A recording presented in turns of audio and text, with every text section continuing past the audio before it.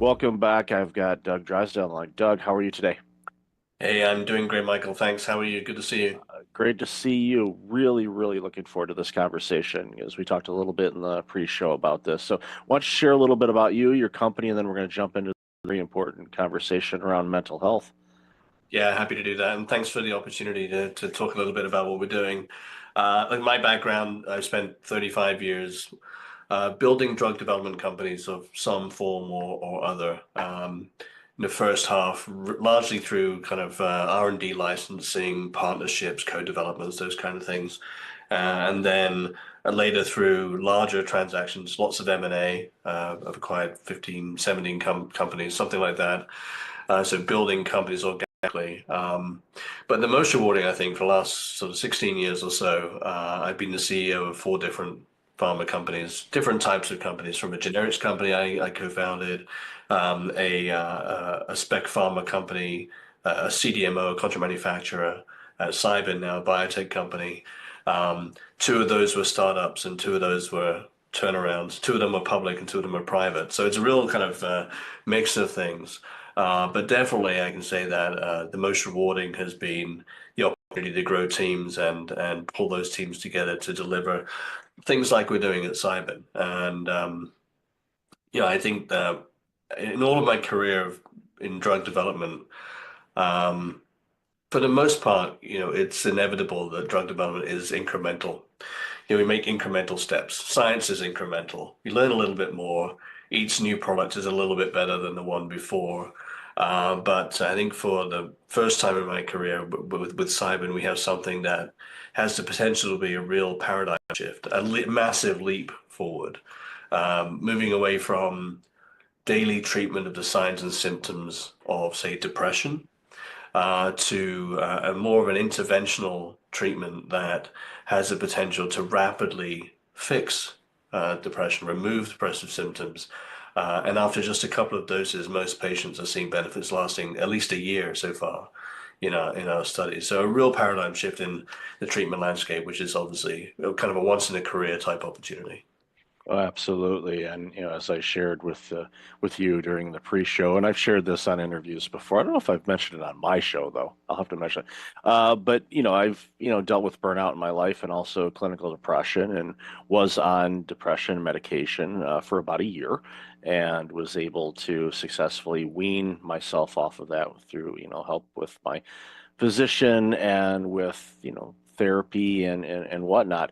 But that was a year of my life, and on average, you only get so many runs around the circle, and for me to have to deal with something like this over a year, and I know many people that suffer with depression. It's been a lifelong battle to see the results that you're seeing is I get excited about just thinking about it because I know what depression did to me. I know what it does to people. It robs them of themselves, and of course that always passes through to where they work, their families, their friends, relationships, every aspect of it.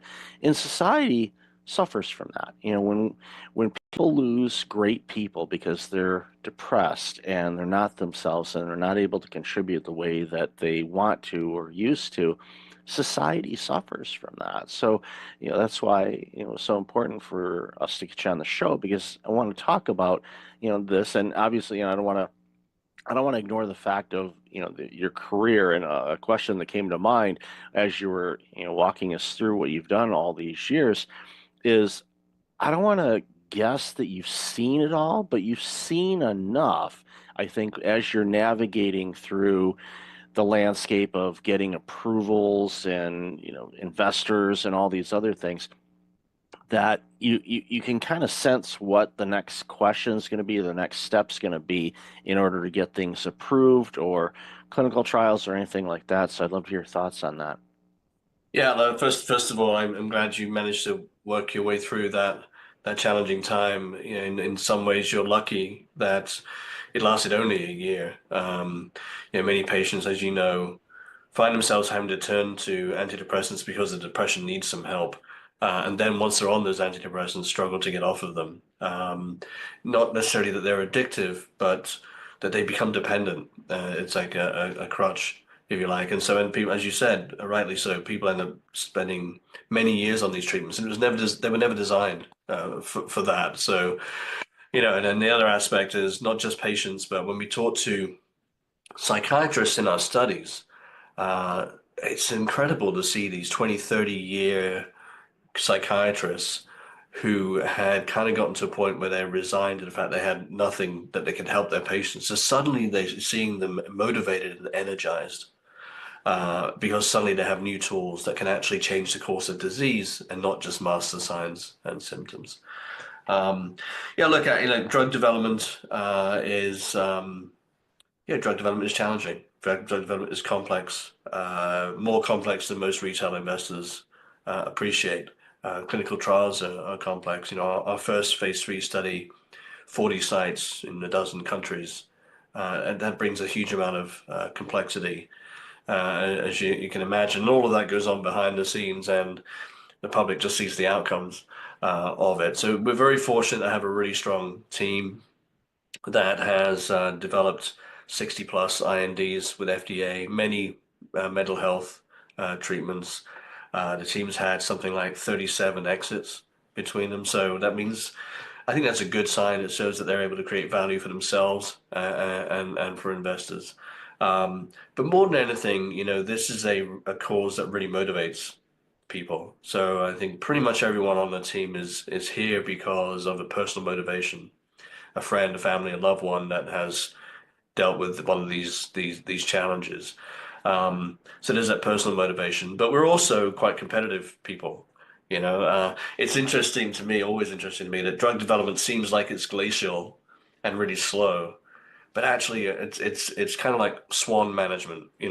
Smooth on the surface and paddling like hell underneath. And we're frantically working around the clock to keep things on track. And it's a very competitive group, kind of like a competitive sports team, each contributing their all and also each supporting each other. So we're very fortunate to have the group, and I think the collective insight helps us anticipate what's coming next. As you rightly say, that's the critical in any kind of business, is anticipating what could happen next on the positive side and the negative, and then planning for the next milestones. How do you move the company forward with each of the next steps? Well, it's important. And as you were talking to, I started thinking about, all of the regulatory things. Of course, you've got the FDA. That's just talking about the U.S. This is a global product, so you've got all the different variances on that. And even in the states, you've got 50 different states, and there's licensing and testing and all these other things. It's a situation. It's like we're just trying to create a treatment, but you end up spending more time on the administrative side of things. To your point, that the modern investor doesn't necessarily understand that. It's like, you're making this new drug or medicine to solve a problem. Okay, they just have visions of labs and scientists. Like, no, well, the mountains and mountains of paperwork to submit that have to be reviewed, working with legal and navigating all of that and translation. And it's a big monster. But it's having said that, you're not letting that get in the way. You're like, okay, we know that's part of the game. We have to do that, but it's important for us to do that because even what you said a moment ago about psychiatrists who have been basically there's a crease in their chair that they've been sitting in because they haven't had to move much because there's only so much that they could do. Now all of a sudden they're like, we've got this new tool that could actually help people really fast. And what that does, just thinking about this from a billing standpoint for a moment, for a doctor or a psychiatrist, the more people you can see, the more revenue that generates. So if you can build up your practice because you're able to help people and get them in and get them out, you're going to have more opportunities to do that. That's just one little side effect of it. I mean, that's not your primary goal for your organization, but that is one of those positive side effects is Oh we're yeah. helping people. This treatment has the potential not just to help patients, but to help the entire mental health care system. Um, Depressed patients are quite a high touch, 6 or 9 visits a year to their physician, as you'd expect, they're trying to tweak the dose of the medication, or maybe they're switching to a different one because they can't tolerate the previous one, or they're dealing with side effects like insomnia and they want something for that. Um, or they're more likely to have increased blood pressure, more likely to have diabetes, for example. So there's lots of comorbidities and lots of system interaction. Um, the other aspect is that we have a pretty limited number of psychiatrists in the US and in pretty much everywhere, actually. And only about 18% of psychiatrists are available to see new patients because these patients take so much time. Um, and an average wait time for a new visit is something like 40 to 70 days, depending whether you want a virtual visit or an in-person one. So when you think about what we're trying to develop here is an opportunity to dose patients once or twice and then keep them out of the system for at least a year so far, we're seeing in the data. That means no going back for dose adjustments because patients aren't taking any daily meds. No going back for side effect tolerance because they're not taking daily meds. No going back for comorbidities because they're not taking daily meds. And so keeping them out of the system frees up all these other resources for new patients. I mean, even in the interventional psychiatry space, where we see treatments like ECT, TMS, esketamine, Spravato, in these interventional psychiatry centers, those are high frequency treatments. Esketamine dosed 26 times a year, so patients are coming in every 2 weeks. That's pretty tough on these centers that have very limited space. So if we can reduce 26 visits to two, these sites can see a lot more patients. We can deal with the problem a lot more efficiently. Agreed. And we know the stats of, people that are really struggling, just, case in point, I saw a stat the other day, it's, we're just at the time of this recording, we're just ending, the holiday season. So there's a lot of people that'll be getting their credit card bills in the next week or so. And there's financial stress, and the stress Mhm. causes depression because they feel bad about overspending, or they feel bad that they can't, make the payments on time. And of course, that can get you down a rabbit hole of depression and anxiety and self-doubt and all of these things. And a lot of this, I mean, a lot of people, especially when I was going through it, you realize that, a lot of that is just, your brain and chemical challenges and whatever that's, adding fuel to the fire type of situation. And to be able to, take that and not quote unquote mask it with the pills that I was taking for a year, but to actually have something that can adjust things and correct it where, like you said, a visit or two, and all of a sudden I'm good for a year so far. Because it changes things. And again, it opens up the door because, again, I see so many people just in my daily walk of life where I could tell people are having a tough go of it. And I don't know necessarily what the reasons are. I do know that they're having a tough go of it. And I don't, my hope is that they'll be able to get the help that they need. But as you said, there's a long wait list to talk with a mental health specialist, even with the advent of remote therapies and whatnot. There's still a wait period. And then, of course, there's cost involved and all of that, where, you know, the work that your team is doing and the innovative work that it's been doing is creating an opportunity for people to get this help a lot faster, a lot healthier. You don't have to worry about, okay, well, we're giving you this, but now, your A1C levels are going through the roof, or, oh, congratulations, you're going to bust the heart, rate, and your watch is going to be yelling at you because your blood pressure is going through the roof. You won't have that. And I used to work in primary care as an executive, so I see the patients coming in, and I know the challenges they're having, and a lot of it is basically playing whack-a-mole. And that's tough on a doctor because they have to figure out, all right, what are all these different combinations of things? And to be able to use, what your team has come up with, again, it excites me. I'm thrilled that, the work that you've done, and obviously you're leveraging all the experience you've had, but I'm thrilled for this because I know what this means for humanity. If we can get people away from being depressed and help reduce anxiety and other mental health challenges, people will be happier and healthier. And what a world will that be when we can get there? Yeah, no question. And obviously there's a big link between metabolic health and mental health. Um, we know that what people eat affects their mental state. The metabolic health or poor diet leads to reduced mitochondrial function. That leads to reduced mental function because we have 3 times as many mitochondria in our brain than we do in the rest of the cells in our body, and vice versa. When people are depressed, it affects their metabolic health as well for similar kind of connected reasons. So the two are kind of hand in hand. It's hard to fix your metabolic health and all those other things like diabetes, as you mentioned, if the mental health isn't on track, and vice versa. So the problems run deep, and I think, as you said earlier, mental health is kind of like an infectious disease. It doesn't just affect that individual, but the loved ones, the carers, their colleagues, their friends. It's very hard to know how to help someone that is suffering. There's really nothing much that we can do, and certainly the old kind of snap out of it attitude clearly it doesn't work. Um, we're very excited about the potential for this, and we're well into our phase 3 program now, focused on executing that.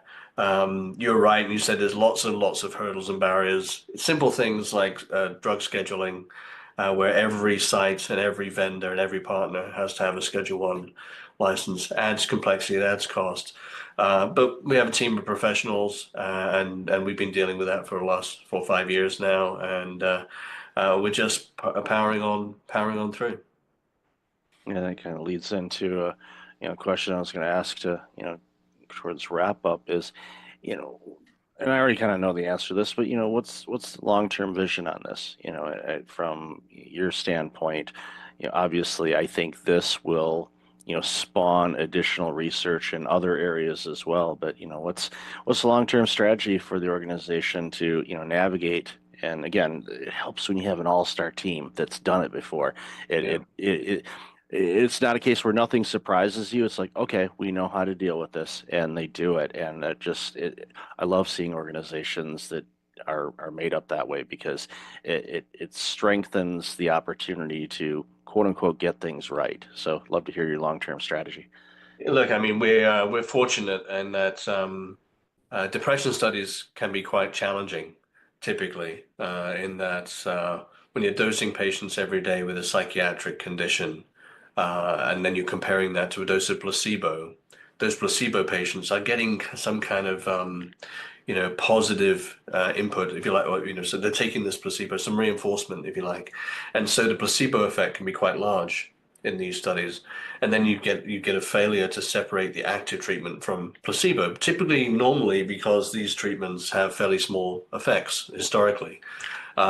We've got two things working in our favor here. One is we're seeing much, much larger effects, 8 to 10 times larger than with traditional standard of care, and we're not dosing every day in studies, nor with placebo. So the separation risk is gone. We've seen just tremendous results in phase 2, 70+% remission rate, sorry, at 12 months, 100% response rate at 12 months after 2 doses. So going into phase 3, we've removed a lot of the risk. So now it's all about execution. When we think about the long term, this is just the beginning of a platform. So we know that these treatments very likely will be successful in depression, anxiety disorders. There's plenty of anecdotal and academic evidence to show that there are many other conditions that these could be helpful for as well. Bipolar disorder, OCD, postpartum depression, cluster headache, migraine, neuropathic pain, substance use, opioid use, alcohol use. I mean, these are conditions that collectively affect in the US alone maybe a couple of 100 million people. So we're not talking about niche applications here. We're talking about mainstream applications on the scale of, the GLP-1s, Wegovy, etc.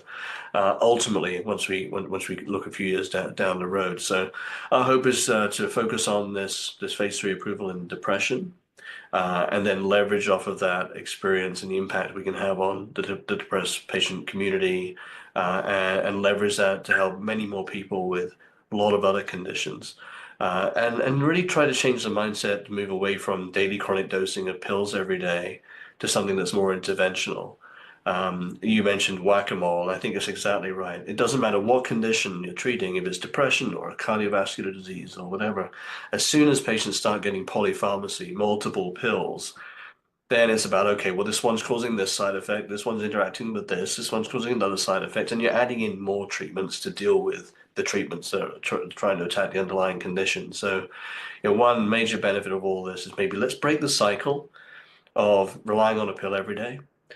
Patients have to come in and do a bit of work and have a couple of visits and take these treatments, but 2 visits could perhaps last patients for an entire year, free from all those medications. So I mean that's the vision to create a platform, and we're very very excited about the opportunity to help not just depressed patients but all those other groups I mentioned as well. Yeah, I look forward to people throwing away their pill dispensers because they don't Mhm. need them anymore. So I applaud your work and celebrate it, and I'm looking forward to, seeing all the great things that comes from all of this. So, Doug, love this conversation. Where can people find out more about you and all this amazing work you're doing? Yeah, look, thanks for having me on, Michael. Enjoyed the conversation. You can always find us at cybin.com. That's cybin.com. And if you happen to be an investor, we're also traded on the New York Stock Exchange at CYBN as the ticker symbol. And I'll definitely have all that information in the show notes. So, Doug, thank you and your entire team for your part in helping people get better. I applaud you and I really appreciate your time today. Great. Thanks, Michael.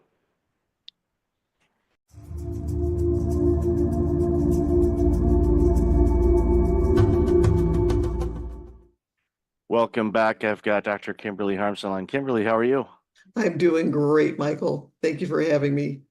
Really looking forward to this conversation. So, why don't you share a little bit about you, and then we're going to jump into this very important conversation. Well, I've been around the block a lot in life. I've been a commissioned officer in the United States Public Health Service. I'm a dentist, was a first woman president of the Minnesota Dental Association, and I was a national spokesperson for the American Dental Association.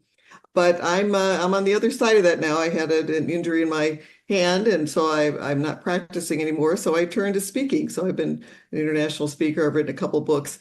And now that I'm in the fourth quarter of my life and can look back, I've written a book called Are You Ready? How to Build a Legacy to Die For, because I want to focus on this part of my life and what's my purpose now.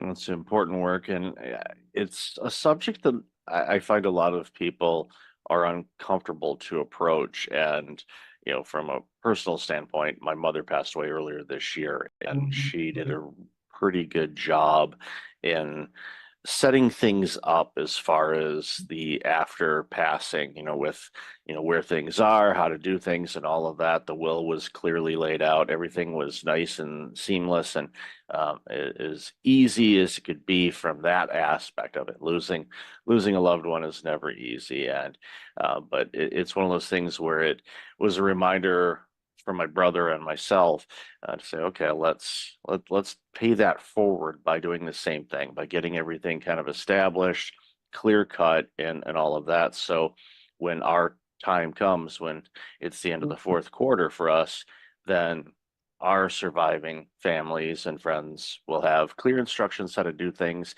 and have it set up in such a way where they don't have to worry about that. They just, can focus on the grieving and the mourning and all of that. So if anybody takes anything away from what I'm saying, go get your will or your trust set up, get everything laid out. I know it's not a fun topic, but it's going to happen. And the it's a gift that you're giving to not only yourself but loved ones, because it's peace of mind for yourself knowing, okay, I don't have to worry about any of that. When I go, then I don't have to, worry about that before that transfer, before I, expire basically. So important work for sure. So, and I know in your story, in your bio, you've, had to face, some significant losses over your life. And I they teach us lessons, at least from my perspective. And once you, learn how to grieve, and again, that's even another subject. I think a lot of people, unfortunately, don't really know how to grieve. So I'd love to hear your thoughts on that. Well, I lost my mother to suicide when I was 17. And then I lost our son, who was this brilliant student at Columbia University, came home first semester on top of the world. He had been named to the dean's list in engineering. He was in the place. He'd been elected to student government. He was just on top of the world, so happy. And 2 weeks after his second semester started, he took his own life 45 minutes after a breakup with a girlfriend. So a failure. He wasn't used to failure, I think, and he had a young brain. He was also a jazz pianist, which is why he loved Columbia, because he could study engineering and play jazz piano. And our world was just torn apart. It just exploded. And I learned a very important lesson then. And that was a couple of weeks after coming out of my dental office. My husband was out there at practice with my husband, and he was talking to the cousin and very seriously. And then the cousin came over to me, and he was angry. I'm a grieving mother. I wasn't used to angry people coming at me. He was angry, and he was shaking his finger in my face. And I was taken aback, and he said, "Don't you ever let your remaining children feel that they are not enough. Don't you do that to them." And it caught me by surprise, because I realized that he had lost his brother at the same age that we had lost our son. And he felt that he lost his parents at the same time. He felt that the parents could no longer pay attention to their living children because they were so consumed with grief over the dead one. And I was headed in the same direction. It was such a, I didn't think I'd ever get out of that pit, and so it forced me with that confrontation to realize that my grief affects everyone around me, and especially my family. And it was at that moment that I just decided to fight and kick and scream and crawl my way out of that pit to find happiness in life again. And I could breathe the fresh air now. I live my life full of joy at this point. Took time. It was not easy. It took years to get out. Never is easy, but it's certainly worth it. And that's what I'd like to send to your leaders and your listeners, that your grief as a leader even affects everybody around you. And it's so much better for you and for everybody else to fight tooth and nail to get out of that grief pit, because it takes a fight. If you don't fight, you're just going to stay down there. So don't give up. Keep fighting. Yeah, it's an important lesson too, because leaders lead, and those that are being led by the leader, we're looking to you as the leader. We're looking to you for guidance and to tell us everything's going to be okay and protect us. There's, so many different things that are on the plate of a leader, and some are better than others in certain aspects of it. No one is by far perfect, but there are some that, even when they're going through a personal challenge, such as the loss of a loved one, or end of a marriage, or you name it, it's one of those things where it's like, okay, I'm not ignoring that, but my people need me to be the best version of me. And how I do that, and again, it's not easy. This isn't for the weak, but the listeners of this show, you're not weak. You know that you're strong, you're resilient, you're able to accomplish a lot, and you're going to accomplish even more. But there's going to be days that are going to be tough, and sometimes weeks, sometimes months, depending on what's going on in your world. But know that there is another side of this. But yeah, you're going to have to fight through it and get through it. And that confrontation was a blessing to you, quite frankly, from my observation, because I've seen people that have lost loved ones, and they never recovered. I think about my grandmother, when her youngest son died in an auto accident, and he was well into his 40s when this happened, and it spiraled grandma to the point where she didn't recover from that. And then she developed Lewy body dementia, and that was a 7-year fight, and very tragic to view and experience all that gave us. But I often wonder if the situation with my uncle passing away, if that did not happen, what would have transpired? Would she have had that? Because our bodies and grief and our thoughts impact how our body reacts. Our body is like, okay, you're dealing with stress, so I have to do all these other things. And having worked in healthcare before, and you know this obviously in your practice as well, that our brains and our thoughts can manifest diseases, illnesses, gum disease, you name it. I mean, yeah, there's all kinds of other factors, but it's our brains are very powerful and they can be very helpful to us. But if we don't feed it the right things, they can be also very detrimental to us as well.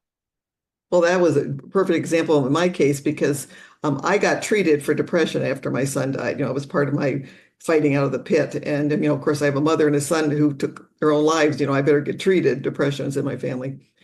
But my husband, and I used to call him my stubborn Norwegian, he was a Norwegian farmer, and we were married for 44 years. But he did not get help because, he's a tough guy. He's not going to get help. And he had just had a liver transplant 6 months before my son died. And his heart checked out great before the transplant because they don't give you a liver if your heart's bad, right? And about a year or so after Eric died, he ended up having quadruple bypass surgery and a valve replaced. And then basically after a long struggle with this broken heart, passed away 4 years ago. And I really believe that the grief, the untreated grief, the unrecognized grief, this idea that you can just be tough and get through it without help because you need help to fight your way out of that pit. I really believe that hastened his death. I believe that we might have had him, we're all going to die at some point in time, but I believe I might have had him a couple more years because he was only 70 when he passed, and we miss him. Yeah, that's early. Based on longevity of people, it's 70 is still very young. And as discoveries and science and things like that, we're all living much longer, which, is great to, contribute to society and things about that. Because, both my parents are gone and they were in their mid 70s when they left. And it's like, it just seems like it was too short. But I think, to tie this into a leadership a little bit more, grief is one of those things that impact leaders as well. Where let's say they have a bad work experience, maybe they had a difficult departure from an organization, and they go on to another organization, start working. But if they haven't worked through and processed what transpired, then I find that it diminishes their leadership, it diminishes their clarity, it diminishes their ability to be the best version of themselves as a leader. And it's one of those things, talking, about your late husband as well. And I was, also diagnosed with clinical depression. I sought help on that, worked through it, was on some medications. I'm not on them anymore. For me, it was important because I thankfully recognized that I wasn't me and I didn't like that. And I wanted to be me again. And so I needed to do the work, not just, taking medication and thinking, okay, magic pill, make the pain go away. No, it's like that's not how it works, people. I mean, short term, okay, but you have to work on some things. And again, it's not easy, but is it worth it? Oh my goodness, yes, it definitely is. So, your thoughts on leadership and dealing with unaddressed grief and the impact that has on themselves and organizations. Love to hear your thoughts on that. Well, I really think we need to lead through grief. And I think one of the best things you can do to develop a team that's tight and together. Today, everybody's struggling getting employees in, just because of the market. And one of the things that keeps a work team together is that common bond of respect. And when you're grieving, I would speak all over to dental organizations about this, but when you're grieving in the dental office, I recommended that we have a little huddle in the morning, usually where everyone just looks forward to the day and just admit, okay, Mary just lost her mother. She's a little on the edge right today. So let's watch out for her. Let's cover for her if something happens. We used to have signals if there was a problem. When my son died and we were trying to come back to work, we kind of had I call it a crying room upstairs where if I get triggered, because you're going back to work, you just lost your son, everybody knows who he was. They all loved him. They all would want to say something when they came in. So 30 times a day or so, I get, so sorry for your loss. And which is great. I mean, that's what you should be doing. But sometimes it was overwhelming. And I had like a little signal to my dental assistant and to the others where I could just like, excuse myself from the room for a second and go up into the crying room where we had Visine and tissue and kind of get myself makeup remover, get myself put back together, and then come down and someone was covering for me. So when you lead through grief and you've got like somebody's down, someone's on the injured list, you're grieving right now, let's surround them and help them get through their day. What the result is as a team that is bonding, a team, and the greatest predictor of happiness are strong personal relationships, right? So you've developed these strong relationships with your team and make your workplace a happier place. So I think one of the things you can do is when a grief situation occurs, lead through that, address it, bring your team together. And I think that the benefits are long lasting. I love that approach to the team huddle. I worked in healthcare and we had huddles in the morning, but they were geared for, okay, who's the patients coming in today? Is there anything out of the ordinary? Or, okay, we have, Mrs. Smith is bringing in their son and he's autistic, and Nurse Jackie is the one nurse that he likes to work with. So we're going to shift Jackie's schedule. So when Mrs. Smith brings in her son, Jackie will be there to help, comfort the son, to mitigate any potential issues that may arise with dealing with somebody that is neurodivergent. But those were things that we did. I love your approach on, okay, yeah, we prep everything up. Okay, Mrs. Jones is coming in. She's afraid of needles, and she doesn't like the drilling stuff. So maybe put some headphones on, whatever may help that patient navigate through the dental scaries. Don't be afraid of the dentist, people, by the way, just a side note, but I get why people have fear on it, but I've used dentists all my life. I'm not afraid of them. My mom actually worked for a dentist before I was born, so I'm kind of in the DNA. But I love your approach because, yeah, okay, this is who's coming in today, but it's also how is everybody doing? And if you have a tight group, and you can do this with large teams, and of course, small teams, you really should do it. What that does is it allows for, okay, Janice just got back from a trip and she's got a little bit of jet lag. We know that she's not going to be 100% today, but she's here. Okay, just help her out, check in, see, and need any help on this? No, I got it. Knowing that you have backup Yes. it actually helps you overcome some of those hurdles. Like, okay, I'm not feeling great, but you know what? My team, loves me and has my back and can step in if I need the help. It gives you that little extra 10% as a person to go, nope, I don't need it, but I am so thankful that you offered it. I appreciate that, because there may be a time where you do need it. You need that crying room or comfort, or someone to pinch hit for you when, something comes up or your child's sick at school. Okay, I'll come in and help out with that. When you have that dynamic, you don't have to worry about retention of people. Your challenge is, turning down all the resumes, because people want to work in that, because people long for belonging. People long to be in organizations like that. When you have that, it's something that it takes work to keep it that way, but it's such important work to do, because it just improves every aspect of what that organization does. Doesn't matter if it's a dentist's office or a retail store or an accounting firm or whatnot. Right. And again, it's those relationships, building relationships, and you need to lead that. I mean, you give permission as a leader to develop that type of a system where everyone has their backs, and then just acknowledging that, there's an issue that's going to affect the team, because they do. And then that helps the person overcome their grief. It helps they feel they have people have their back, and that helps them. It gives them that courage to kind of move their way out of the pit eventually. So where do you, this is not the where do you see things in 5 years question, because 5 years ago we didn't know what was going to hit us. But I'm curious as to, what are some of the common challenges you're seeing right now in the workplace that leaders should really do their best to get ahead of and work through? And I know we've talked about a bunch, but is there any others that come to mind for you? Well, I think the most important one is to make your team feel valued to give them opportunities to work through grief, and building trust. Absolutely, you have to build trust. If you lose trust with your employees, you're going to lose your employees.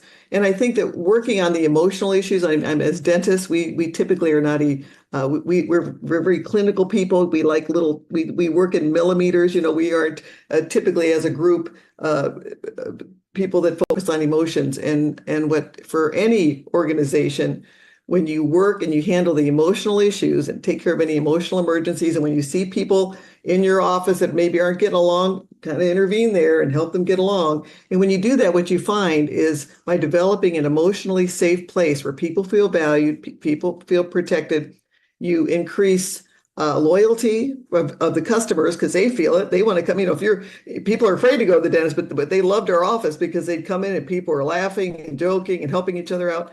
You build loyalty of your customers. You build retention for your team members.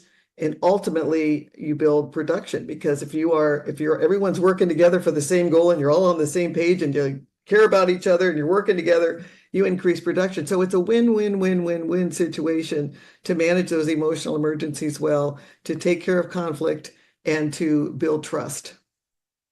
Yeah, trust is one of those things that can take years to build and seconds to lose. And and again, everyone, leaders to the front lines, everyone's a leader wherever they happen to be. But it's one of those things where when you present yourself at work, and I see this a lot, I think a lot of people struggle with, their own internal battles, their mindset, their egos, you name it. There's so many different things that get in the way of us living our best lives. But we have to remember that we are a collective. When we go into work, we're part of an organization that's doing great things, whatever you happen to be doing. And if you present it doesn't mean you have to show up 100% every day. It reminds me of an old joke that I saw a long time ago. It's like, I give 100% at work, 12% on Mondays, 10% on Tuesdays, and it's like, that's not what I mean, but I still, I should have I'm sure I could find that. I could print that out or create one myself, but that's not what it means. There's going to be days you're not going to be 100%. We know that we're just, that's how it's going to be, but give your best that you can at that moment and be there for people. And again, in the environment you mentioned, and with the huddles and all of that, when you're not feeling it, let your people know. And I think that, quite frankly, it shows a little bit of courage and bravery on the individual, but it also shows that the organization is providing a psychologically safe environment for people to say, you know what, I'm just out of it today, and I apologize in advance. And then you just say, okay, what can I do to help? And then those people know, okay, I'm having a bad day, but tomorrow's going to be better. And knowing that you don't have the Sunday scaries, as people call it, or you don't have the, oh, I don't want to go to work kind of thing. Okay, yeah, none of us do. Okay, and some days we just don't want to work. Other days we're like, I cannot wait for tomorrow, because I love working where I work. I love these people. Can't wait to see them. I'm excited to share what I experienced when I went to whatever event on the weekend. It's like, there's going to be so many people that are going to love to do this. Everyone's going to do it. You're chomping at the bit to share it, because that's going to bring them joy and happiness. And when we get to do that in an environment, then it doesn't become work anymore. It becomes playtime for all of us. And those environments are around, they exist. And it's important for all of us to do whatever we can to contribute to those. Absolutely. And again, the most important thing you can do to make that workplace a happy one is to give everyone that feeling that you are a team, you have their back, you're working together, you care about them. Yeah, if you do that, the magic really happens. So, Kimberly, I've loved this conversation. Where can people find out more about you and all this amazing work you're doing? Well, my book is called Are You Ready? How to Build a Legacy to Die For. And you can find more information on my website, drkimberlyharms.com. And I'll definitely have that in the show notes. So thank you, Doctor, for your time today. Really appreciate you, and I love the work you're doing, and I've loved our conversation today. Well, thank you very much. This has been a pleasure.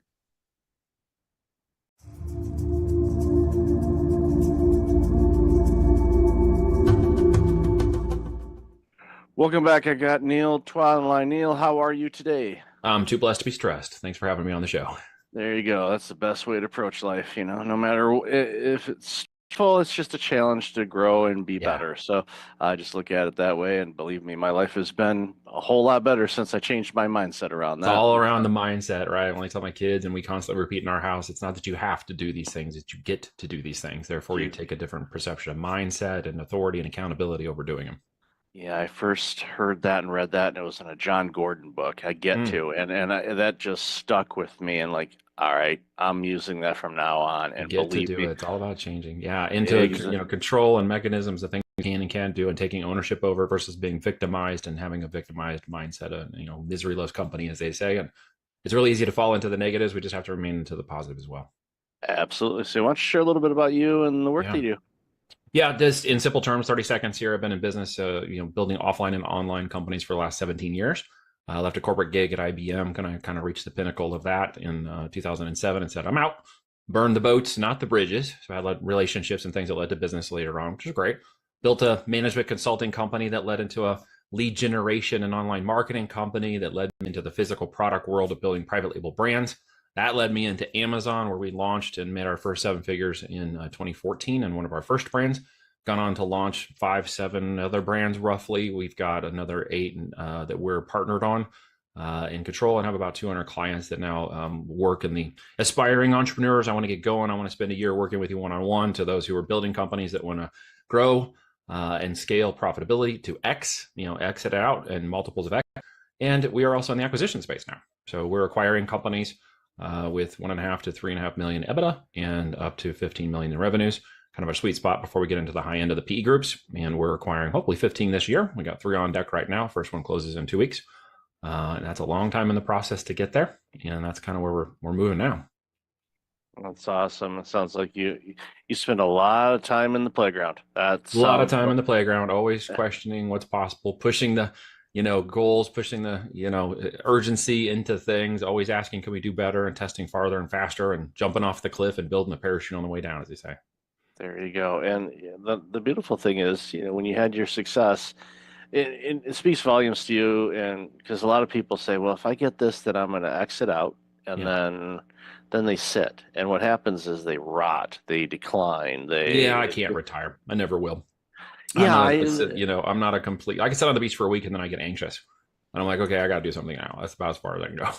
Yeah, it's because you're a creative. You're an artist, and a lot of times people in business say, "No, no, I'm not an artist." No, you're creative.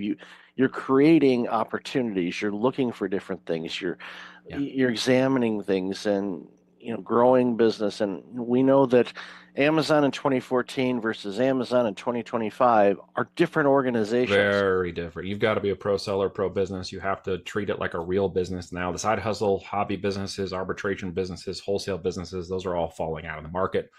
At the end of the day, if you don't build something with tangible assets, private label, equity, intellectual property, etc., you're building vaporware, you're building a job, you're building something nobody wants to buy. And as somebody who's buying things, I don't want to buy any of those. And nobody I know who's buying doesn't want to buy those either. We don't want to buy somebody's job or somebody's side hustle. We're buying real businesses with tangible assets. So you must consider that possibility. It doesn't take 17 years to do it anymore. I mean, what we can do now in 2 to 3 years is incredible, with systems of AI and software and the virility of traffic and markets. And now there's Shopify and TikTok and all these other markets we can move into, and retail as well. And so creating a holistic e-commerce brand is really what I'm talking about at the end of the day. Yeah, and it's just, understanding e-commerce. And I remember, just to date myself here a bit, my first online purchase was actually through a service called Prodigy that Sears was running. And I forgot who I don't remember who they partnered with, but it wasn't just them. Yeah, AOL, I think, if I'm not mistaken. Yeah, Sears, the original Amazon. And we did mail order catalog, and then I literally bought something online, and it was delivered to my house. I'm like, well, this is pretty cool. And now it's just it's not. It's still cool, but we don't even think about it anymore. Now it's to the point where it's like we're looking at the app. It's like, okay, it's one stop away. Okay, I'm gonna go outside and grab it. Just that has changed in the last 16 months extremely fast, because most people aren't aware that mobile purchases succeeded desktop purchases for the first time in history last year, December 2024. So it's only been just recently that mobile is a component now of our everyday life, and it opened up the ability for people to spend anywhere they are. They don't have to slow down, go find a laptop, find a thing. They don't have to order a catalog and wait. They literally literally just click, click, click on their mobile phone. So the speed at which this business is moving, its growth, its double-digit trajectory every year of growth has made it one of the largest industries in the world, and Amazon one of the largest marketplaces in America. Yeah, it's they have pretty much well the logo A to Z. That's pretty much it. I joke. I live in a condo building, and we have a concierge slash security, and our packages go there. Right. And I order quite a bit from that company, and Many people do. yeah, and the head of security says, "Are you trying to order A through Z?" And I see that. I see those packages are stacked up and the memes going around. It's like, all those Amazon boxes. We get, I don't know, 2 to 3 deliveries a week at our house from Amazon. Most people do to some degree. They just don't stop and think, hey, could I sell those products? Could that be me? Could I be delivering those products? They just think more consumer. And if you're here today, hopefully you're thinking more business than consumer. Yeah, even the White House orders it, because I saw a video this morning that Speaker Johnson videoed of Vice President Vance going into the Oval Office for the first time. I don't know if you saw that or not, but as they were walking down a hallway, there was this table on the side, and there was a tool bag and an Amazon box sitting on the table. And it's like, it's like somebody ordered some LED lights for the house and something. I was gonna say, it's like, yeah, exactly. So the White House orders from there too. So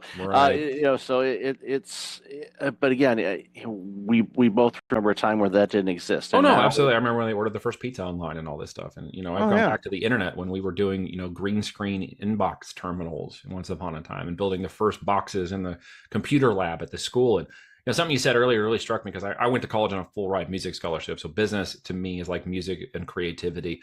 It's like Chopin or listening to Miles Davis and jazz. It has creativity and fluctuations. There's not really hard and fast rules. There's guidelines. There's if you've got creativity in your nature and you enjoy technology to some degree and you don't mind working on computers, then e-commerce for you could be an amazing opportunity. It took me out of that whole world and refocused and changed the way I thought about business and business online. And as I watched it grow, I just kept thinking, I got to get a piece of this somehow, somewhere, someday.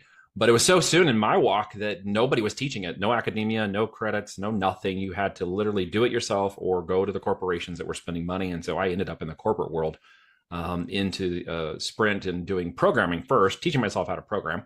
And then when I got good enough at it, we jumped into a full-time corporate gig when they launched the PCS division and was on some of the first mobile phone launches when the mobile phones came out. And that was a fascinating time. I got badged as a 5,000th badge in the new division, and there was 80,000 employees when I left 5 years later, which sent me to IBM. That was the next pinnacle, and I got in there and was working in IBM for almost 5 years on technology, AI, systems, knowledge management, mobile, and all kinds of other stuff. And, I kind of reached that pinnacle in 2007. I was like, now what? Like, this is evolving. I want to keep going, and I don't want to keep going in the corporate world. And that's when I decided to pivot out and fire the man and keep going. And I'm really glad I did. Oh, yeah. Yeah, because even in corporate, even if you have a forward-thinking organization, there are still these plateaus or ceilings or whatever you want to call them that are like, we're not quite ready for that. And they're not going to let the entrepreneurial creativity spirit that you might have in you, or that desire, is not going to be nurtured. It's going to be squashed. It was for me. It is for most people. Yeah. It is meant to create that, it's a business. I get it. They got metrics, they got profit and revenue. They've got to keep the operations going. And not everybody's cut out to be an entrepreneur at the end of the day. There are high risk, high reward opportunities for that. And a lot of people are concerned about that. Maybe we can unpack that for a minute here, but there's always high risk, high reward in the business. You could be fired. You could go, you could have a great career and never be fired. You could, run a really great W-2 career for 20, 30 years. It's fine. But not everybody feels like that's their path. And that's where entrepreneurialism comes in. You just have to remember it's a high risk, high reward opportunity. Sometimes you fail. I could fill this office with the amount of failures I have. Big ones, I've been bankrupt before. So you don't know what your boundaries are and how you pushed yourself in this life until you give it a shot. And I think the biggest regret I'll never have was never saying I never gave it a shot. Right. Yeah, it's so important. And what you said about, people, kind of go, oh, I don't want to run my own business. Like, that's scary. There's a lot of risk involved. But a stat that I share all the time is like from the year 2000, 52% of the Fortune 500 companies are either gone or were acquired. So over half of the Fortune 500, people kind of know who those guys are, gone. And so you're telling me that your job working for this smaller mid-sized company that you've put in all this time, that they're safe, quote unquote? No, they're not. No, none It's of like it's safe. one pandemic you could be wiped out, or one algorithm change on a social media platform Yep. or Your social media badge gets platform. called below a certain point, and the CFO is like, great, all of these people across this organization have to go, and your badge number got called. It's like, well, Yep. that's not fair. You get victimized by the system. And I was a part of that. And so when I got out, I was like, I'm never going back. I burned the boats. That was it. You never go back. I'm Right. going forward no matter what. Yeah. And by the grace of God, I have a life partner, my wife, who's now 17 years of marriage, who we got married that year I left in March, and I left in June. And so we were, newlywed couple. And I'm like, hey, we're going to do this venture. You want to go on a, business adventure with me? And she's like, absolutely, I'm in for this, because we're young. And she was working as an RN. We, had a little income, and I had the severance from IBM, so we weren't hurting. And then we got pregnant in that first year, which we wanted to do, but didn't expect it to happen that fast. And then by December of that same year, she had to go on full bed rest. So she had to stop working. So we went from high income, two people getting married, all life goals and everything. We're going to start this business. We're going to have this time. And all of a sudden it was like, whoa, everything changed. We got to pivot. We got to pivot. That house we built, the thing we moved into, that's, the one we customized and thought we were going to spend the next 10, 20 years in, we got to sell that. Like everything became about pushing the dream out, is giving us as much time as we could, and compromising the things that we needed to compromise. People are like, well, I wouldn't want to sell my house to do that. Well, maybe you don't feel the opportunity is great enough for you. Well, I don't want to stop driving my car. Well, then maybe you don't want to risk that. Well, what if I have to put my payroll on a credit card? Well, I've been there and done that. The level of risk is going to be, down to the reward. It just is the same balance over and over again. I wanted the reward of what I've now called my 5 Fs. Okay. That is faith, family, friends, finances, and freedom. If I can't have those things in the life, I don't want it. And none of those things really resonated with that corporate career and that stat. And I knew that I had to go off and create it. And I wanted to be a part of my family. I wanted to drive purpose and value into my life and my family's life. Now I have 4 daughters. We homeschool them all. We live on 50 acres in the country. Our lifestyle by design has now been and created and done. It took us a long time to get here. And it could be done a little faster, with experience and the help of experience from other people. But I had to do a lot of it on my own, and I had to figure out a lot of it on my own, and had to, circumvent those sharks in the water from going from my hell island to heaven island. But, I'm in a place now where my lifestyle begets my business, and that becomes the business I have in my life, down to even I'm teaching an entrepreneurial group in our homeschool co-op starting this Friday for 15 weeks. And we're going to be doing an introduction to entrepreneurship, a growth, pick your product, pick your lane, pick your business opportunity, and let's start figuring this out. And there'll be kids 14 to 18-year-olds in range in there. And we're going to get them starting businesses in the next 15 weeks. Beautiful. I mean, all the things you just said in that 5 Fs are critical. And, you use that as a guidepost on anything. It's like, okay, how does the 5 Fs match up with this? If there's anything where it doesn't, and then out because it doesn't align. And yes, it may have taken you longer, but it's all about the journey. It is a journey. Yeah. Well, we're always in a rush, man. Everybody's such in a rush. It's like, well, can I do this in the next 12 months? Well, no. Well, what happens in the next 12? You're going to keep doing it. You're going to keep going. Yeah. Perseverance and tenacity are just part of the game, right? Yeah. 3 to 5 months, 3 to 5 minutes can happen in 3 to 5 minutes. There's a lot of hopium, a lot of fake scarcity, a lot of this, lottery mindset mentality. I refer to it as kicking over in our culture out of desperation. Yeah. And in many ways, I get it. I mean, when I, got over leveraged in a business and went too far down the line and ended up having to declare a business bankruptcy, I've got the screenshot that shows the $267 I had in my bank account. I still keep it there to humble myself and what we have and where we're going now and the kinds of things we're doing. And I don't take it lightly. I have a huge responsibility of stewardship and presentation over that. And I'm not going to compromise that just to gain a few dollars. I've been at the bottom and had to fight my way out of it. So I understand when people are like, well, I don't have all that money to get started. Okay, well, be resourceful, figure it out, do the work, maybe a little more sweat equity, got more time than money. Okay, get out there and figure out something you could do. Put some equity into it. Well, I don't know if it's going to work. Well, if there's a guarantee it's going to work, everybody be doing it. So first you got to get out there and start walking the freaking process.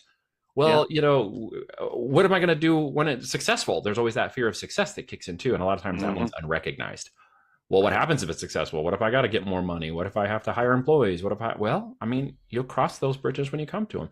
The what if scenario for aspiring entrepreneurs who want to get going, they can build a list 15 miles long, and you have to kick that to the curb because guys like I I'm not going to take and have any patience with that thought process. You're going to have to go off on your own and do a little walkabout and get that figured out and come back to the table with a much stronger mindset. Absolutely. And the question I always ask people is like, okay, how bad do you want it? Because if Apparently you're not as coming up, bad as they want it. yeah, because if they're asking, well, what about, and it's all fear-based or 100%. All victim-based, fear and th- scarcity based, limiting mindset. yeah, Yep. Limiting it's belief like, systems. And yeah, I get it, dude. I grew up in a house where money, I jokingly say money in our house was a 4-letter word. Dad worked, man, 30, 40, 50 hours a week. He was a hard guy. He didn't graduate school, but went in and did a couple tours in Vietnam. He was a Navy veteran. He was, suck it up, buttercup. We got into the cars, we changed our oil, we did everything ourselves, as we had the time and the skill set and the energy. So we learned, but we couldn't complain. And we certainly couldn't talk about money, although we had the things we needed. And there was food and I got clothes. Anything I wanted, I had to go figure out. So by the time I was 12, I'm out hustling in the lawns to make extra money so that I could even borrow his truck to go do things to pay for the gas. That was just part of the requirement. And didn't get my own car, of course, because we couldn't afford that. And so I just really learned the value of hard work and perseverance and dedication and tenacity. What I didn't understand was the time that I was trading for that money could be worth a lot more when I changed my mindset and perceived differently. And I actually had an uncle, and it turns out this was kind of a rich dad, poor dad scenario. I didn't understand that till much later on when I read the book. But my uncle was an entrepreneur, was a go-getter, was a guy who thought very differently. He started a boat company in San Diego and got to go down there and see his operation and talk to him and just started picking his brain and, asked him if I could call him more if I had questions. And for the better part of a decade, he was my mentor. He died in an ultralight aircraft accident in 2005. And that was one of the catalysts for my move out of IBM in 2007. It took me 2 more years to kind of refocus my brain and understand that this had to happen. But he had always encouraged me to get my own thing going. One way or another, buy a franchise, do something. He's like, you got to do something. Introduced me to a lot of wonderful people and really expanded my mind into the abundance thinking that I had been locked out of because I simply didn't have access to it. yeah. And going back to what you said a few moments ago, which I really want to commend you on, is the workshop that you're going to be doing with 14 to 18-year-olds, teaching them how to be an entrepreneur. That is so lacking. We think about it because the small business is the heart of our country, It is. and people, I vaguely remember some things in school, in high school anyway. I went to business college, so I was taught business, so that you got it there. But teaching that age where they're still able to learn and retain things a lot easier sparks ideas, because they always ask what you want to do when you grow up, and you're like 14, and you're like, it's going to change, right? Yeah. It's going to pivot. It's okay. Yeah. Like I'm not running a lawn business. Yeah. I ran for a while a game server company called Killer Game Servers, and I had to handle zero density. And before Twitch and YouTube and all this stuff was cool, I was out running the gaming forums and tournaments, raising up a business and getting people to subscribe to a $24.95 a month service where we could do a Zoom style call without the just audio only. So while they were playing the games, they could multi-channel conversation. And it was really cool. And I was setting up thousands of people playing these games, just leading the game board and telling everybody that I was from killergameservers.com. And they went and checked it out. And I raised up, 10,000 people into that service and had 20 game servers running out of Texas. So there's so many ways to make money that I think people acquiesce the idea that it could happen for them when the bar is so low now. I mean, we didn't have the technology. When I was running mobile campaigns in 2008, 9, and 10, we had barely any interfaces to run the campaigns. Just the systems were not there. They were coming online. Companies were putting on, the advertising campaign dashboards and stuff, and we were running them on spreadsheets. So we didn't even have the campaign dashboards yet. It wasn't until like 2010 that the dashboards were actually coming online and we could actually start seeing it digitally and track it digitally, which was a game changer, of course, as well. You have all that in front of you right now. And see, people just, because there's so many things, I don't think they know what to do. And so I would encourage anybody who's thinking about the long term, which in my world is 3 to 5 years, by the way, for a business to growth, trajectory, scale, and exit, okay, it can happen in 3 to 5 years, and it can happen at large scale, okay, because the internet, the virality, the traffic. I mean, Amazon does over 8,000 units a minute, okay? The first $1 million sales hour just happened last July, 2024 on TikTok. And that took like 30 years for QVC to have the first $1 million hour. So this is moving at lightning and breakneck speed. If you have a product, a narrative, and a service, and you can get in front of people, you can make a lot of money today selling physical products and branding products. Owning the IP and the intellectual property creates the assets necessary for someone like me to look at that company and say, okay, I'm willing to pay this much for that company. I'm willing to see the value of that company for the last 12 months, and I see where we can change it and modify it and enhance it and grow it through our connection. So within 2 or 3 years, we can raise it up to another exit. And by the way, here's your check, here's your offer, here's your opportunity. Let's go do it together. But you've got to build that asset or no one wants to buy it. And that's where physical products are great, because you've got both the digital aspect of the digital real estate of Amazon and you have YouTube and Shopify and TikTok shops and all these other places. And it's a physical product. So I'm taking inventory that is put, capital into fiat capital into a physical inventory that's worth 10 times what we paid for it. And so I like that model because I'm a little old school in that way. And I don't have a purely digital model, because I can appreciate the idea of physical, inventory. And I really appreciate when people get it in their hands and they love it and they want to tell us how much they love that, because that kind of completes the whole circle, if you know what I mean. Really feels like a really great value, a physical value that they love and talk about and tell other people about those products, right? And we sell everything you can imagine, dude. All kinds of different products. Well, that's the thing. It's like, there's that, tangible thing, and you get the feedback from it, and you go, even the other day, I bought a sleep mask, 'cause Yeah. Okay. and, it was, from, I think, a very small business, and, they sent out a direct message, and I responded back. I took the time and I said, this mask is amazing. I'm buying another one. There you go. Just, I have one in my travel bag and one at home, and it's like, it's great. I love this thing, and they're just ecstatic by it. It's like, so, but again, there's a physical product, and I tell people, it's like, if you're looking for a sleep mask, here's the one. I need to put that out, put an affiliate link or something on my site. It's like, go get this sleep mask. It's good. But recommendations and referrals are always great when it comes to that product base. People will trust that. That's why the affiliate side of marketing has grown so fast, so big lately, especially with places like TikTok and stuff, is because people are, reviewing these products and giving you lots of insight into how they work and what they do. And I met a lady just yesterday whose son is making great money at 13 affiliating products on TikTok Shop. Now he's too young to do it personally, and they don't want his face on there. So he actually makes videos where he doesn't even show his face. He just talks about the product and reviews the product, and he's making great money. She made like over 600,000 last year doing exactly the same thing, just recommending products, even though it's faceless, so they can be on there. And I'm like, dude, there's just so many ways to make money now. I personally like the physical product space. So if somebody's interested in that, that's, what the heck do I actually sell is their first question most people have. And I will tell you that there are millions of product opportunities to innovate and create and develop them. It's actually a little easier to do that, create and develop a product. We have it manufactured for us. It's created and manufactured for us. And then we sell the product. It's the three major components of a physical product business. Of course, there's more to that. And I don't mean to oversimplify it during the time we have here, but it is really building something of intrinsic value at the end of the day, not just vaporware. Building something, and they would say, well, it's already built. It's like, well, if that was the case, we'd still be driving around in Model Ts, and we're not. Yeah, we might be, driving around in a Tesla, or a Model S, or we might be maybe a spaceship to Mars. I don't know. Everything's happening now, right? Yeah, I mean, it's the things that we've seen in our lifetime. When anybody says this is possible, I look at it. It's like, you know what? I remember having to get up to change the channel because my dad said put on channel 7. I was the remote in my house too. Exactly. Hey, can you change that table? Can you change that? We only had 5 channels anyway, so it didn't happen very often. It wasn't a case where it's like I would hate life now if it's like, okay, change it to channel 265. Yeah. No way, dude. It was like we didn't have cable, so it's like you get your 5 channels, and when the president came on, you're like, oh my gosh, the president's on every channel. We can't watch anything else. That's exactly. So I love this conversation. Where can people find out more about you and all this amazing work you're doing?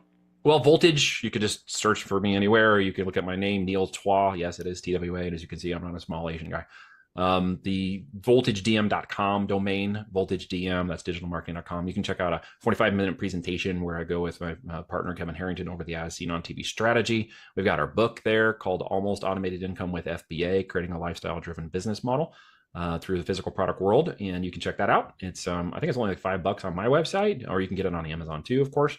And that talks about the different strategies of the 4 pillars of success within building an e-commerce company. Plenty of free information, virtual summits, the books, and other resources for anybody who's, aspiring entrepreneur with the idea of building an e-commerce company, or somebody who's building an e-commerce company and might want to grow it to an exit and maybe have us take a look at it. Yeah, that's great. I'll definitely have all that in the show notes. So Neil, thanks for this conversation. Really love the work you're doing. Thanks for having me on, Michael. You've been most appreciate you. Thank you.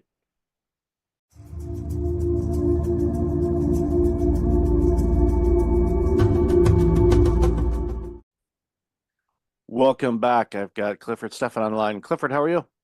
Great. How about yourself? Thanks so much I'm for having doing, me. oh, my pleasure. Really good topic that we're going to talk about today. Important one too. So why don't you share a little bit about you and then we'll jump into the conversation. Sure. Yeah. So I am 51-year-old male, grew up in the Bay Area, and I've had a human resources compensation consulting firm designing employee and executive pay plans for pre-IPO tech and private companies in the Bay Area for the last 20 years. And got a degree in nutritional science, pretty active in sports, kind of a health nut. And yeah, kind of by my late 30s, early 40s, kind of starting to look and feel my age, and was pretty heavy social drinker, and it was in corporate America, and so I kind of wound up taking a break from alcohol and just kind of got a lot of epiphanies and a lot of just benefits. I think you hit on a lot of these things around stress management and kind of just looking and feeling and trying to perform at your best and be grateful and all those things. And so I that was kind of my epiphany. And so yeah, I'm super excited. So I started this men's health and wellness movement called Booze Vacation to kind of encourage my peers to consider taking an extended break from alcohol to as kind of a reset and kind of a opportunity to kind of tap the brakes with our health and wellness, and because it is one of those kind of predictive models that can cause a lot of issues and a lot of ongoing stress. And so yeah, I'm doing that officially full time starting in June, so I'm super pumped. Kind of my life's passion, and it's been a lot of fun. And yeah, so that's what I'm kind of up to. That's very important work. And yeah, I've shared a little bit on my show. I think I know I've had it in conversations, maybe not so much on my show, but as far as my family is concerned, there's alcoholism in every branch of my family. Mom's side, dad's side, mom's side, mom's dad's side. You just name it. You literally branch the thing out, and you can pinpoint where alcohol was a huge issue for people. Now, for some, it isn't per se, um, but it does impact, as your research and the work that you do does impact a lot of things. Obviously, our physical health, but also our mental health as well, because I know a lot of people, especially those, I have, family members that deal with it, or have dealt with it, when they were alive. It was, it's a coping mechanism, to quote unquote get away from the stressors of life instead of dealing with the stressors of life. And it's kind of ironic in a way, because if you deal with the stressors in your life, head on without additives and whatnot, you can actually overcome those stressors where you don't need the, the vice basically to overcome your stressors. But it's one of those things where people don't quite grasp that for some reason. Yeah, it's a really tricky substance. And yeah, we're not targeting alcoholics. We're really targeting men of success that, I think have a difficult time navigating our alcohol obsessed culture, where it's at work, it's at play, it's at your sales meetings, it's at all the dinners. And yeah, just, with your physiology, your workload, and what you've accomplished. A lot of people, kind of lean into their careers, and there's a lot of wear and tear that goes with that. And you pick up some bad habits. And I think we have a tendency to try to be that same guy from high school or college. It's wild and crazy and work hard, play hard. But unfortunately, as you stack on the responsibilities and the wear and tear, it is a pretty predictive model. Like you mentioned, obviously stress, it's essentially even small amounts of alcohol, couple drinks regularly, every week will rewire your neural circuitry. So we're talking your baseline levels are higher stress, higher anxiety, lowered mood, lack of impulse control and discipline. So that's a pretty big deal in and of itself. And then you have sleep, you have brain fog, you have how it's affecting, again, through that impulse control, your diet, your blood sugar. It goes down a pretty far rabbit hole when it comes to just, looking, feeling, and performing at your best, being grateful, being present, and not just kind of moping around waiting for the weekend, when you have all your stuff to do during the work week. And so, yeah, it's a pretty big, important deal. And I kind of found in my peers, it's so ingrained in our operating system and our reward system and how we relax and how we go to events that it's, we'll take a dry January, we'll cut back a little bit, but the science shows that, in most cases, guys are going to need a dedicated 3 to 6 month break just to kind of get back to factory settings when it comes to your rewired circuitry, as well as just kind of getting that back socially and at work to be able to navigate life and relearn how to have fun without it. And if you don't, unfortunately, again, you could be taking action, but you're just really not getting the results. And so you're like, okay, that didn't work really well. It wasn't very fun. And, I'm really glad to get back at it. And so you kind of miss that opportunity. So booze vacations are 3 to 12 months.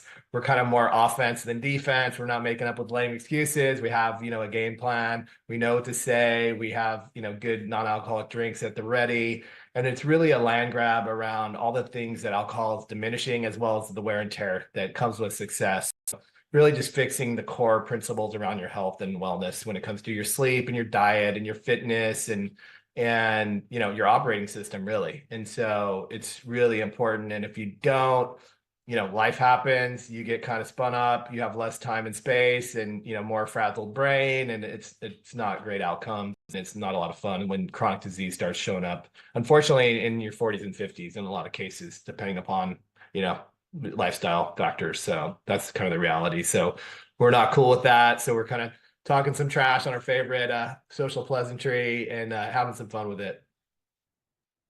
It's important work. And, for somebody like myself that deals with, individuals and teams that are burned out and stressed and fatigued and all of that, it's a common denominator. Like you said, it's very difficult to go anywhere where it's not front and center, promoted, marketed, from commercials, watching sporting events, at the sporting events, you name it, concerts, at dinners, servers are saying, hey, would you like, here's our latest wine collection or whatever they happen to be pushing that day. It's front and center and everywhere. And it's a cultural norm. So for those of us that don't drink or have stopped drinking, that's when you notice it if you're paying attention. And sometimes there's that element of peer pressure, but there's also like you said, you wait 3 to 6 months, you stick to it, and your body repairs itself and rewires itself. All of a sudden, in many cases, you feel better. You taste foods differently. So, just naturally, your eating habits change because there's certain foods that pair with adult beverages, as I like to call it. And you find that you may not like to eat those types of foods as much. So you improve your diet, you start feeling better. When you start feeling better, all of a sudden, those stressors that you were facing, those stressors are still there, but they're not impacting you the same. And you're able to navigate through them or around them easier because you're not in this fog. You're getting good sleep. You feel better. You start looking better in many cases. And if you're in your 40s and 50s and you're successful, it will become noticeable for a lot of people. Like, Cliff, what are you doing differently these days? And like, well, I just, taking care of myself and doing this, and I've cut back on this, or I've stopped, drinking alcohol for a while, and I'm seeing some amazing results, and I'm enjoying life without having to have an adult beverage all the time. Yeah, and that's exactly it. And again, we're not targeting alcoholics. It's a purposeful break to essentially get you up to 100%. A lot of these guys are dragging ass. They're at 50, 60%. They take a month off. They get to 70%. Oh, I feel great. I'm ready to have another drink.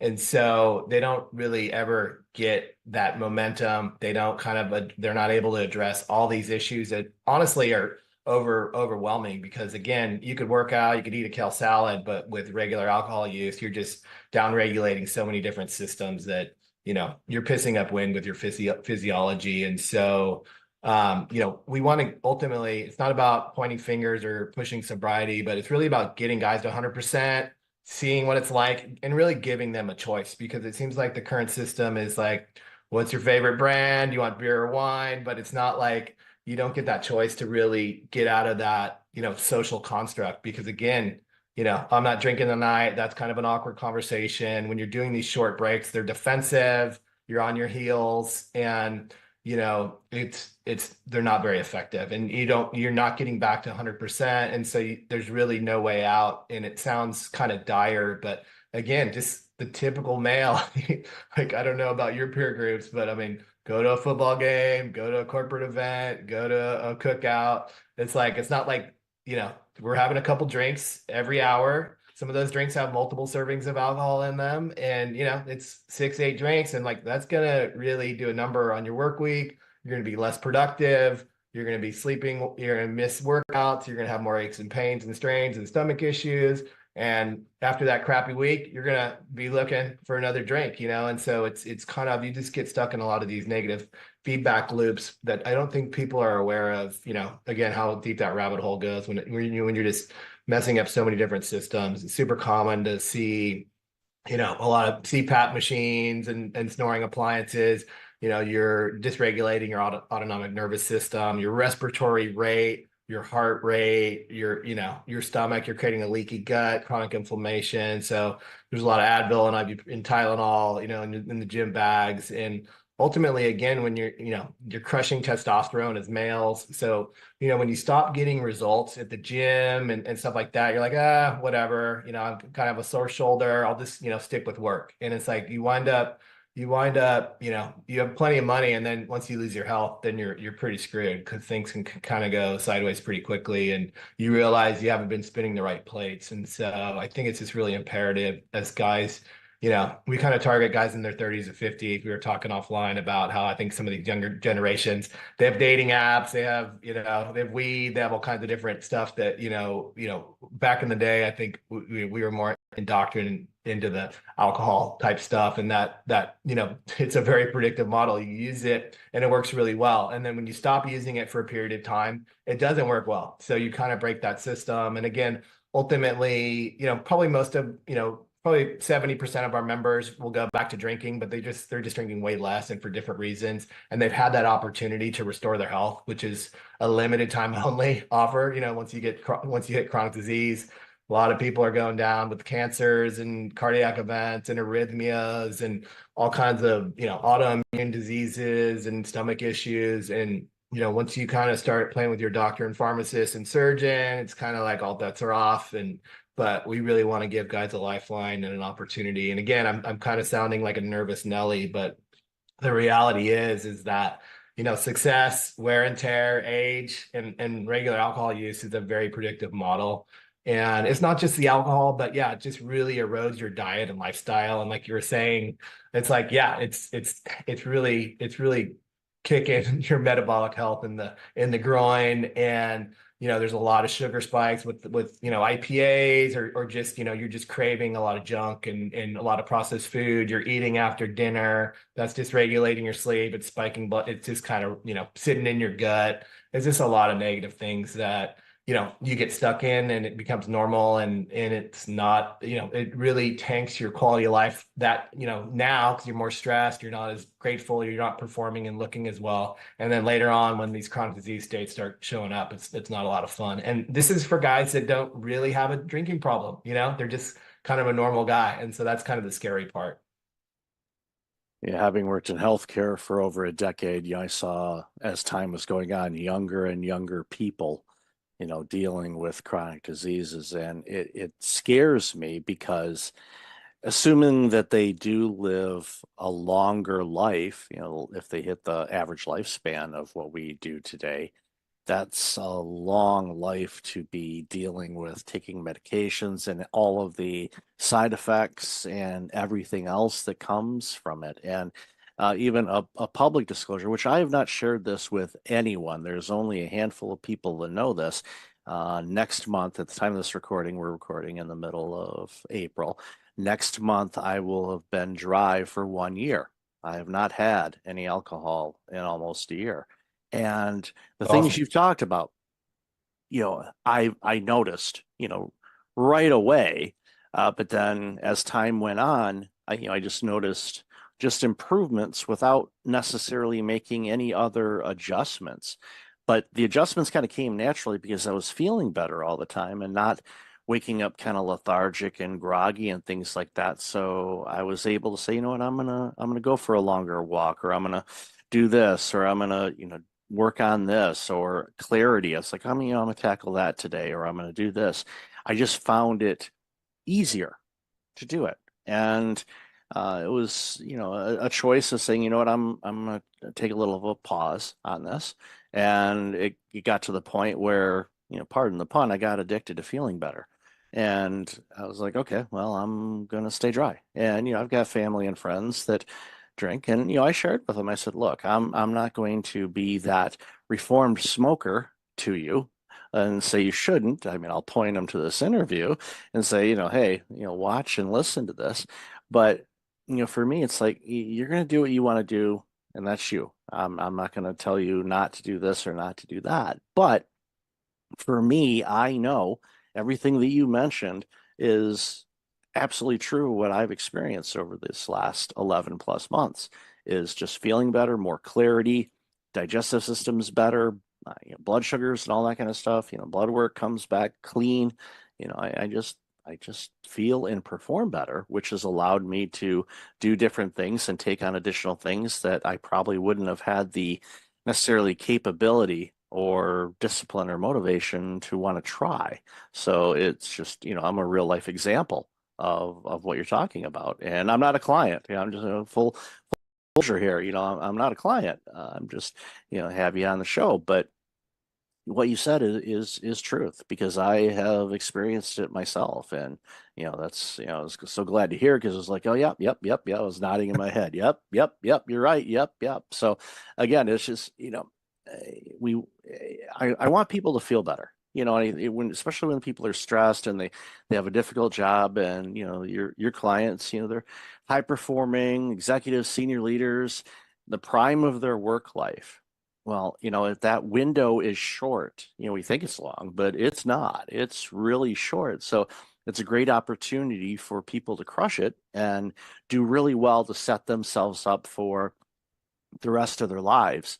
And just like any athlete or anybody that's doing a performance, you want to be your best so you can be the best. And of course, the rewards come from that. So just, making an adjustment like this, yes, I know it might be challenging for some people, but you're not alone. There's people that can support you. And obviously your team and the resources that your team provides will help people with that. Yeah, and let me talk a little bit more about Booze Vacation and your experience. And I think that's awesome. And that's what kind of pissed me off, is that no one's talking about it, no one's trying it, no one's seeing their peers do it, and really connecting the dots. I think us guys are kind of monkey see, monkey do. And when you do it, like you did it, that's fantastic, that's awesome. But you're still kind of in this defensive. It's still very socially, kind of taboo, which is silly, because we're not 20 anymore.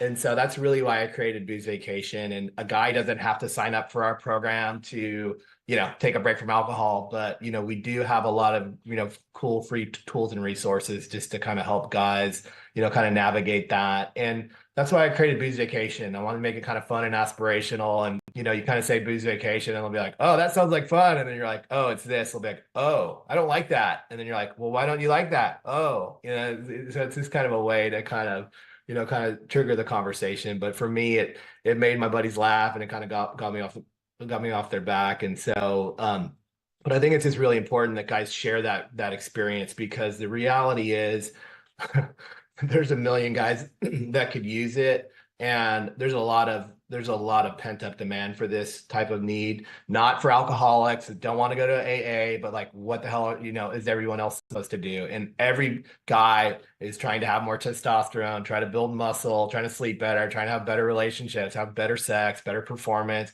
be more grateful, have better digestion and health. It's like all this stuff, like, again, I don't care what you're doing, what protocols you're doing, because I did it. That was me. Like, I drank for 30 years. I had a degree in nutritional science. I had the time, money, and resources to do it. And guess what? Like, I had to throw in the towel. I had a CPAP machine. I had bad blood work. I looked and felt like crap. And so I finally threw in the towel, and all these interventions worked great. They were just out of sequence. And so I think it's just really important that, so that's kind of why I created, Booze Vacation. So it's not, you're not making any lifetime declarations. You're just like, hey, I'm on vacation right now. And, maybe I'll have a drink later, but right now I'm on vacation and I'm loving it. And it's really kind of, it's kind of, playing offense. Hey, I lost some weight. I'm looking great, and it's not like people can't tell that, and I think, again, in our society, I think people just think that parties are about the alcohol. No, they're about the people. And when you're looking and feeling better and, and you're more at ease and you're less anxious, you could actually learn how to have fun without it. And so it's just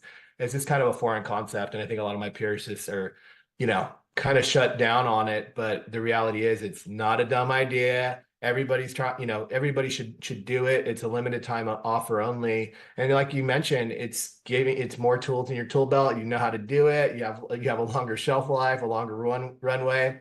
You might, say, hey, I still want to drink, or, I might, kind of mix and match and do other things, but it's giving you that option that you don't currently have. And no self-respecting man is going to want the big bag of predictive problems that they're signing up for with regular alcohol use, whether it's a CPAP machine, whether it's erectile dysfunction, it's rusting and clogging your cardiovascular system. I could go on and on what it does, but again, there's so many direct and indirect effects to all your organs and functions and systems in your body that it's just a matter of if, not, when, not if. And so that's kind of what we're up against. And so that's why it's so important to us. And yeah, we have a ton of free tools and resources, and then we're going to have like more of a mastermind group and more kind of paid stuff. But at the end of the day, anybody can do it. You're not an alcoholic. But I think the critical piece, one tip I'll tell people is the most critical piece is like, don't try to cut back. Don't take this 1 month stuff. That's defensive. It's not going to work. It's not going to get you to 100%. You really need to, the hardest part about taking a break is not the taking a break. It's the deciding to take a break, and then just make sure you take it, get 3-6 months, and ideally even longer. And it is kind of dose dependent. If you've been drinking for, 20 plus years, 3 months probably isn't long enough, but just start with more of a dedicated break to give yourself that runway and that opportunity to really heal, and then take that extra time, money, and energy like you did to work on all these other things. And so that's where it's at. So it's not about sitting around, moping around, waiting for the clock, but it's really about getting after it and using all that extra time, money, and energy to really, stack as many wins as possible. So you're going to want to keep them, and that's going to change how you drink long term, no matter how you choose. Yeah, it's amazing advice, and I'm really thrilled to have had you on the show and talk about this, because I know what it's like to feel better, and I want people to feel better and perform better, because when leaders perform better, guess what? Those companies perform better, which means their employees perform better, which means society gets better products and services. So I'm selfish in this. It makes things better for all of us. So it's a win-win for everybody. So Clifford, I've loved this conversation. Where can people find out more about you and all this amazing work you're doing? Yeah, check us out at boozevacation.com. We got a bunch of tools and resources for free, and a bunch of other stuff, a community that we're working on. So yeah, totally appreciate it and agree. I think, yeah, just kind of, being present, being grateful, being engaged, and, being real, because like I said, I think alcohol can kind of dumb us down and have us in these lowered states, and we're just more us when we're, at full capacity. So I agree. And that really helps teams as well. Agreed. And I'll have all that information in the show notes. So Clifford, then again, thank you so much for your time and this very, very important conversation. Appreciate it. Hey, thank you so much. Take care.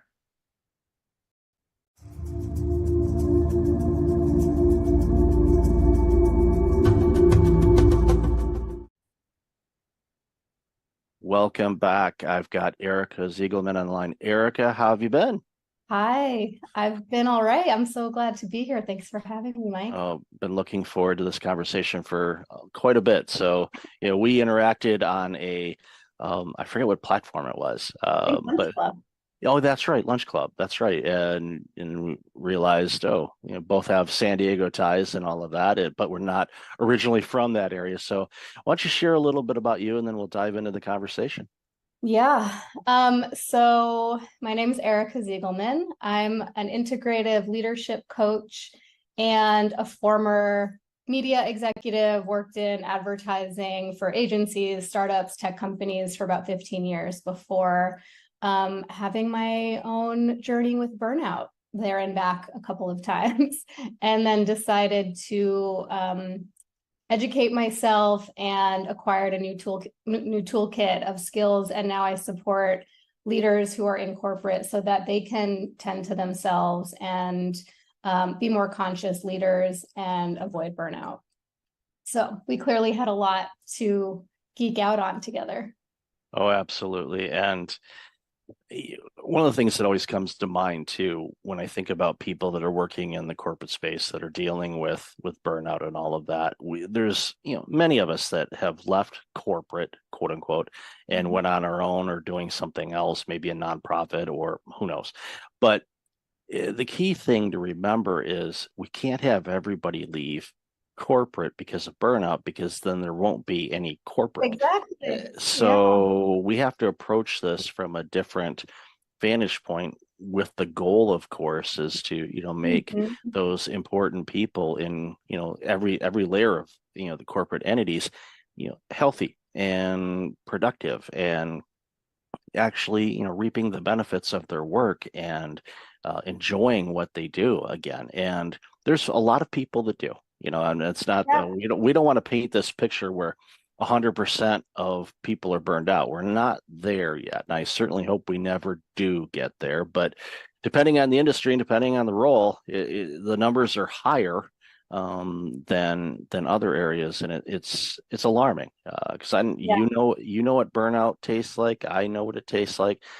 It's not fun. I don't like seeing people go through it. I don't want them to go through it. I know you don't either. So it's that's why it's so important for the work that we're doing, is to show people there's a way out of this, and you can still stay in the type of role that you're in right now. Maybe not at that company, maybe you will stay at that company, hard to say, but at least you got to have the tools and figure out why you're burning out, what you're doing, what are the external factors that are contributing to it, and sort through it that way, and ultimately hopefully end up being wiser and healthier and just a better employee and a better person after doing all the work. Yeah, couldn't agree more. And I think with my personal experience and my journey, I had to go through my own personal healing and like really acknowledging what was happening. It took someone else to tell me like these feelings that you're having and this pure fatigue and exhaustion, all these things are symptoms of burnout. And I didn't even realize. So it was like my own aha moment and then my own journey. And then at this time, I was still in corporate, managing client services function at a very large tech company. And I realized I had an opportunity from within to shift how I was showing up and to give permission and model for my team, how to work and take care of myself in a different way that was more sustainable. And I started to notice the ripple effect of that. And ultimately, I decided to remove myself from the corporate environment, but I reach back in now from, with an outside perspective to help educate and uplift and transform those leaders so that they can have a ripple effect. And that's really where I see the impact. When we start with the leaders, they are modeling it for the generations, the rising leaders that will follow them. And we can have that be a toxic model, or we can have it be a healthy, sustainable model. We just need to teach them and guide them how. And that's the key thing, is just teaching them, because the way that they learned was probably a combination of the leaders or executives that they've worked with in the past, and they kind of borrowed some habits, some good, some maybe not so good, and that's just how they do it, and they can't approach things in a different way. And having somebody like yourself that has obviously the corporate background, they'll listen to you because you've been in the trenches. You know what it's like, and you can say, yeah, there's this and this, and here's a different way to approach it. And if you do this, then you will get better performance out of yourself, and you'll get better performance out of your team because they're mimicking you. And that's the thing that a lot of executives don't really notice, is that their team is behaving the way that their executive is. So if they're working 18-hour days, sending emails, 11 p.m. on a Saturday night and doing all this work, your employees are thinking, well, that's what's expected of me. And many executives would say, if you ask them, do you expect your employees to work at Saturday night at 11 o'clock on a non-urgent matter? And they'd say no. So, well, you're sending them emails, and Right. they think that you need to respond that. Now, they're out, they might be at the club or out to dinner or a concert or something like that. And all of a sudden they get this Slack message of need to update this presentation. And all of a sudden that's the only thing that's on that employee's mind right now. To be completely removed from wherever they're at. And it's like, I always tell people, it's like, as hard as it is, like, just put your phone on do not disturb. I know it does have an off button. I found that on my iBinky not too long ago. I'm like, this thing turns off? Wow, I didn't know that. I knew it'd die if it ran out of battery, but you could actually choose to shut this thing off. Wow. That must have been a new feature. I don't remember that before, but I'm kidding. But most people won't. Exactly. And the percentage of time, depends on the industry and the field that you're in. If you're in healthcare, this might be very different than you work in media, but it's very rarely a true emergency, right? A true business emergency that needs to be attended to in that minute. But like you said, it hijacks your attention. So even if there's nothing you can do about it, or it's not necessary for you to take an action, you're now taken out of the present moment and having a parallel experience to what you're actually doing, and which also means that we don't have that time to recover. So I think staying in that constant state of vigilance and like always waiting for that next Slack to come in or email to come in, or urgent request from your boss or your client, like keeps us in this elevated, activated state with adrenaline and cortisol constantly running. And then when you have time off, you can't really unplug. We're like addicted to that. So I know I'm preaching to the choir, but that's what happens. And if leaders aren't aware that they're contributing to that, that's a huge opportunity to inform them and to shift these behaviors from the top down. Yeah, I'll give you an example of that. I called it, I actually published an article not too long ago on my blog about addiction to email, basically. And what I purposely did, not with your email, but with most of the emails that I get, I set up a separate email account if it's a newsletter or it's a lead magnet or something like that. So I have everything driven to that email address. That way it kind of keeps my business email account relatively clean, other than just business inquiries and client work and things like that. So the other day I went to log in at the other email, and there were 60 new emails that came in that morning. And I thought, okay, this is way too much.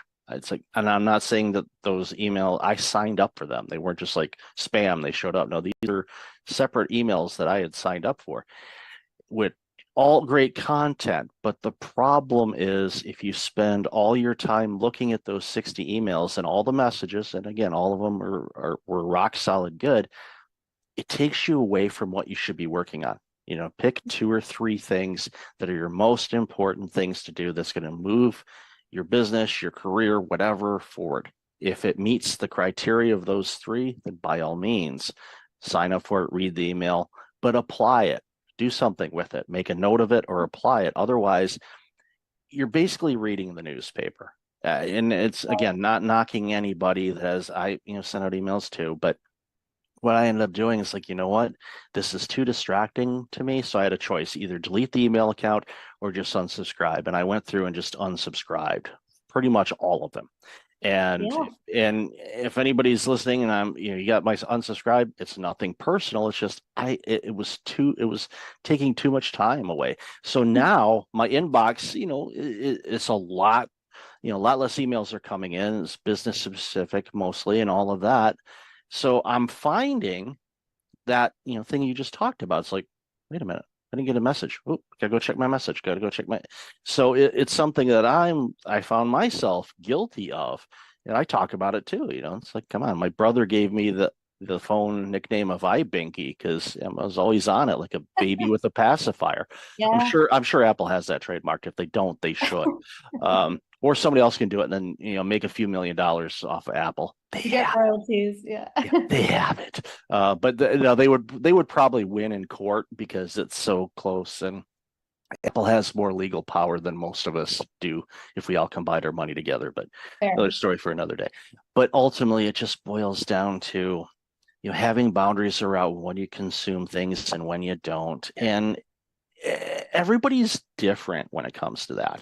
And I'm not about to say you should only check your emails at this, and this time. No, everybody's different, but I think we're both in agreement on, and we talked about this a little bit in the pre-show, where you have to really have boundaries on what kind of information you're consuming and how much of it, especially during times like we face right now with what's going on in the world and with the situation in the Ukraine, and of course, the recent developments and in Israel, in the Middle East, and all the players, and we are in a very combustive state right now, in my opinion, and I'm very, very concerned about what could come of all of this, because it's one rocket or one bomb away from a full-blown across the planet kind of thing. And I don't want to even use the words, but there's been 2 of them in our history, and it wouldn't shock me to see a third one. I just certainly hope I don't see it in my lifetime or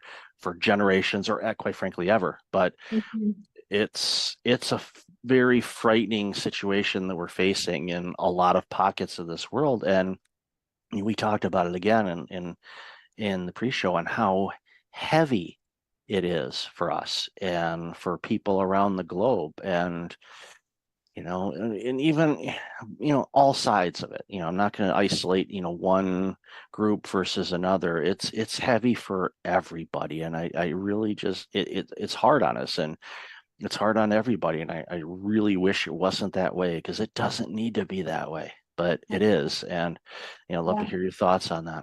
Yeah, I mean, even as you're just shifted to that topic, I noticed my heart rate increase, because it is such an activating time that we're in.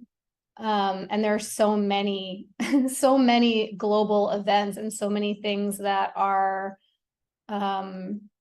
overstimulating, that, whether it's visuals of horrific violence or climate disaster, like all of these things that like we're seeing happen in real time. And we talked about this in the pre-show too. I think the difference now is that with social media and just being globally connected, we see everything happening in real time. And it's so much for our systems to take in. And when we're already carrying chronic stress from our work and from our family obligations and financial stress and all of these things just piled on, it's so imperative that we are defining our own boundaries with how much we're willing to take in, and then how we are proactively giving ourselves space to rest and recover.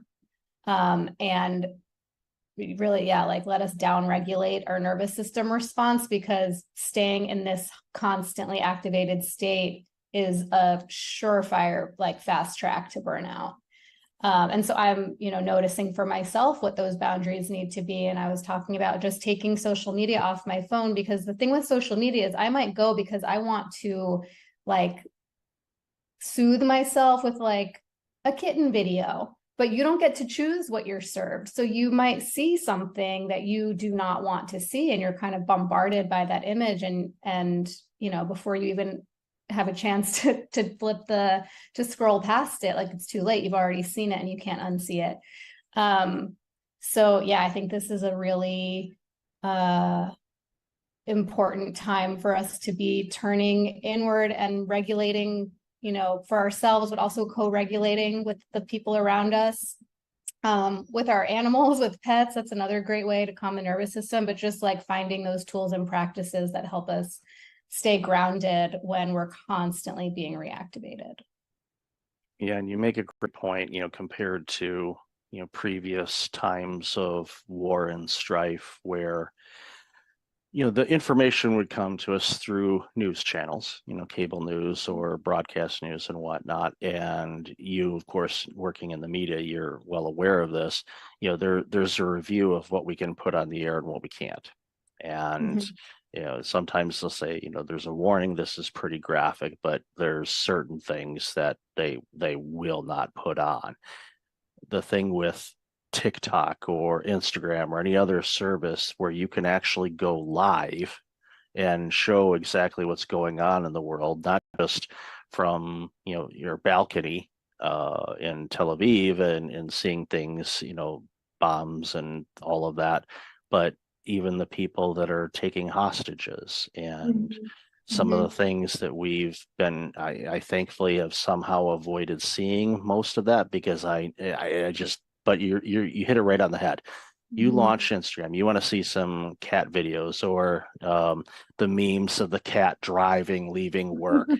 One of my favorites was, can't find a parking spot at work, I'm going home, they have enough people. I just found that so hysterically funny, and just this white cat driving a car.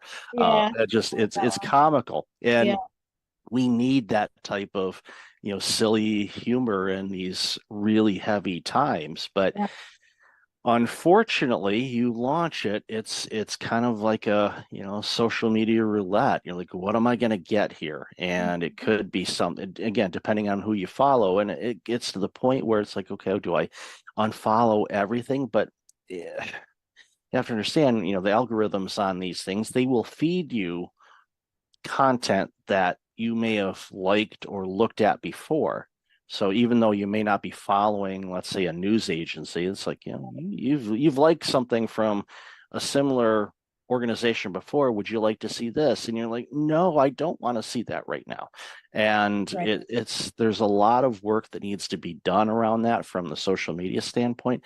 I am not one for censorship. But there has to be some humanity and we're not going to show graphic things that are going to be harming to the psyche of people that could consume it. I mean, you could traumatize somebody from that's what it is. It's vicarious traumatization, where we are being traumatized by seeing these visuals and hearing stories, especially when it's like, I'm considering almost like non-consensual when it happens in social media. And I realize it's my choice to open an app, but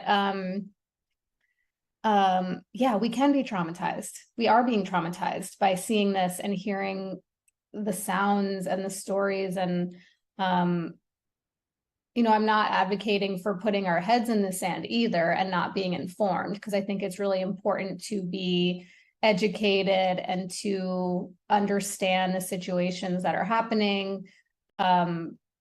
Just from a political perspective, we are like all connected, a humanitarian perspective more than anything, but to do it in a way where like it's at a time where we choose, where we feel resourced to do it, where it's not, going to just like take you out of your day when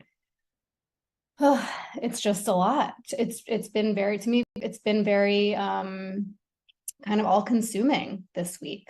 So trying to figure this, how to walk this line for myself. Yeah. And it's one size doesn't fit all. It's what I do myself when times are challenging or down, or dealing with a bit of depression or anxiety or anything like that, is it just like, okay, let's get back to the basics. Let's whatever kind of brings you more of a relaxed or happy state. Could be meditation, could be listening to just different sounds, brown noise, your favorite music, going going for a drive and going back to your favorite coffee shop that is nearby. If you live across country, that's going to be a long drive, but you can find something local. Apparently there's coffee and tea shops in San Diego. I've heard a rumor. I don't bother with the frequent cards because I'd have to have like 2 wallets just for all of those things. So it's just not, it's like, that's okay. I'll let somebody else get a discount. But whatever you do, and this goes obviously for you and everybody listening and watching, is just, figure out what those things are in life that you love doing that kind of brings you into a singular space where you're not thinking about work. You're not thinking about what's going on, overseas or in your own backyard or whatever. Just, get to, find that whatever it is. And sometimes it could be a physical object that you touch to remind yourself, okay, it's going to be okay. I mean, right now we're in the midst of a storm, I forgot who said it. It was, I think Churchill, if you're going through hell, keep going. A lot of people have said that, don't stop, just keep going, through it, get through the storm and you'll be fine. In situations like what we're seeing right now, there's so many of us that feel powerless, but I think I want to flip the switch on that and saying, if you take care of yourself and you protect your energy and you protect your well-being and you get to a happy, loving state of yourself, making sure that you truly love yourself and you're taking care of yourself the best that you can, that emits an energy that people recognize, and hopefully they will pick up on it and they will do the same thing. So we can get to more of a harmonious state, because we are one planet. Yes, there's these borders that were man-made, and a variety of other factors involved. I don't want to simplify things. It's complex, especially, since, some of these battles and things like that have been going on for a very, very long time. And it's to the point where I often say, do they even remember what they're fighting about? It's, again, that's a simplification of the dynamics of everything that's going on over in Israel and Palestine, the Gaza Strip, and all of that. But it shouldn't require harming people. It should. Let's talk about it. Let's figure out, because come on, people shouldn't be dying about this, but they are. And it's tough. But again, going back to, what we talked about originally, these type of things, can cause prolonged stress, which prolonged stress turns into burnout. So you have to be really careful about this. And I love what you said, don't put your head in the sand, but you have to have some regulation and some boundaries around what you consume and how much you consume. I think back to my parents, they, my dad passed a few years ago, but they'd put on the news, at 3 o'clock, 4 o'clock, and that thing would run until 7 o'clock. So they were constantly getting gaslit with all the negativity that's going on in the world. Didn't matter which flavor of the news they were watching. It's got, unfortunately, there's a lot of negative things that the news agencies highlight because that's what gets ratings, unfortunately. Yeah, fear. Yeah, it's a lot of fear. And I mean, rightly justified right now, but I wanted to just go back to something that you said about like finding those resourcing activities, meditation or being out in nature or taking a walk or talking to a friend. I think it's really important that we identify where these sources of safety are that really calm our systems, that help us come back to a sense of connection to ourselves, but also, I think most importantly, to other people. It's really important that we're checking in with each other, with our friends, our family, our loved ones, our colleagues, because everyone's experiencing this time in a different way, but it's pretty hard to not be affected by it. And so I think, just being really mindful of like, we're having our own personal experiences, but the people around us are as well. And so we have an opportunity to, as we've been talking about, like set an example of how to stay connected and how to stay present and how to take care of ourselves and each other. And that can look differently for everyone, but it's really whatever makes you feel safe and calm and connected, I would say, are like really the three main things. And that applies to working in corporate as well. Yes. Yeah. We talked about a lot of, real life, real heavy stuff here, but it's kind of going back to what I said a moment ago. It's like sometimes you just go back to the basics, start at okay, let's start clean slate.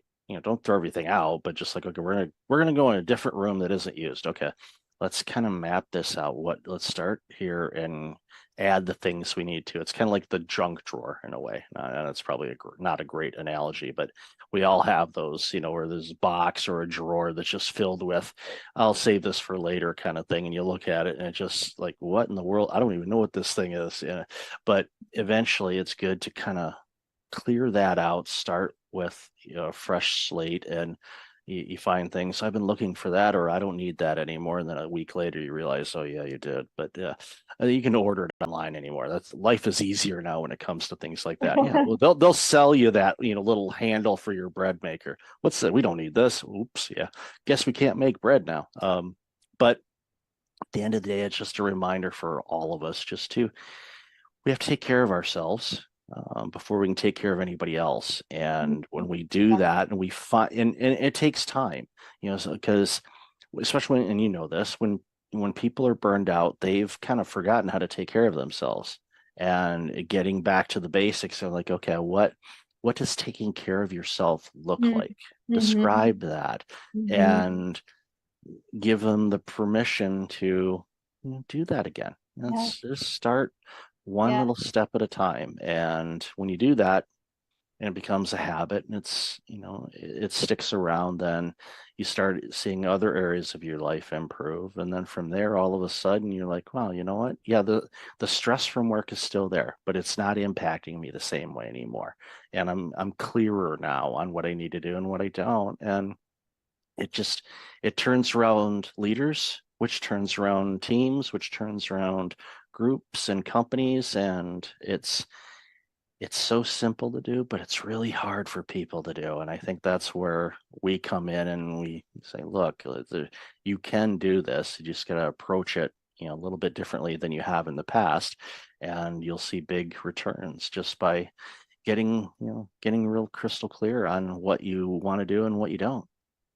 Exactly. So well said. I think, I've found that often the people who experience burnout are the ones who consider themselves to be helpers and to have really big hearts and to want to make sure that everyone else is taken care of, right? So as a leader, you put your team first, you put the business first, you put your clients first, and then you put your family and your friends first. And but before you know it, we have finite time, energy, and resources, and we ourselves are at the bottom of the list, and then we run out of juice to serve anybody else. So yeah, this isn't about like us doing anything wrong, but it's about turning some of that love and care and tending towards ourselves first, so that we can then continue to serve, right? To do it in a sustainable way, and continue to take care of our people. You identify as a reformed people pleaser. Yeah, same. There's a book, you're probably familiar with it. If not, definitely pick it up. It's called Disease to Please.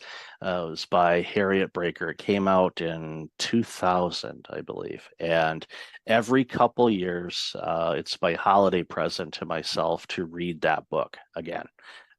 It's got 21 days of exercises in it. It identifies all types of people pleasing. I thought I was a certain type of people pleaser, but after reading the book, I realized I was something else. And it was an aha moment for me when I finished that book, and it alarmed me and it also gave me insights as to why, one of the components why I burned out, because I was putting everybody else before me. I was like, I wouldn't delegate because they got too much work to do. I'll just go ahead and do it. And so if you don't take care of yourself first, you're not going to take care of anybody. So, and when you do take care of people, they're getting a much better version of you. And that's one of those hurdles that a lot of people have to get over. Once they figure that out, they go, wow, I'm actually the best I can be. So I can be the best when I do give. So it's I think it's also modeling how to take care of ourselves. Like when we sometimes we think, oh, I need to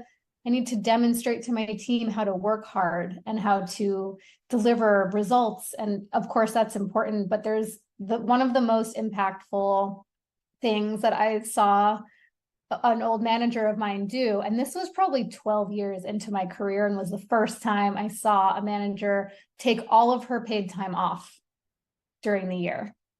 Didn't roll over days. She used all of her time. She went to every one of her kids' recitals and school conferences, and she showed up for her personal life in a way I had never seen modeled before. And then it gave me permission to use my paid time off, and to recharge. That's why we have it.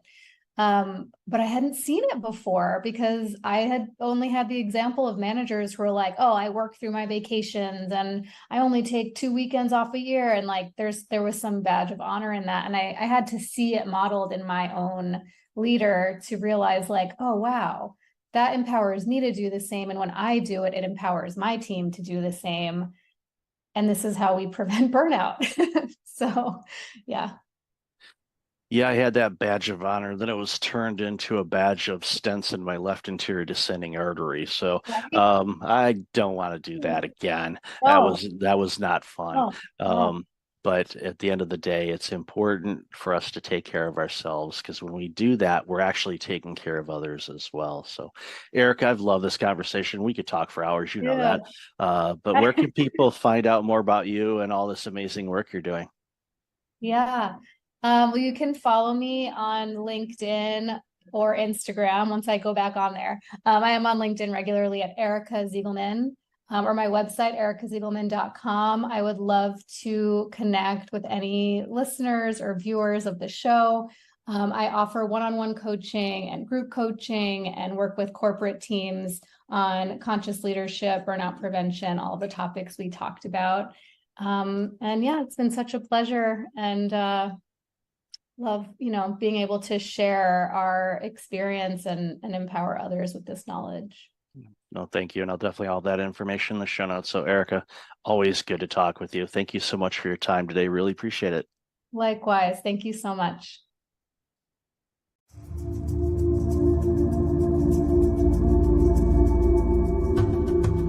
Welcome back. I've got Rachel Gogos online. Rachel, how are you? I am doing great. How are you, Michael? I am awesome. Been looking forward to this conversation for a while, so I'm looking to dive into the work you do and jump into the conversation. Absolutely. Let's do it. All right, so share a little bit about you. So I am the founder and owner of a brand agency. We, for the last decade or so, have specialized in personal branding. We also work with a lot of business brands, and we do a lot of the tactical things behind the scenes that help one build their online presence. I came to starting this agency through a very winding path in my life that included stints in government and nonprofit organizations like the United Nations, and also in journalism at the Wall Street Journal. So I feel blessed to be able to use all my skills in what I do today. Heard of those organizations. I am a subscriber to one of them anyway. I don't know if the UN has any type of publication. I'm sure they do. Yeah, Some they type have a of lot. yeah, of course they have a pretty good vantage point of what's going on in the world. So, Mhm. but yeah, in the Wall Street Journal, of course, we know what they do.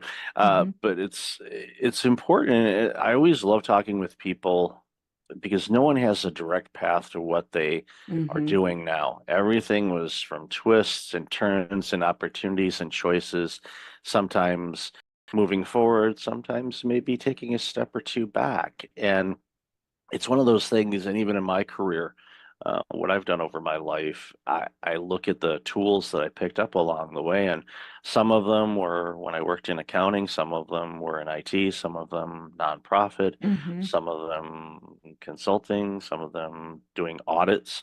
When my original career as a public accountant, auditing all kinds of different organizations, which I never thought would be beneficial to me in the work that I do today, but it is, because Yeah. when you speak with organizations regarding workplace culture or burnout prevention or whatever the case might be, I have at least somewhat of an understanding of the nuances of what that organization, as far as the type of organization it is, might be running into. And when I bring it up sometimes in conversations, people look at it and they say, did you ever work in this field before? Mhm. No.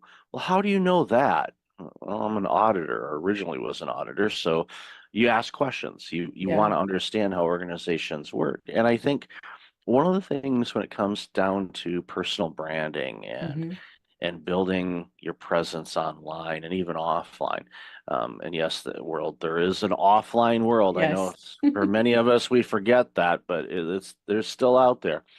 But I think, and I run into this a lot, and I'm sure you do too, and I'd love to hear your thoughts on this, is when it comes to boasting about what Mhm. we do or who we are or what we do, we struggle. Now we can explain, like I just did a few minutes ago about, okay, this type of organization has these aspects to it, all these parameters, and I can articulate it that, without a problem. But then you ask me, okay, what do I do? We kind of get that, second grade stage fright kind of thing. Mhm. So, Mhm. love to hear your thoughts on that. Mhm. So think the question, what do you do? Often, really, for people, they answer why they do what they do versus the what they do. I mean, I think the immediate reaction is I'm a pharmaceutical rep or whatever the thing is. But I think the more important answer actually is the why somebody does what they do, because then you really start to get to the heart of a person and the soul of a person, and it's a much more memorable conversation. That's one thing. The other part I want to address here is this boasting piece, right? And many times when I talk to people about personal branding, they immediately go to that thought, right? Oh, I don't not comfortable boasting about myself or bragging about myself or whatever that might be. And that's actually not what personal branding is. So I'd love to share that personal branding is really about, we all come to different relationships with a reputation already in hand, right? So part of a personal brand is our existing reputation, which if someone doesn't know someone, right, they can easily Google them and get a sense of somebody's reputation very quickly nowadays. And the other part of personal branding is the personality, like the real essence of the person. What makes them tick? What are their values? What is their mission in life? What is their drive in life? What are the things they're really convicted about, really passionate about? Those are all elements of a personal brand. So if you think about it, if you start to share some of those things, it's not really boasting. It's just kind of dropping the kimono a little bit, and letting people in and just letting people know who you are. I think it can be a little bit awkward doing that online because sometimes you feel like you're talking into a black hole, but there's certain ways one can write content so it doesn't sound like that, right? And try to also increase engagement and conversation and posts as you're informing people a little bit more about yourself or educating them on the work that you do in a way that can be helpful to people too. Like articles that I write or keynotes or posts, anything like Mhm. that. What I tend to do when I can, and I'm thinking about it, is as if I'm having a conversation with somebody, and of course there's writing styles, and you can make it conversational, or you can Right. follow guidelines and all that. Because ironically, I found out the other day, my sixth grade teacher, Mrs. Nicholas, who was just as stern as they came Mhm. with English and proper Mhm. things and all that stuff, and even to the point in my writing I use an app called Grammarly, which a lot of Oh people yeah. probably use. Mhm. So my nickname for that app is Mrs. Nicholas. And I one day I thought, what, I wonder, you know when she may have passed away or anything. So that was sixth grade, that was not yesterday. Right. So I thought, okay, when did she pass away? She hasn't. Oh, And amazing. I'm like, one, that's awesome. Two, it's like yeah, she would be. I think she would be quite pleased and not surprised in the work that I'm doing. Yes. I'm there's days I'm still shocked at that I do what I do. Like, Uh-huh. wow, but I can connect the dots. I can see how I'm doing what Yes. I'm doing, but there are days where I have to kind of pause for a moment and go, all right, why is this such an awesome experience now? Because I, again, never would have done it before. And I think Mhm. the storytelling of branding Mhm. is important because people connect to stories. That's why people love watching television shows or going to the movies or watching movies. I mean, everybody paying for the 400 streaming services that we all have now. Yeah. People love stories. So when you are talking about what you do, Mhm. there's if you can somehow bring those people in, like you mentioned, Mhm. and share the story of why you do what you do. And Mhm. yes, okay, compensation, money, we all get that, but Sure. there's a reason for why you do. There's something that resonates within you that you chose this path instead of doing something completely different. And I think the more people that do that, the more connected people start feeling, and the whole know, like, and trust factor comes Yes. into play because you can look at, a website or you can read a bio and you Mhm. can go, wow, it's as if I know this person. And if Mhm. you have that, then you're like, okay, let's proceed further Yeah. and work with them on something if that's what you're looking for. Yeah. No, you hit the nail on the head when you said connecting the dots, right? That's so important to put, particularly on an about page or, on your LinkedIn profile as well. Because if we just put a list of every place we've worked, kind of like a resume, we're not actually connecting the dots of how it's relevant to what we're doing today. So the more we can do that, and again, weave in part of the story, which is what people remember, and weave in those interesting points that are differentiators for you, whether personal or professional. Again, like those little things are memorable, but there also could be great connection points to someone who is looking for an accountant, let's say. But you also mentioned that you love to bake bread, right? Someone else might have that passion. It's certainly going to stand out because you don't really think about that when you're looking for a numbers guy, right, to help you with your business. So it's as you unravel the story, unveil the story, and connect the dots, just make sure, that you're also keeping a little bit of those personal elements in that also communicate your reputation and communicate your passions, right? In a way that make people say, I want to know a little bit more about this person. They sound intriguing to me, and clearly there's more to them. So, the more you can convey that online, I think the better. And I think video too, just to kind of take a little tangent into that, besides podcasting and putting audio content out there, even short video snippets, again, because it's like a fully dimensional connection, right? Versus somebody just reading static words. And it's always amazing to me what people resonate with and something that they read about another person online or see about another, right, within a video or something to that. So the more you can just, show up naturally and who you are, and the more you can, again, like help people connect the dots, because you also have about 3 seconds online to grab somebody's attention. The more you can do that right off the bat and make it easy for them to consume your content, the much more likely I think they are to, to reach out to further the connection. Yeah, they get to know you as, like you said, a person, Yes. and it's one of those things that the organization that published a few of my books, one of the things that they were hammering home was, confusion repels and clarity attracts. So Mhm.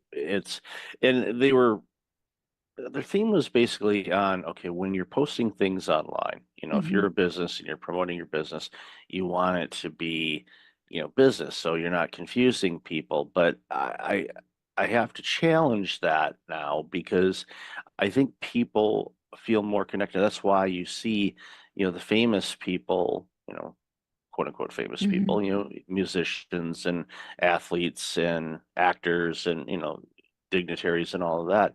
When they're on social media and they have such a huge following, is because there's a desire for Mhm. people that want to know more. Like, we can pick on Taylor Swift for a minute. Mhm. Yes, video snippets of her performing or things like that, but it could be something where she's, at a football game or she's doing something in the community or anything like Mhm. that. It gives a bigger insight because people want to connect with people. That's our natural instinct, is Yes.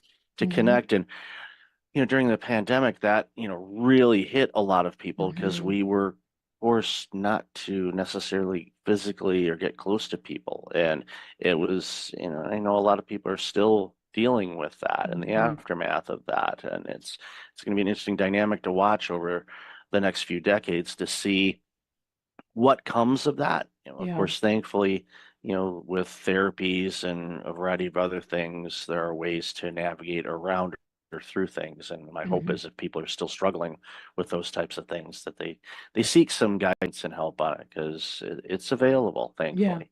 But at the end of the day, I think we have this connection. We want to connect with others. We don't want to Right. feel alone as an entrepreneur or a small business owner or a Mhm. dentist. We joked about this in the pre-show. Okay, everybody pause for a minute and go brush your teeth. Okay, there. Mhm. I put it in. Um, uh, Shout out to my dentist family here. But what we got to do, I think, when it comes to our branding and our website and our business is, yes, we have a product or service that we're marketing. Right. We get it. But the more human you can be, I think the more connected you will be, and the customers you get are going to be better customers for you because Absolutely. they're longing for that type of engagement. They don't want just a transaction. They No. want an experience. That's why when I go to a restaurant, I prefer local ran and owned restaurants than chains. Nothing against the chains, but Right. knowing the people, and if you go there frequently enough, they get to know you. And then for some reason, like, there's this one restaurant that my wife and I go to occasionally, and one of the waitresses there, she is on my backside every time we come in. She's like, Mhm. "You're not getting a menu today," and I'm like, "What? What are you doing?" And she picks on me like no tomorrow. But of course, my spouse loves that Mhm. amazingly. I roll with it. It's kind of fun, but you wouldn't necessarily get that if you just went into a chain restaurant. Even if you go there a lot, it's different. Yeah. So it's one of those things where, again, that connection piece is so important. I think a lot of people miss that when they're working on Yeah. their talks or their speeches or their branding or their marketing. Yeah. Yeah, and that's why it's so important to put things like the causes you care about, right? Or your convictions or your values out there because those are opportunities to connect more deeply with someone. And I read a stat, actually the study came out a couple years ago, but it's that 3/4 of Americans are actually more likely to trust someone with an established personal brand. And that same percentage is more likely to buy a service or a product from a personal brand that they know. And that applies to big companies too, right? When you have a sense of what that company or the founder of that company stands for, just like you were saying about supporting certain restaurants, right? Because they're local versus the chain. But we also do that when we're thinking about like major purchases. If we know that a company is supporting, I don't know, say a local shelter or whatever else it might be, right? We're more likely to support them. So, um, again, the more we can help people connect with us and just really truly show up as ourselves, I think the more likely we also are to grow our businesses, and convert people, as I like to say, from browsers to buyers. You bring up a good point, and I think again, it's something that just came to me right now.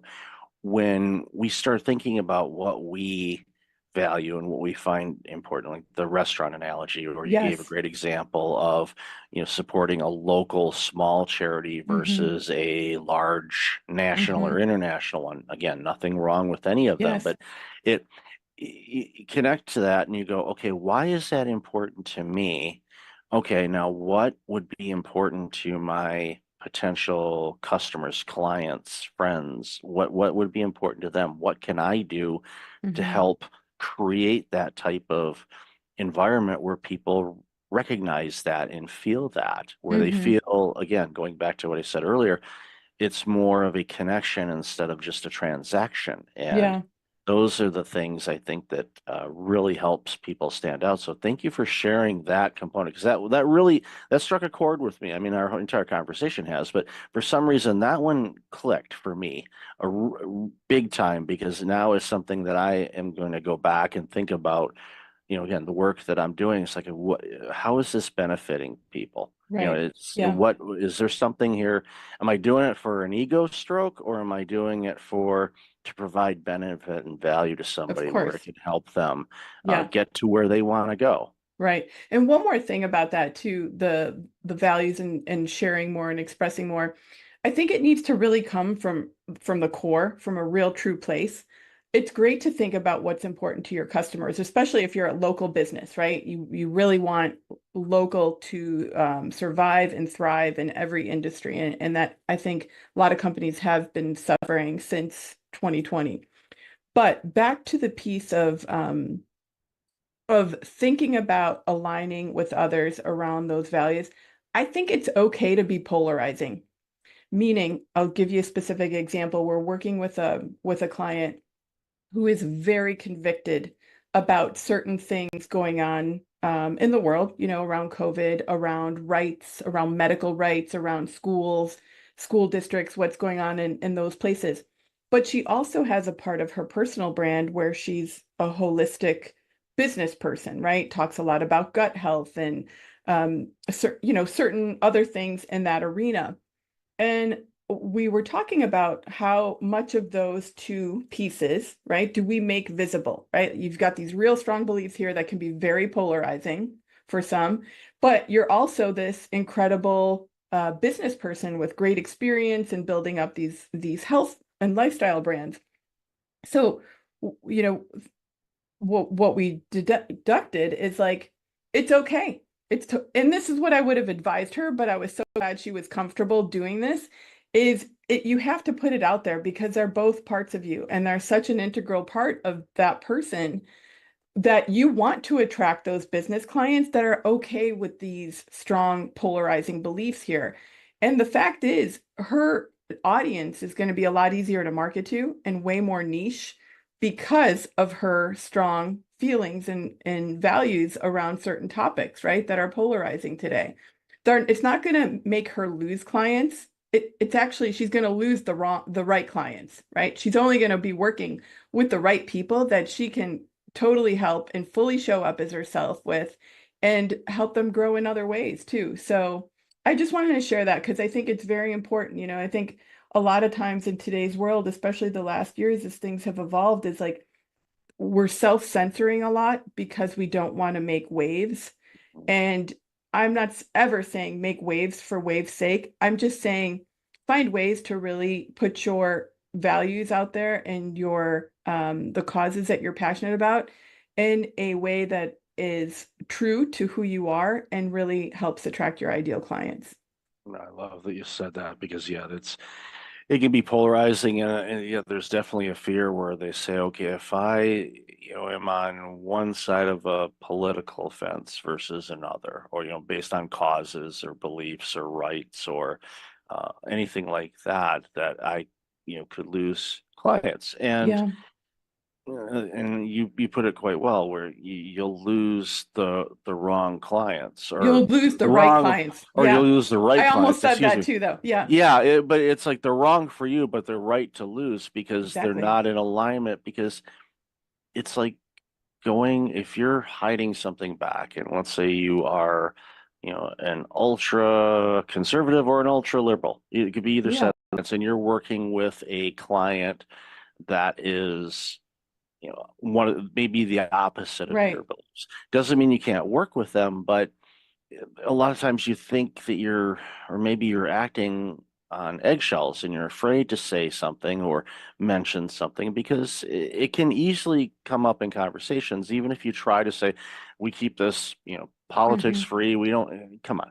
It's like, it's real. There's real, differing opinions on a lot of things, but I like to tell people there's a lot more in common than there are differences between all of us. So focus on the Agree. commonalities Agree. and we're good at. And then yes, we have different opinions on things, and some of them we're really passionate about. Your client, I'm sure, is quite passionate about Yeah. a lot of things, where there's some other things where you think, well, they would be really passionate and they're like, Hmm. meh, I'm Right. good. I'm good with either. And it, but again, that goes back to what we've talked about is Hmm. it's, pardon the pun here, but it's wearing a mask. You want to Hmm. be you. people can read if you're being genuine, or they can read if you were putting on a facade or a So true. mask Yeah. on something. And you don't want to do that, because if you're putting that on and they read that, they're like, oh, they're hiding something. All of a sudden, that element of doubt comes in, like, okay, they're hiding this. What else would they be hiding? Now, Mhm. that could go for relationships, or that could be going through, work Right. type of relationships, customer client type situation. So be yourself, but and I love the way that you put it too, is if you have a belief on whatever Mhm. issue it happens to be, and that is in the wheelhouse of the work that you do, like gut health or Yes.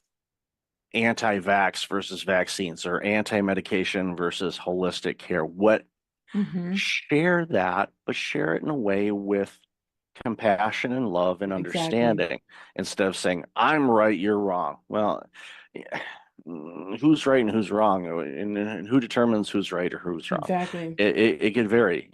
There used to be ads of physicians that were promoting the benefits of smoking. Mm. Yeah, good luck getting that ad out now. It's not going to happen. Right. The things change, information changes. We revolve, or some people say we Mhm. regress too. It's like, Mhm. well, it's this human thing is not easy. We're Yeah. still trying to figure it out. I don't think we ever will, but that's part of the challenge of life. It Exactly. gives us some creativity and opportunity to be fun. But I think it boils down to, and what we've talked about a lot this morning, is just, I think the more you can be you, I think the Mhm. better you're gonna be, because then you don't have to pretend. You Yeah. just you show up every day being you. Yeah. And that goes a long way, and it comes through in your messaging, your branding, everything that you do. Yeah. Yeah. And I think what happens, Michael, to people over time is they kind of lose who they really are, right? It's like we're in different work environments or different relationships. And bef after many years or months, you're kind of going along with whatever the thing is. And you kind of lose track of what really makes you tick and what is really driving you. And I love to just share with people, take some time every now and then, like have a coffee date with yourself and really just kind of set your own GPS and figure out, where do you want to be in 5 years and how are you going to get there? And that's not just like numbers driven goals, but it's really like take a look at the people you're surrounding yourself with, take a look at the environments that you're in. Where do you want to make changes? And I think the more proactive and thoughtful and intentional we could be about the life that we're living, the easier it is for us to build our personal brand, because we're just taking a little time every now and again, reconnect with who we truly are. It's an exercise that I do at least a couple of times a year. Oh, that's great. And it's That's rare, by the way. Yeah, I know. I found that out there. I was like, what do you mean you haven't done that? And it's Mhm. literally and Ram Tran, advisor, leadership individual, served on presidential commissions. I saw him speak at a conference several years ago. Mhm. And it's an exercise that he does. He Really? does it, but he does a deep dive at least twice a year, where his theme of what he does is, first he starts off, he's like, okay, I'm gonna list all the things that I'm doing right Mhm. now, and I'm going to decide what I am no longer going to do. And he just like chops it off. It might be something successful. So Right. we'll be wild here, and we'll say, okay, in December I decide I'm shutting the podcast down. No, I'm Right. not. Mhm. But that would be the extreme of it. But there's some things like, okay, I'm not going to do that anymore. I'm going to focus on this. And a lot of it has to do, and this is something that I know a lot of people have a really hard time with, is that looking within. Mhm. And they start beating themselves up. I should have done that. They start shooting all over Yeah. themselves. Yep. Stop that, people, please. Approach it. And this is something I learned years ago, and I originally did it when I was a kid, and then Mm. you lose it as an adult. But approach things with childlike curiosity, Mhm. and wonder why. What do I want to do? What would I like to do? There's Mhm. something that I've been wanting to do that I've been putting off for a long time. Why don't we let's schedule that? Let's start focusing on that. Is there something I want to do differently? What am I feeling when and this is something, once you get better in tune with yourself, you write down, okay, I'm going to work on this in Q1 of Mhm. 2025. sit with it for a minute. It's like, okay, how am I feeling with Mhm. thinking about that? Do I feel excited? Do I feel, ooh, do I feel, what do you know, Right. What's what do you coming up? feel? Yeah, Hmm. because if you feel, oof, there's a good chance you're going to postpone that or procrastinate or just simply not do it. And then Right. that's when you need to dig in and go, why don't I want to do this? And Hmm. just might not be in alignment. It might be something that, well, I saw this on a social media post or somebody Right. said that I need to do this and Gary V's doing this. Nothing Hmm. against Gary. He's a great dude. He's been very successful. It's like what works for Gary may not work for you. Right. So figure out what works for you. And when you do that and you get more in tune with what works for you and what Hmm. lightens you up and gives you the excitement to come in to work, whether you go somewhere or you walk into a different room in your condo, whatever. Find those things, but check in with yourself and list all the Exactly. things you're going to do. How do they make you feel? And if there's something that's like, dig in deeper and figure out, Hmm. okay, why am I, dealing with that? It could be a past trauma. It could be a variety of different Hmm. things. I don't Hmm. know, but sit with it and figure it out, and then you'll realize, okay, this is a hurdle. And I tell you what, and from personal experience, when you get over those hurdles that Hmm. were a big block for you for a long time, and you get over it, and now you thrive in that arena, I tell you what, it's an amazing feeling, and I Yeah. really encourage people to do that. Yeah, absolutely. I couldn't agree more. And I love that you take the time to do exercises like that. Yeah, it's important. I highly encourage and people can send me a note and ask for, it's not really a framework, but it is kind of a framework. I'm more than happy to share, how I go about it and what I do. And Hmm. I probably should just write an article about that and put a info Totally. sheet on there and say, Yeah. here, you go get it free, give me your email address. I promise I won't spam you. Right. It's like, and there's a link there. It says unsubscribe. If you don't like it, just click that. I do it. I do it all the time. Don't tell people. But anyway, Rachel, I've loved this conversation. I could talk to you for hours on this. So where can people find you and all this amazing work you're doing? Well, the best place is either on our website, which is thebrandid.com. We've got a form on there on the contact page that comes right to me and a couple of my teammates. And I'm also pretty active on Facebook and LinkedIn, just under my first and last name, Rachel Gogos. And we also, back to the soul searching piece, actually, we've got a personal brand guide that outlines our framework for your audience if they want to take a little time with themselves, have a coffee besides your amazing methodology, which I'm sure will be great when you share it. They're welcome to also use this tool. It can also help them professionally in how to position themselves too. Definitely. I'll have a link to that in the show notes. So, Rachel, Perfect. thank you for being you. Thank you for your Thank time you. today. Really appreciate all the stuff you're doing and enjoy the rest of your day. Thank you so much.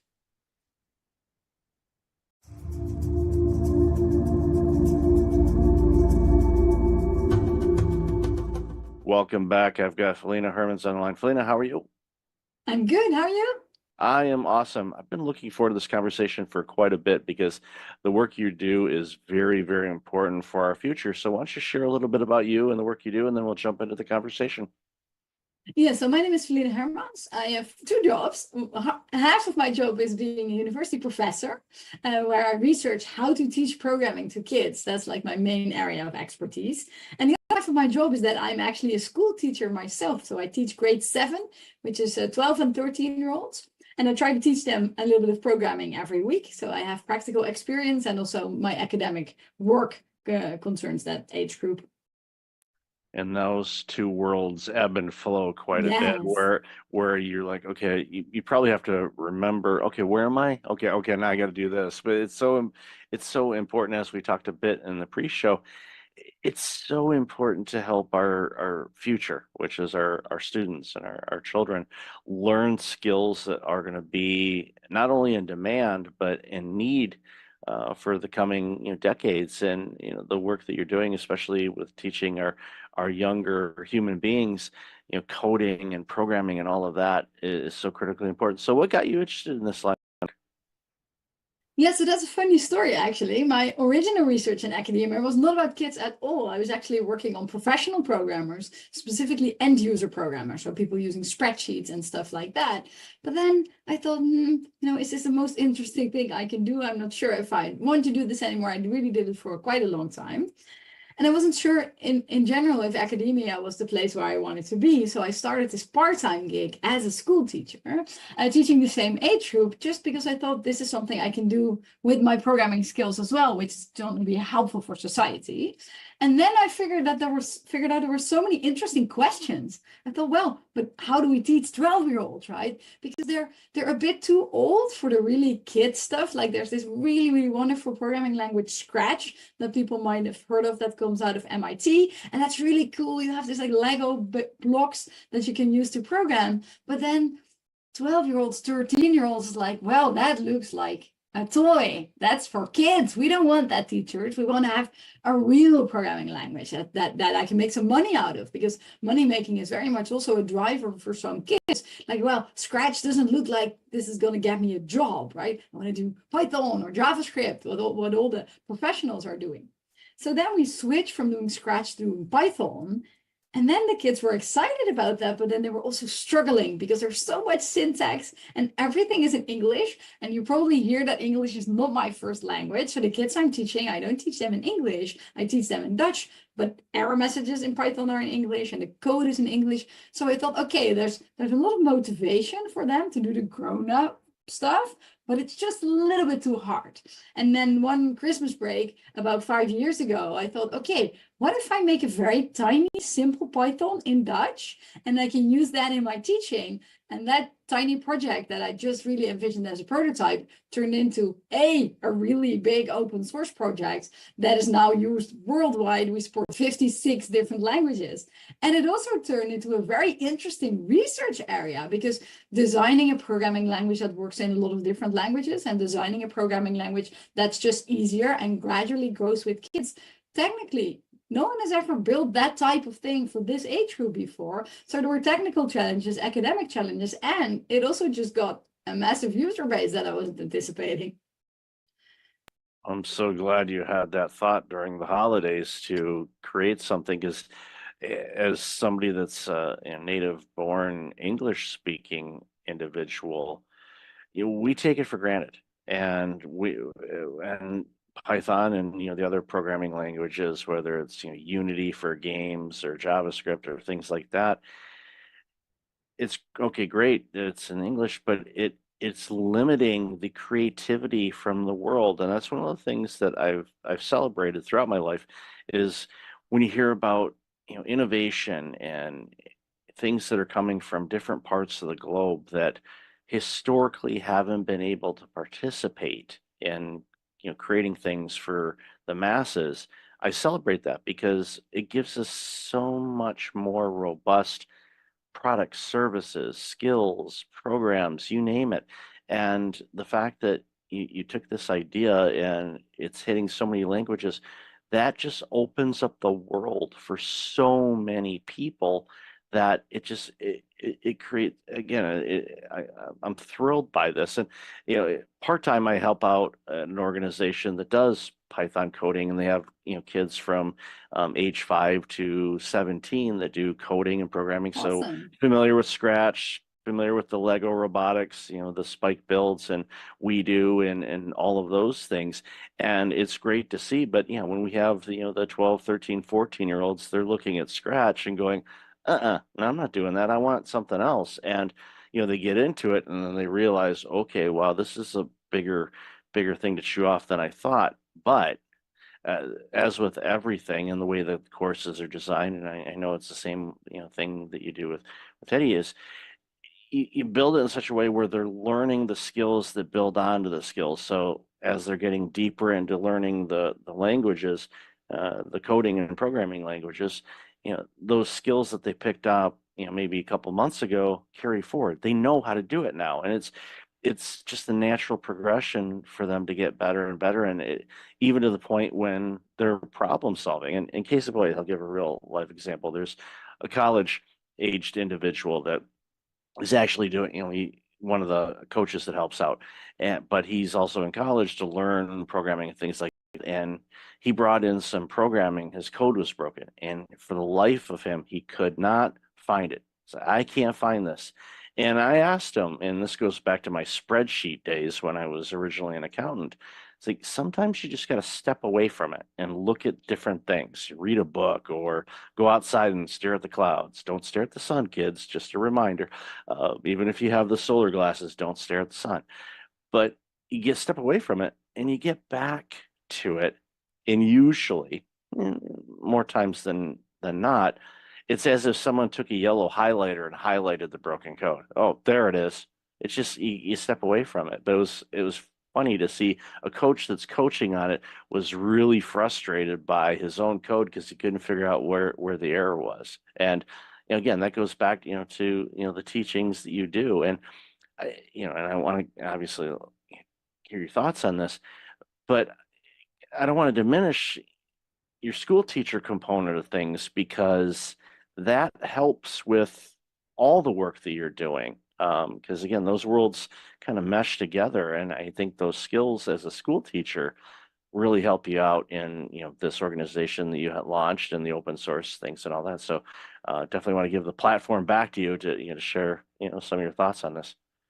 Yeah, absolutely. Because even after all those years, I'm still teaching 7th grade using my own product, right? And there's no better way to improve the thing you're working on is to work with it. So I was just, we have this meeting with other open source contributors every week. And I was just telling them the other day, like, you need to work on this part because I will use it as a teacher. And next week, I have my different cap on and I will say, this is not clear and this is not clear. You have to improve this because as a teacher, these and these and these things are really annoying for me. So it's really very nice to combine using the product with building and designing the product. And it's also, as you were saying, the things that kids are learning are not just about programming. It's also about being like more resilient to stress or frustration or unclarity. They also create these big programs like, teacher, it is broken.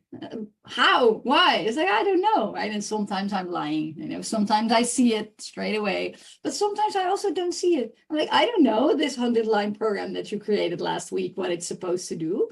I don't know, but here's a debugger, right? So we can step through the program and then it will tell you at least what it's thinking it should be doing. Or here's some techniques, you comment out this code, you look at the values of variables. So we give them these techniques, and these aren't heady techniques. They are programming techniques. And maybe there are even techniques that go a little bit beyond programming. We're like, okay, what is this supposed to do? Why isn't doing that? Just taking a step back and doing some analysis work. And it's really very, very fun and valuable to have kids then come back 10 minutes later say, teacher, I know what's wrong. Like, awesome, right? I didn't do any work. I just told you to use these techniques and then you figured it out. That's very, very cool.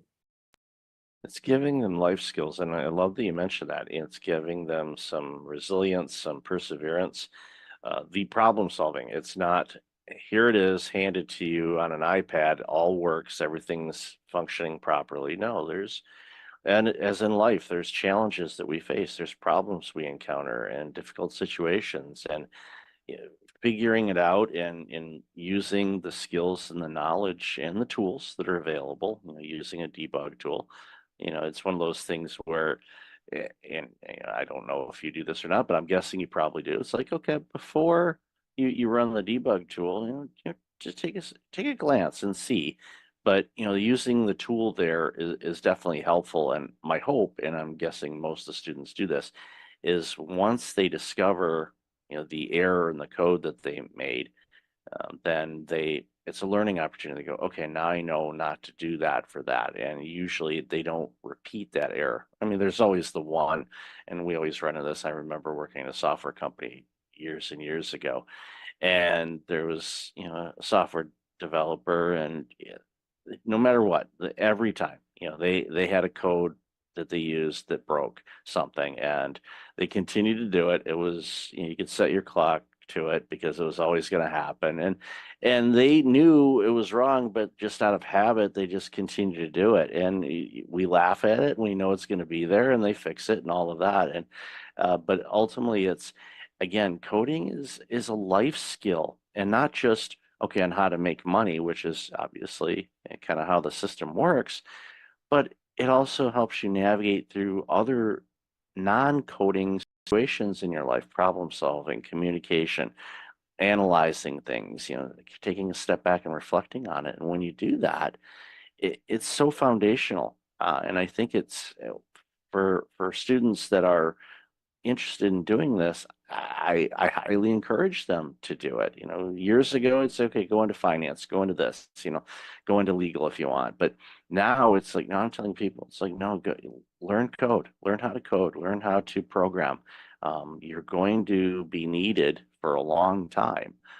Even if we have AI do everything, you still have to have somebody look at the AI or code the AI to be able to do the things. So it's not something that's going away anytime soon.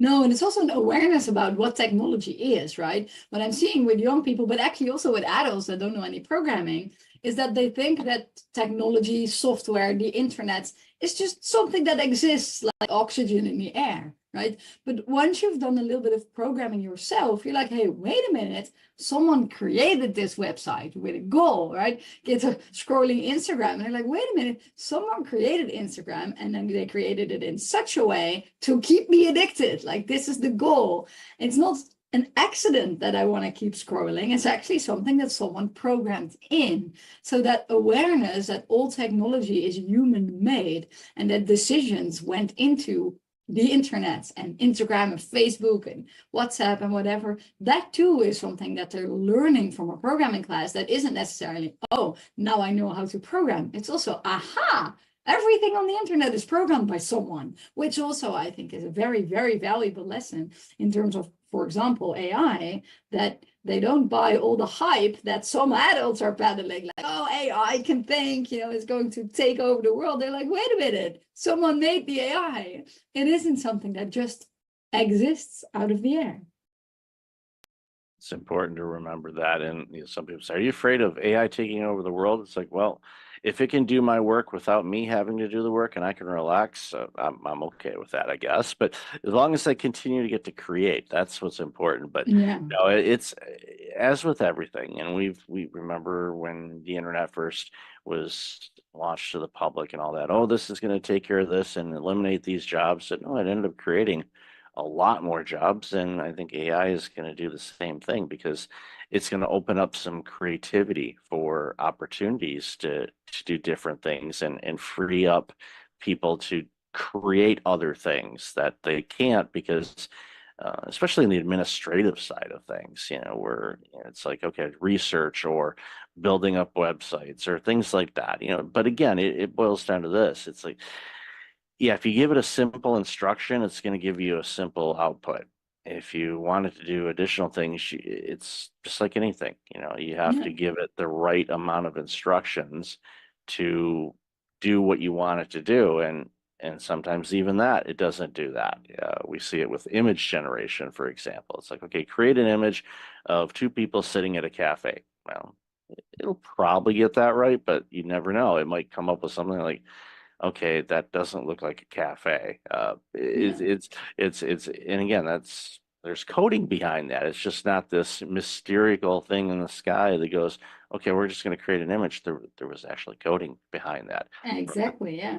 And even if you use an AI for coding, then checking if there's two people in a cafe is relatively easy. But if a lot of code comes out, then you still need some understanding, like what exactly is this doing? Isn't this doing extra things? Sometimes, of course, my students in class think that they can use an AI to generate codes, but then immediately, I catch them because like, why are you defining 3 variables here that you're not even using, right? Oh, well, I didn't notice it was working. It's like, yes, I see it's working somewhat, but you're doing things that don't really make sense if you know enough about coding. So for a very long time going forward, people that are using AI to generate code will still need understanding of code to figure out if it's not making mistakes that are maybe so simple as defining extra variables. But of course, this could also be security vulnerabilities, accidentally leaking information.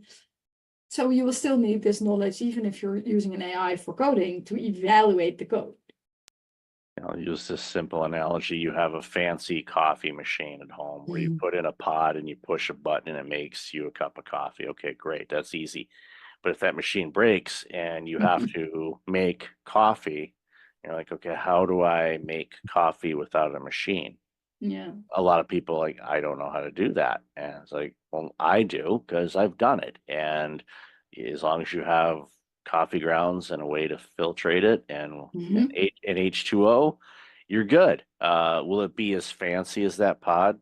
No, but it's still going to be coffee. And it's a simple analogy, but it's Yeah. important for you to understand if you have AI do something, you should be able to do it without AI. And that's what's really Yeah. important for people. I don't want people to forget how to do things, because if things happen, internet goes down or things like that, it floors people, and they're like, "What do I do?" Well, we're both of the age that we remember a time in life where we didn't have a smartphone to look something up, or Yes. Or the maps, internet in or general. yeah, we how do you know how to do this? Like, we learned how to do it before technology made it simpler to do, but I still want to know how to do it in case the internet's out or anything else that happens. Ultimately, that's important. And it goes back to the coding. Yeah, you want to understand it. Yeah, oh, it does this, but why does it do that? Get to really understand the commands and the instructions you give, because then it's a life lesson as well, because things we say or things we write have an impact. It's going to have an output, and people or a system is going to respond to what you put in, whether it's relationships or code. It's so critically important. So again, yeah, I'm hammering this, and I know I'm preaching Mhm. to the choir here, but coding is so critically important for people to learn, because it's going to teach you life skills, not just coding skills. It's going to teach you life skills as well. Yeah, it's going to change you from like a passive consumer of technology. That's really making me so sad with the current generation of kids, is that they have this magical machine like a phone or a tablet or a computer. This, when I was a 12-year-old, I could only dream of such a powerful machine. But then what do they use it for? Watching videos.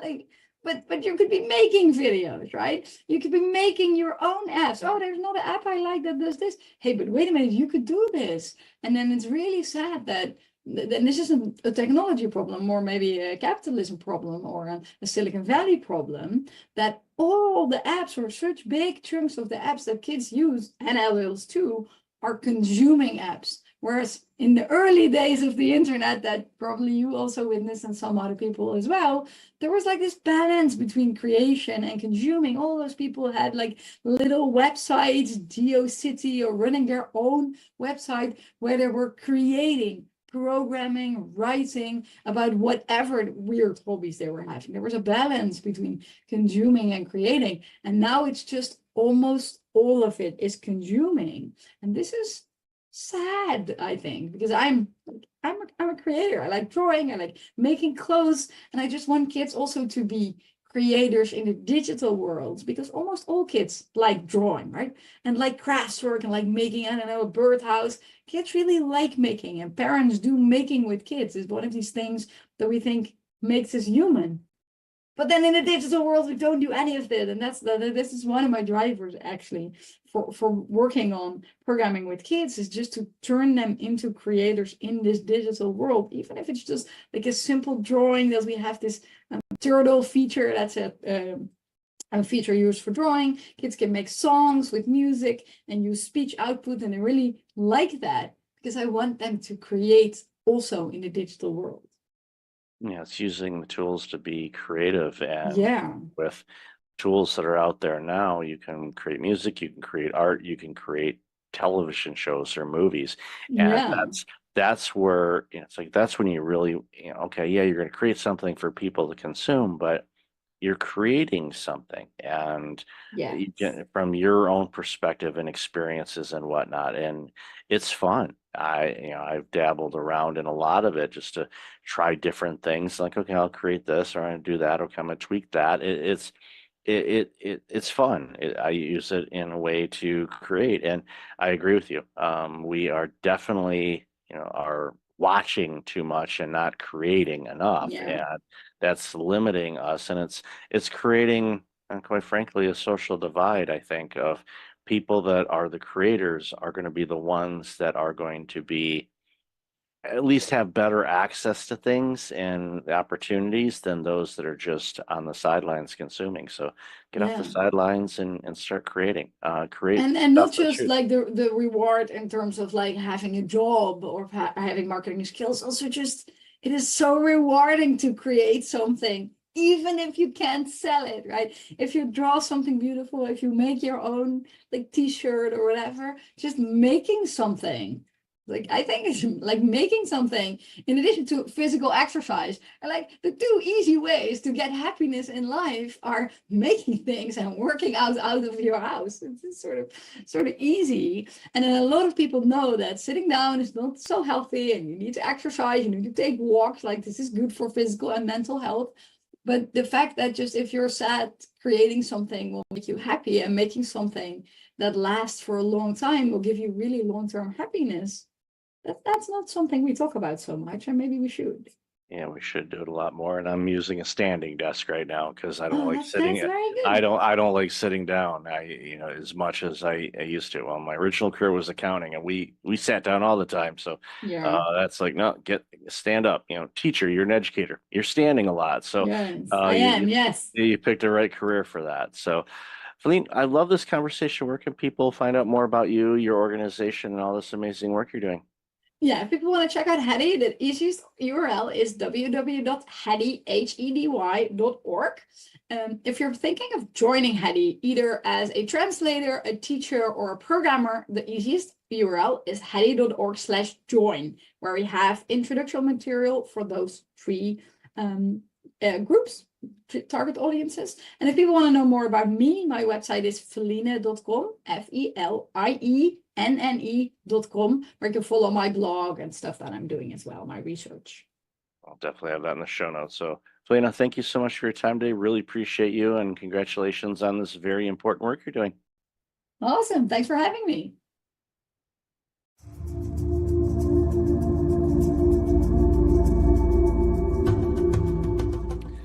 Welcome back. I've got Scott and Tammy on the line. How are you two? Oh, doing great. Nice to be here, Michael. Yeah, pretty fantastic. Thank you. Awesome. Great to have you. Really looking forward to this conversation. So why don't you share a little bit about yourselves and the organization, and then we'll jump into this really important conversation. Scott, do you want to go first? You go first. All right. I'm Tammy Rogers. Age before beauty. Oh, thanks so much. I am the co-founder and co-CEO of a company called Become More Group. And what we really do is we help individuals, teams, and organizations start here and say, where do you want to go? How do you want to get there? And we work with them to kind of step in, become more in any way that really makes sense to them. It's important. Yeah, and I'm Scott Bergmeyer. I'm the other and most important CEO of Become More Group. Smart Alec. That's why it's awesome to go second. Yeah, it's always good to kind of lead into it. Actually, reminds me of something I saw a video the other day, and I forget the comedian's name, and I feel bad that I'm forgetting it, but he was talking about the late Norm Macdonald, and they were together on a show, and Norm was this guy's idol and all that stuff. They got to work together and all of that, and they were both going to be on Larry King Live, and before they went out, the other comedian was going to start first, and then Norm was going to finish up. So Norm's like, it'd be good. It's like, we go, and then you just go out there and you tell me how horrible of a person I am, and I'm the worst comedian ever, and I'm not funny, and just go on. So that's what that comedian did. He went on there and talked to Larry King and talked about, how horrible Norm was and all that stuff. So then Norm comes up secondly, and just him and Larry, and Larry says, well, tell me about this guy. And Norm goes, he's the greatest comedian, one of the greatest comedians and greatest people I've ever worked with. Because Norm told him he was going to be mean back to him, but he completely did the 180 on him, and he did that intentionally. So he's like, okay, I just railed Norm Macdonald, and he just said I'm the greatest ever. And it's like, oh, yeah. So it pays to go second for sure. Your company, Become More, and appropriately named, because one of the things that I want for people is I want them to be the best version of them, whether it's an individual or a company. There's always room for growth and improvement because life always throws us opportunities to become more and be better. And I from a society standpoint, we deserve better companies and better individuals We do. because and we see too often, companies just they don't do that. They kind of limp along or they coast or whatever or whatever type of descriptor you want to use. And it saddens me because we lose out on great stuff because companies are doing that, and there's a myriad of reasons why. So, love to hear your approach on that and how how you reach out to clients and how they find you. And I'm sure it's a combination thereof. But my hunch is if they're reaching out to you, they're either wanting to be better or they're doing it because they realize if they don't, they're going to go by the wayside. So, hand it over to you guys to share what you think about that. Yeah, Michael, I love this because part of what you're talking about is what we would call the status quo. We accept some level, which might be a good level or a mediocre level or a bad level. We accept that and we just kind of ease into it and just allow that to happen.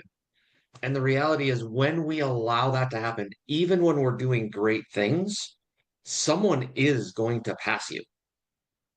And so if you're not always looking at how can we evolve, mature, move forward, at some point, even if you're currently making dust, you will be eating dust at some point.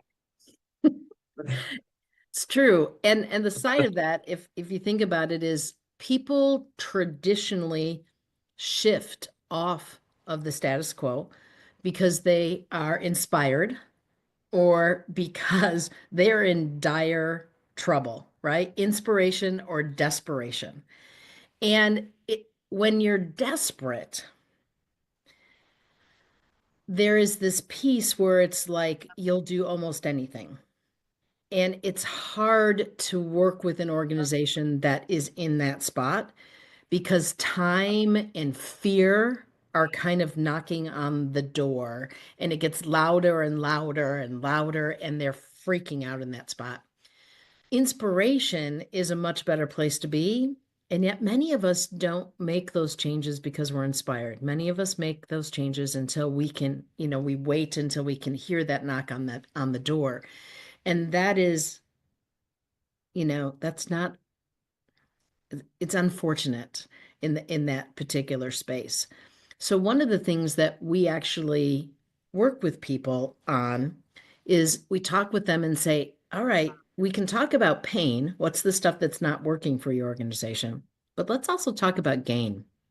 What is it that you want to be? What is that? If you could dream for a little bit, what would that look like? And what would be the things that you would like to see and experience, and the way that you would like to interact with customers, and the way that your staff interacts with one another, and the products that you would want to bring out, or the production, and how would that flow? And when we ask them about dreaming, and sometimes I can't use that word, it depends on the CEO and whether that word is comfortable for them or not. But when they can like vision out or dream into that future, that's a way that we get people to be inspired instead of waiting for that time period where something's knocking on the door and they have to do something. When the water's coming in, a lot of times, like, so, what do you think about this? All they're thinking about is that water, and they're not going to have the clarity to be able to dream or imagine a different future because all they see is the water rising, and they're like, okay, this is problematic. It's like, so you end up becoming a disaster recovery type of place, like those companies that come in after floods or fires and do a restoration, get you back to the state, and then it's like, okay, and I see this all the time. They're like, okay, you're recovered, and they're like, okay, we're good. No, you're not. You're back to where you were before that happened, and unless you do something, that's going to happen again. It's like if you have a foundation, your house that always leaks, and the rainstorms come in during rainy season and floods your basement out, and you dry it all up. It's like, okay, we're all good. No, you're not. You just cleaned up. It's the situation is still there. You're going to have to do the foundation work on that. And too often, like, nah, I'll deal with it later. And then later shows up, and well, guess what? They're grabbing the mop buckets again. And I see that time and time again because we're creatures of habit, and status quo, or comfort avenue, as I like to call it, is a very, very dangerous place to hang out in. You can visit it, maybe stop by, grab a cup of coffee, but don't camp out there because it'll pass you by. And, a stat that I'm sure you've heard of, and, I share from time to time too, is, from the year 2000, 52% of the Fortune 500 companies in the year 2000 are gone or were Right. acquired. So Yep. 500 of the most biggest companies on the planet, from a public traded standpoint anyway, are gone. So, and what happened to those? You could look at them and you could pretty much say, yep, they went this way because of this or this or this or this. But I would all but guarantee that every one of them was in status quo mode or was not as good as they could have been, and they could have prevented that. And I just think about, the impact of organization of those sizes leaving town or closing up shop or whatnot. But that could be small businesses too. Small business that has 40 employees, they close down in a local community. What does that do to the community? All of a sudden, those are 40 families that aren't going to your restaurants or buying from your local shops or things like that. And it just has a huge ripple effect.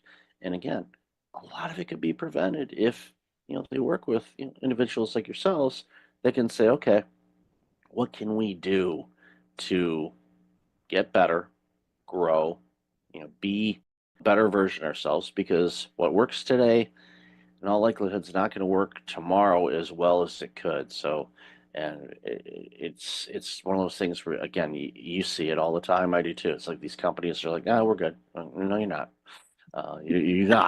You're not. I'm sorry. I'm not. One of my favorite quotes is from the late Chuck Daly, former coach of the Detroit Pistons, Team USA, that won the gold medal way back when. And this was after the Pistons. I forget who they beat, but they beat them one game like 30 something points. It was an absolute blowout. And at the post game, Chuck's just mouthing off on all the missed plays the Pistons had and how they screwed this up and that up. And the reporter finally said, Chuck, you guys won by 30. You were up like 45 at one point.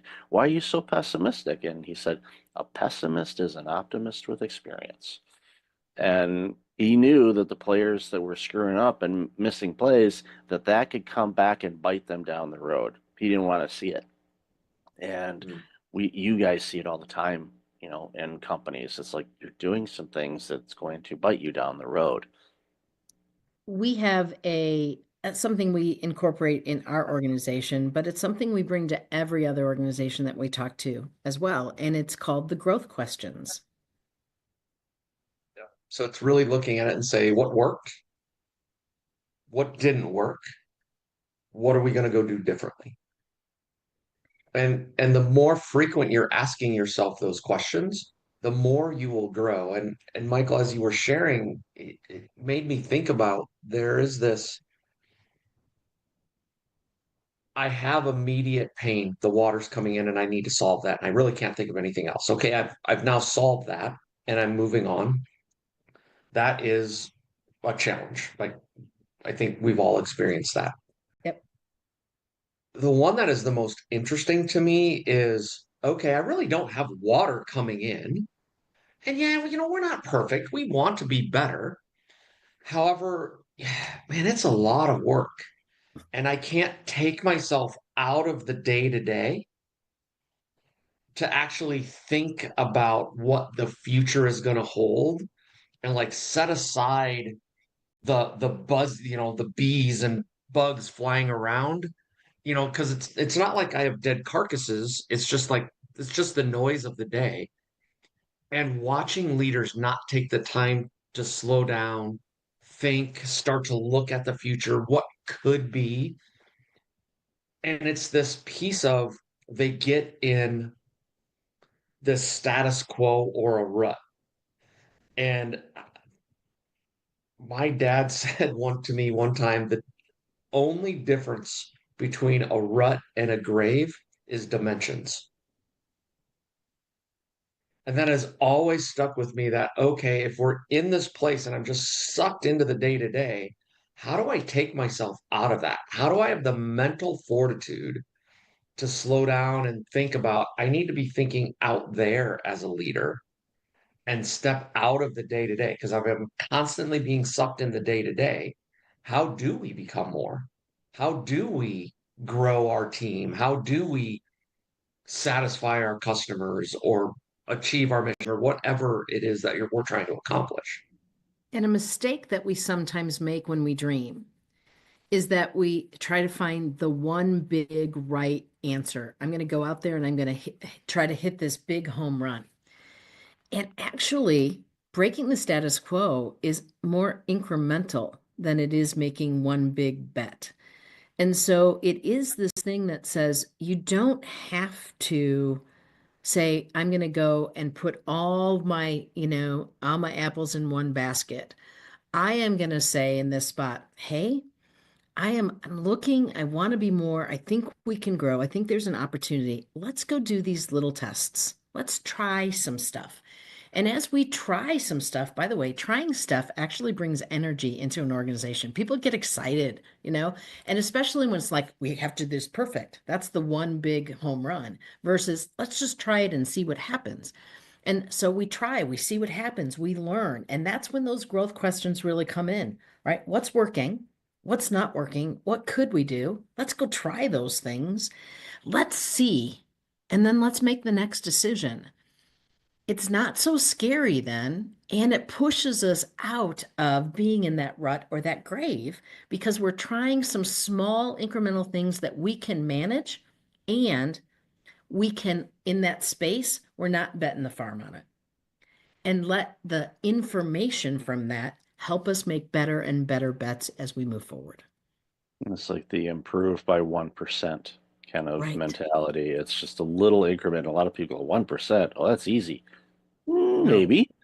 No. Maybe it's not. But we don't tell them that because we want them at least to try. It's Because true. otherwise, like, oh, 1%. I don't know. But it's the little stuff, and you stop and you pause and reflect, and it's where meditation in a way. The pause and reflect is meditation. A lot of leaders say, "Well, I can't meditate." I said, "Well, do you ever reflect on things and think about how a project went or some ideas of what you want to do in Q3 or Q4?" "Oh yeah, all the time." "I hate to spoil it to you, but you're meditating," and it scares them because they're figuring some yogi is going to come and hit them over the back of the head, But it's like, no, that's not going to happen. Well, I can't promise that. Likelihood is not going to happen, but depending on where you happen to be, anything's possible in this world.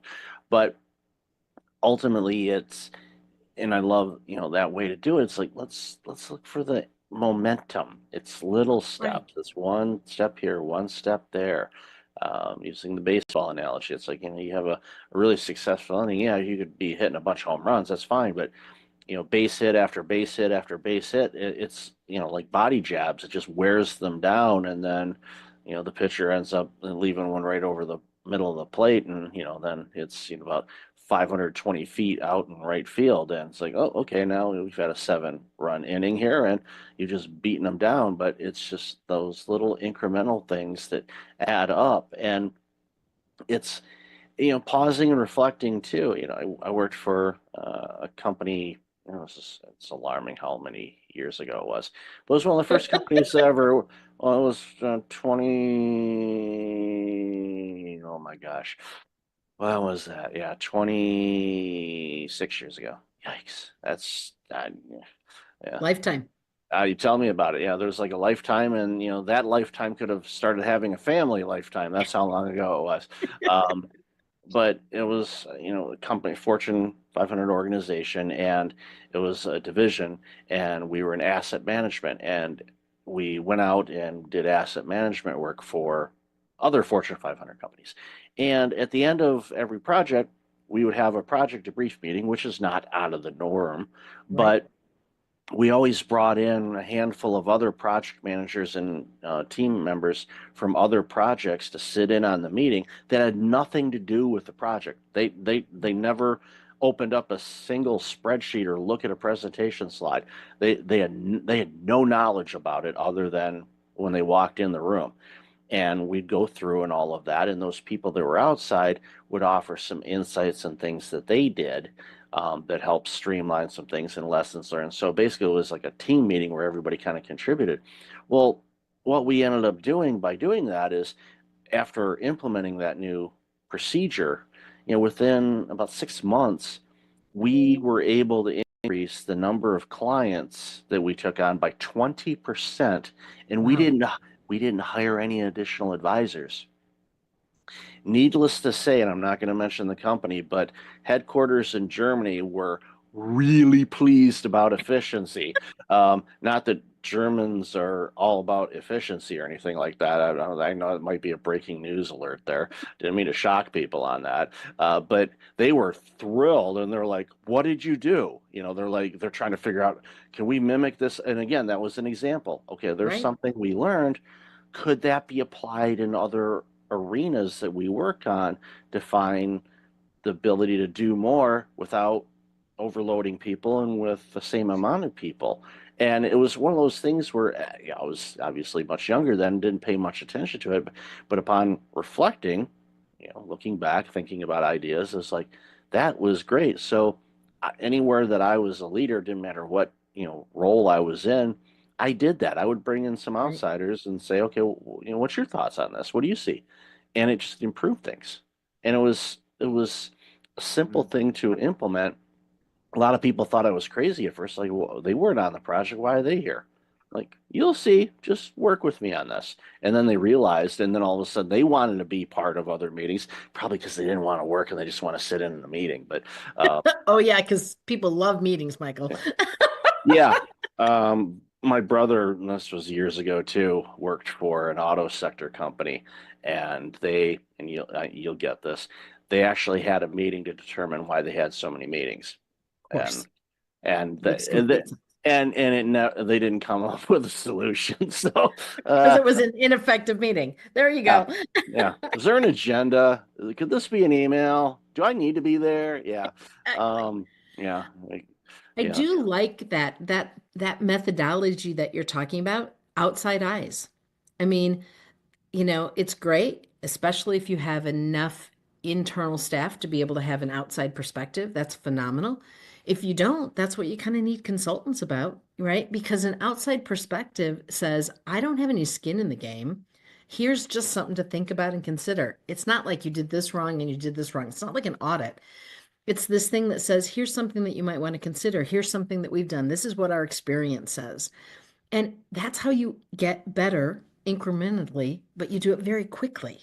And so that's what's really interesting about that. That is growth, very specific, a growth plan to help us see what we can do differently and not just get stuck in, well, this is the way we do it. Well, it worked last time, we'll do it this time. And having the outside in, whether that's a consultant or whether that's someone from the next department over, Right. ideally, like, they have the ability to ask the quote dumb questions that we just make the assumptions on. We assume we do it this way because it's the best way, but having someone say, well, why?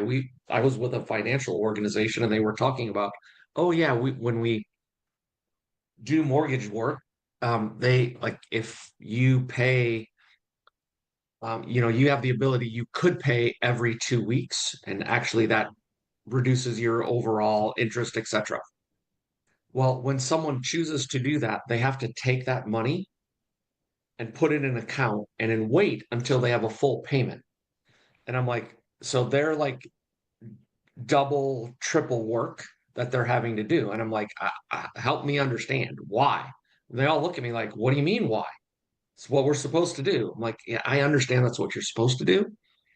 Help me understand. You have made the decision to do that, or there's a legal, regulatory reason to do that.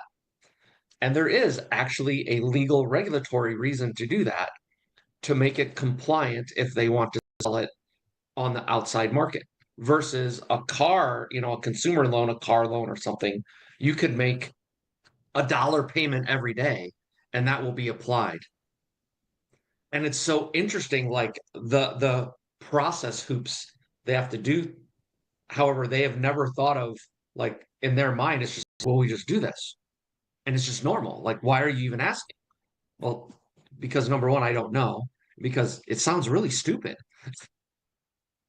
And Michael, you don't know about us, but we have an acronym that we use. It's SLL, stay stupid. Sorry, I did that totally wrong. It's SSL, stay stupid longer. And that place where you stay stupid longer and keep asking questions, seeking to understand, helps us to actually innovate. It helps us to make those incremental changes. It helps us be better. And that's one of the great skill sets of being a leader, not just a consultant. When you have staff, right? Don't give them the answer. Stay stupid longer and help them figure it out. It's kind of cool.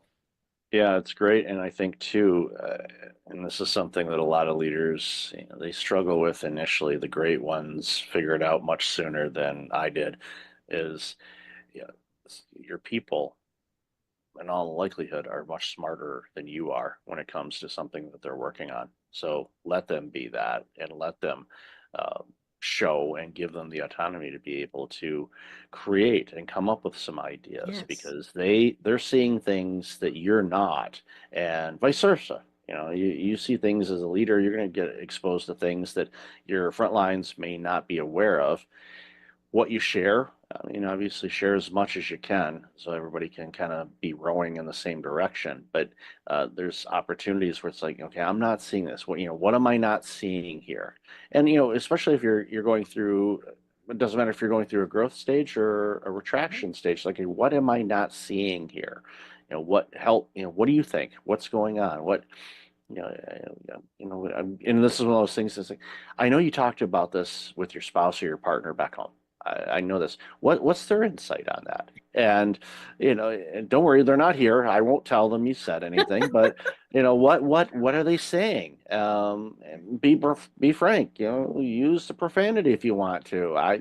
I'm from Detroit. We've heard bad words before. Don't worry about it. So what do you need? And it again, it's more perspectives can, sometimes it can open up that particular sliver of an idea that can spawn off into something absolutely amazing, or turn the tide to make things even better for everybody involved. So before we wrap up, a question that came to mind while we were talking is, here we are in Q1 of 2025, and in the last few years, I'm sure have been, what's the word, interesting, I guess, for your clients, and because it's been interesting for all of us. But what are some things that you're seeing that customers or your clients are doing, whether it's something they're struggling with or something that they're looking to do? I'm just curious on that, because I want my audience to kind of hear some things and maybe shed some light and give them some ideas on some things that they're working on. So I'd love to hear your thoughts on that. Yeah, I think we're seeing, if I think of a couple themes that are common, one is they're really looking at their organization and saying, are we designed correctly to achieve what we need to achieve? And that could be anything from reporting structure to our processes, like our processes clear and well defined, so we know where are we getting the most value, for our customers and for the organization. I think that's one. I'm still seeing many leaders say, how do I grow the next set of leaders, the next set of folks that we need to lead?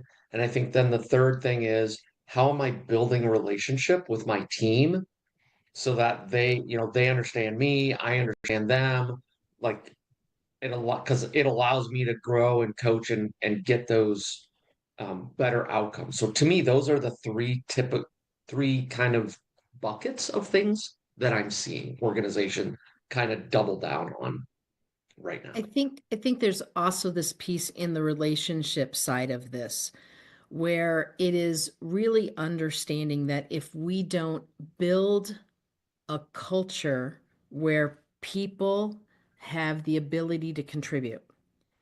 We are not getting the best and the brightest to work for us. Once we have someone working for us, they're not giving what they are capable of giving. And when they actually, quietly quit is the kind of the term that people have been talking about for years. We're paying them, but they don't even feel satisfied, right? And in that spot, if they're not satisfied and bringing their best and like being excited about how they can contribute, then that organization doesn't grow. So this thing about relationship and culture and getting out of the way of our folks so that they can be brilliant instead of me taking all of that on and being egotistical as that leader, that piece, we're having a lot of those conversations as well. And that really does fit with that leadership piece, and it does fit with that growing piece. I think we kind of felt like we had to stick with the status quo with the last few years and the things that have happened. And what we're finding is that that's not satisfying and it's not healthy. And so those are the areas that we're seeing people really talk about to get themselves out of it. It gives me a lot of hope that those are the things that people are seeking guidance on, because it shows it at minimum an openness Right. to maybe be a little bit more vulnerable and learn a little bit more about the emotional side of things of work, and creating opportunities for people to be their best and be Right. creative. And we know there's multiple generations that are in the workforce now, and Gen Alpha is well on its way next. So you've got the baby boomers who are going to be here for the next 300 years. That's a joke. I'm Gen X, so that's a joke. I'm a boomer. I'm gonna be here Yeah, forever. you guys will not let go. Let go. No, I'm I'm kidding. sorry. I'm kidding. No, We'll let go when you all figure it out. Oh, in your face, Well, Michael. well played. Well played. Because we won't. No, I think, a completely different tangent. I think a big, obviously there's, a variety of different reasons why, but I think from I baby boomers actually enjoy work. It's sickening, and it's true. I am a perfect example of that, Michael. They- Sorry. It's in many cases, you're an artist, but your paintbrush is not necessarily a paintbrush. You're an Right. artist, and I see that with every generation. Every generation is creative in their own way, and ideally is, and if Jonathan Shepard's listening to this, so shout out to him, because he does a lot of legal work and works with different generations on different things. It's when you take all of those skills and you put it together and you let it mesh and form into this ecosystem, that's when you see some absolutely superb organizations. And I know It's a that's beautiful thing. it's literally you take it back and go, you want to, in a way you want to bottle it up, you want to go, and say, oh well, how does this work? It's like, because it works.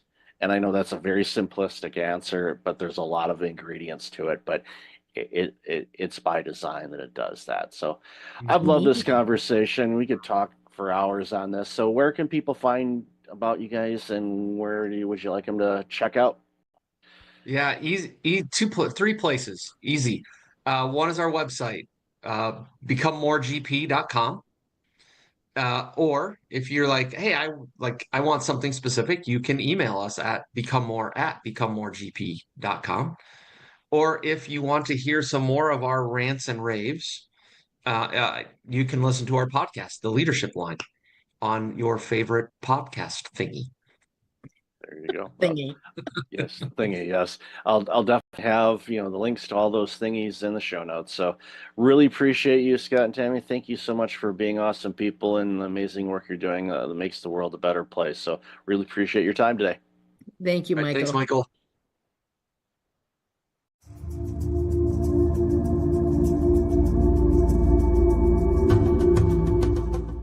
Welcome back. I've got Jonathan Shepard on the line. John, how are you? How are you? How's it going, Michael? I am awesome. Really looking forward to this conversation because, as we talked about a bit in the pre-show and our conversation we had earlier, this is some important work that you're doing, and it's bringing awareness to an issue that I think every organization is facing. So, why don't you share a little bit about you, and then we'll jump into this important conversation.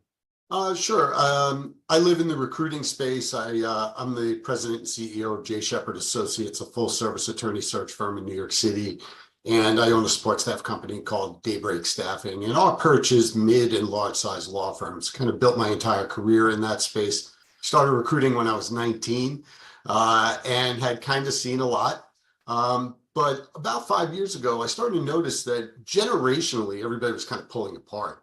And I've always recruited from the space of like, get the biggest, best group of people together. And what I kind of stumbled on was this conversation about the generationality of work. 4 generations working together for the first time in American business. And everybody has a different need set, as I refer to it. And everybody is generationally judgmental. You know, I joke with candidates like this pops up on screen and the cartoon bubble pops up and says old guy. But then you get to talking to me and you realize I have this generational lens to what I do. And you're like, where'd you come from? People your age don't talk like you. And I found it to be really, really interesting. So I started weaving it into my recruiting. And the more I did, I found that there was an appetite for it. I found that it was a message that was resonating. I contend if you have boomers with vision, Gen Xers with ability, or high revenue producing people, 42 to 58.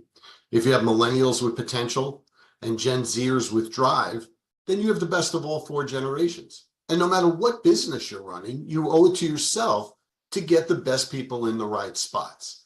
So it's been a really interesting ride. And I'm having conversations with people closer to my age, right down to people just coming out of law school.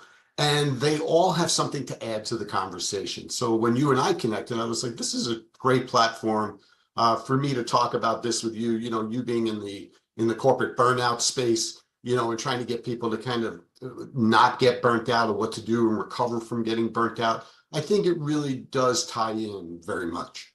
Oh, I agree. And as we discussed before, you work in the law space, but this is applicable in every industry, and everyone having a voice and input based on their observations, because they're going to see things differently than other people. And it reminds me of a conversation I had several years ago with Maestro Roger Nierenberg, you know, who, you know, is conductor, conducted in New York and Philly and other places. And he's a leadership consultant now. And one of the things he does is he goes to organizations and he brings a small orchestra with him. And what he does is he sets up an orchestra pit wherever they happen to be. And then, of course, he goes up on the podium and they first start to practice, and they kind of sound like a second grade band at the beginning, you know, no rhythm whatsoever. And then they start harmonizing and everything sounds amazing. And they have the employees of the organization in management sitting in with the pit. So they're hearing that music. And then what he does is he brings up people either one by one or in small groups up to his podium, and he has the musicians play the same notes, the same music again. And everyone is absolutely blown away on how completely different it sounds from that vantage point. And he said, that's the thing. From my vantage point as a leader, or my vantage point as a baby boomer, or I'm a Gen X, or a millennial, or a Gen Z, or Gen Alpha is coming, we all see things differently. And the thing is to focus on that. What are you seeing from your perspective is an opportunity to see things in a different light, or maybe a different way, that could be completely a game changer for your organization as far as teamwork, interaction, your deliverables, you name it. Yeah, 100%. You know, you use the analogy of an orchestra. You know, the piece of music the orchestra is playing is the end game. It's finite. How you get to playing that music is infinite.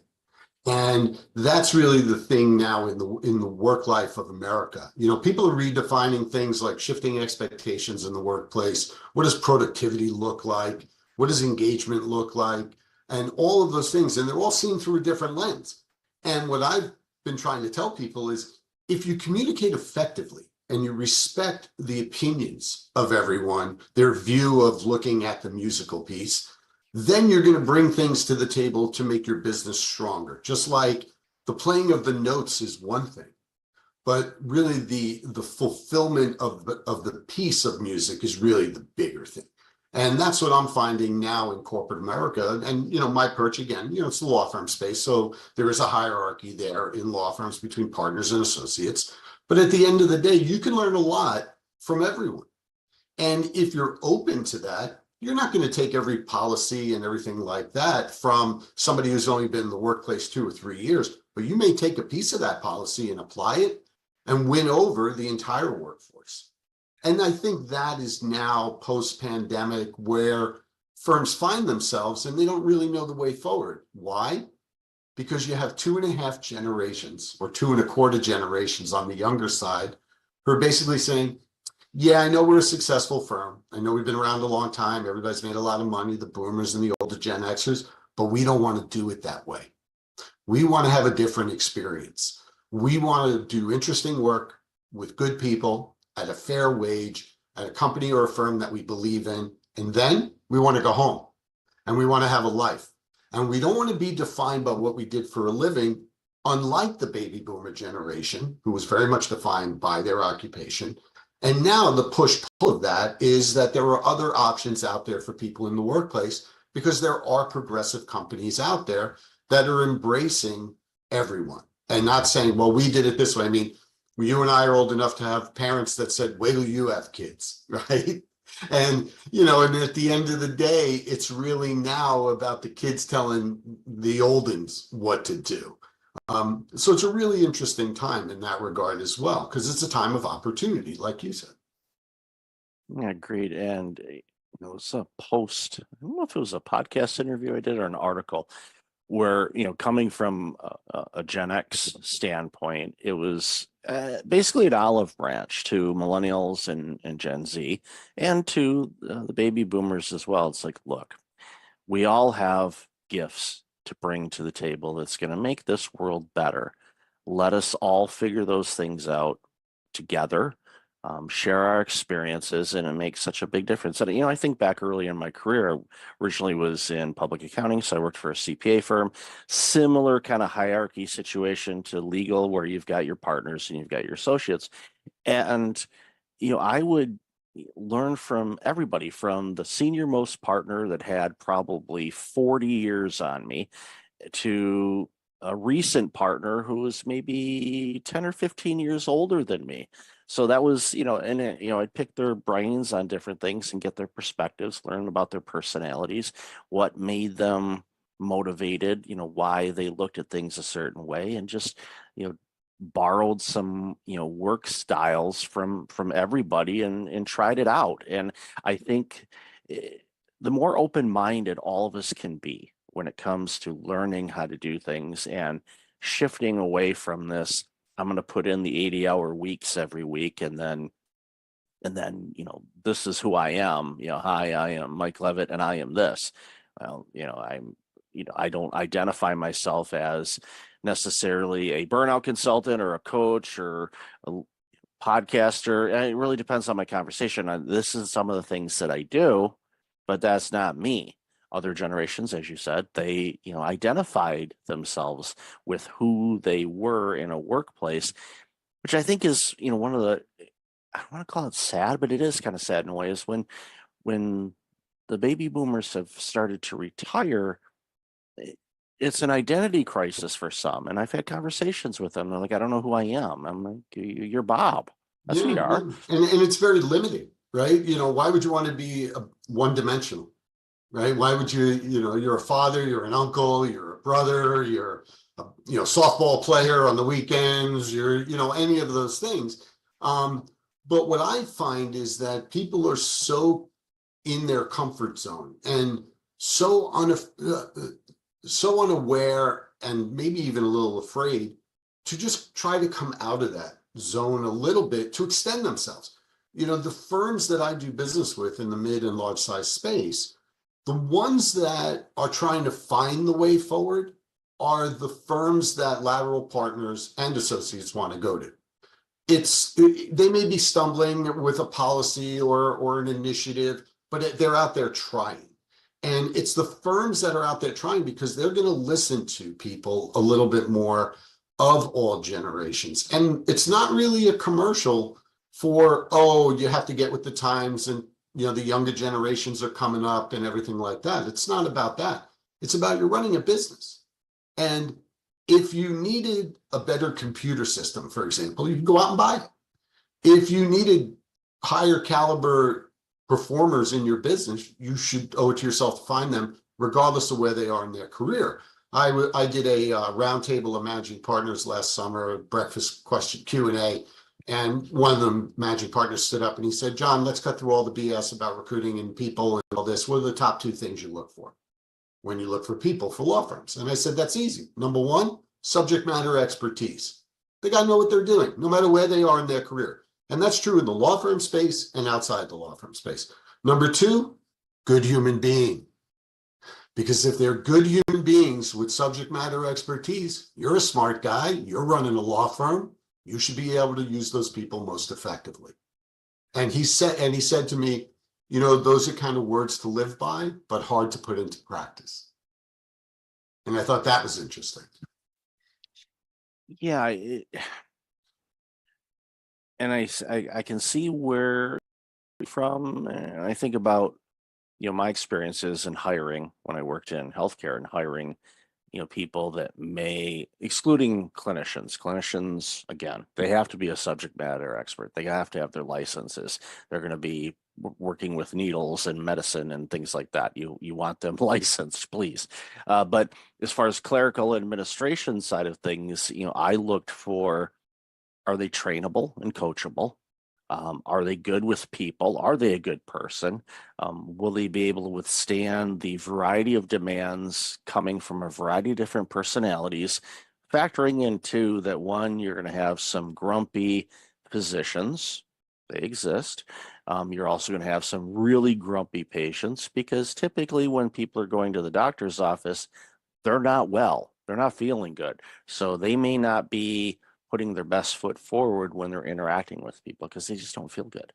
Yeah. So you have to be able to navigate through all of that, do your best not to take it personally, understand the big picture of all of it, and give the best customer service, quite frankly, as you can to all the stakeholders involved.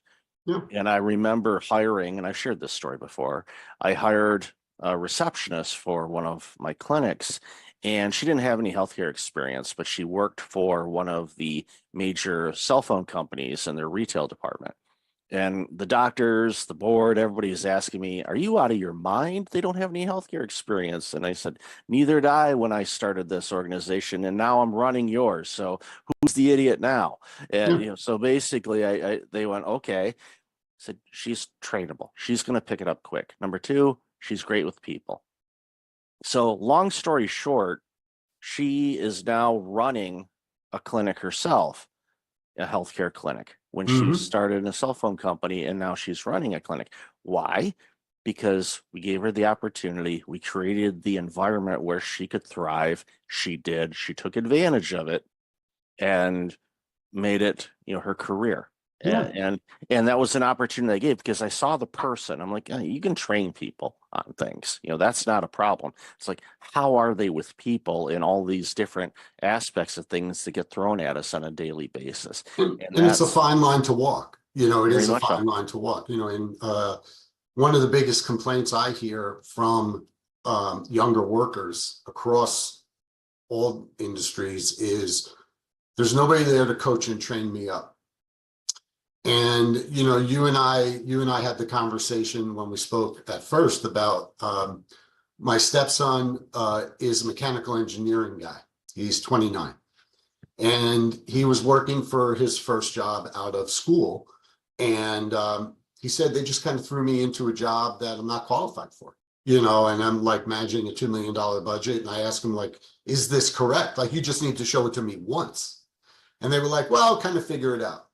And I told them, I hear the same complaints from young attorneys whose law firms want them to come sit in the office 5 days a week, but the partners that they're reporting to aren't there. And more, as we've bled from the millennial generation to the Gen Z generation, younger people want to be in the office with mentors, with trainers, so they can have the opportunity that receptionist had, right? Maybe they're not all the way there in their education and experience so far, but if you can start with that and then get them to where you need them to be, then you're ahead of the game. Now, people that are clinicians or technicians, it's a different story. Just like in certain law firms, it's practice area expertise.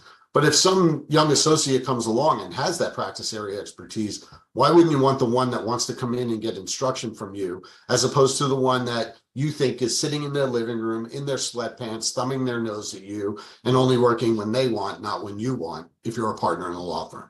The reality is that if you embrace that younger employee that wants to come in and get there yourself, you'll be able to have a better team over time. And that's some of the conversation that I'm having with my law firm clients now.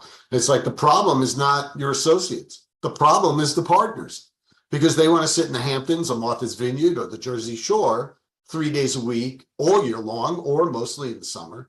And they're like, well, I get everything done. Well, you need to come in and recommit to the firm that you're going to bring the next generation of attorneys along, just like you were brought along at one point in time.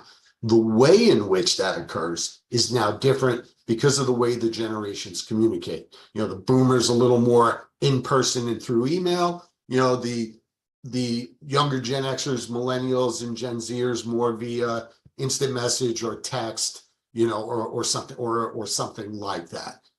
If you're a boomer, you just have to make the effort with the Gen Xer or the millennial or the Gen Zer to communicate the way they want, and then they'll eventually come to you too. It's not you acquiescing everything to train up good people. But if you train up good people, you'll get a better team together and you run a better business, you'll be more successful, and guess what? You'll make more money. Yeah, and it's just utilizing all the tools at the time that makes sense for everybody involved. Because sometimes a quick text message works. Sometimes it's okay, let's jump on a quick Teams or Zoom call. That's great. Sometimes it's like, why don't we carve out some time and we'll spend an hour in the office and we're going to go over this. And you're not distracted by anything else because you're in a room, doors closed, you're flushing it all out and all of that, and you get to have the human interaction and read body language and all of that. There's all these things that are available, and we should utilize all of them. And that goes to all generations. Doesn't matter. And every business. It's in every business. There's no substitute for, hey kid, come sit in my office with me, listen in on this call, and then we'll talk about it. Mm-hmm. Yeah, there's no substitute for that FaceTime. Now we live in a work time where that specific type of event is less frequent and shorter in duration. But that doesn't mean it shouldn't be part of it. And that's what the workforce is having issue with at the moment. I hear the same complaints from my mechanical engineering stepson as I do from young attorneys, as I do from young people in trades who are doing things like, electrician work or carpentry. It is a universal issue cutting across 4 generations. And those people, I was preparing some notes, for this podcast. And, one of the things I made a note here is navigating the landscape, right? Everybody's like, how do I do it? Well, you have to read and you have to get good at reading the 3 generations that you're not a part of. Because then if you extend yourself into those generations, you'll get better feedback, more open communication. And I use the example I heard the phrase boots the house down. And it's very much a phrase that came out of the LGBTQ community and the drag community. And it meant when a drag performer had a great performance that they brought the house down, boots the house down. I threw it at my daughter-in-law, who's 28, very much the Instagram generation. And she looked at me wide-eyed and said, how do you know that phrase? And they said, because I can read. I was online, I was reading an article and stuff like that. And she said to me, slay. So I ended up, and like we all know what that means, right? You killed it. So I ended up doing a video on Instagram and LinkedIn about those 2 phrases and how the thought hit me of, if you're a lateral partner in a law firm and you're mid-career or beyond, and sometimes you can connect with a younger associate just through the use of a silly phrase or an exchange about current events or something like that to just break down that wall. That's all you're looking to do. And it's amazing to me that more people don't think that way. But I think that those who do are going to be lined up for the biggest success going forward. Yeah, it humanizes people and Right. it breaks down those silos. And, for those that are a little reluctant to do it, you kind of have to ask yourself, okay, why is my ego fighting this? What's bringing this about? Because if I want to make a comment about Taylor Swift's new album, okay, you read up a little bit. It's not like the information isn't available, but again, it's in the context of the work you're doing. It adds that human element to it, and they go, oh, wait a minute, old man Bob isn't as non-hip as we thought. He's like, wow, he's slaying it today, and it just on a call or something like that, and you're just like, oh, okay. Yeah, and I think back even in the early days of my career when I talked about earlier about just kind of observing people and the way they approach things, and it made such a huge difference in my life both ways. Because there were people obviously younger than me that were working that I was observing and going, okay, what's motivating you? And especially when I hired people after they'd been there a while, I'll ask them, and sometimes they had to check because I tend to be sarcastic sometimes. I say, why do you work here? And I had to frame it and use a tone that it sounded like I was curious and not Mhm. being sarcastic. And why, you have so many options, why do you choose to work here? What about this place? And often, they would blow sunshine up my backside and tell me it was me and all that, which was nice to hear, but I knew there was other elements too. But for me, it was like, okay, I'm creating an environment where people want to be here and they can thrive and shine and do things and interact with each other and grow. And when you have 100%. that, you navigate through all these stressors, you navigate through all the ups and downs, you navigate through pandemics, you navigate through all the challenges that the world throws at us because you've got each other's backs. Yeah, And and it you're makes in a the big right kind difference. of environment. I started my businesses in 2000 and people were like, oh, you can do so well and blah, blah, blah. And I was like, I'm not really driven by money. I said, I'm driven by experience. I'm driven by controlling my own destiny. I created a workplace that I wanted to be in. And then I tried to fill it with people that thought like I did in that regard, where people are treated with courtesy and respect. Different opinions are encouraged and not thrown to the wayside. They're discussed. And I've told many an employee of all ages about why something was a great idea or something was not a great idea. And the fact that we addressed it is what they appreciated. You create that kind of environment. And now I tell my candidates, and it doesn't matter if it's a lateral partner with a multi-million-dollar book of business or down through the ranks, we now live in a time where you get to decide a little bit, more so than the market. If you have a book of business and you're a lateral partner and you're mid-career and you're missing your kids growing up and you want to change that, you can make a move. If you're a younger associate who's not getting the kind of training and mentoring you want, you can make a move. You owe to yourself, and you talk about including people in the workplace and like, why do you like working here? And questions like that. It's really about giving people a stake in things. It's giving them a say. I was sharing a success story of a law firm that I work with who created a spot on the management committee to give associates and what they call income partners a voice on the management committee. And it's not really done all that much. And the people appreciated it. And it's made the people at the firm grow closer. It's about the culture. I saw an interview with something called the Real Race Project, and part of the exercise was, define yourself in 6 words. You should always be able to define yourself in 6 words instead of 6 degrees of separation.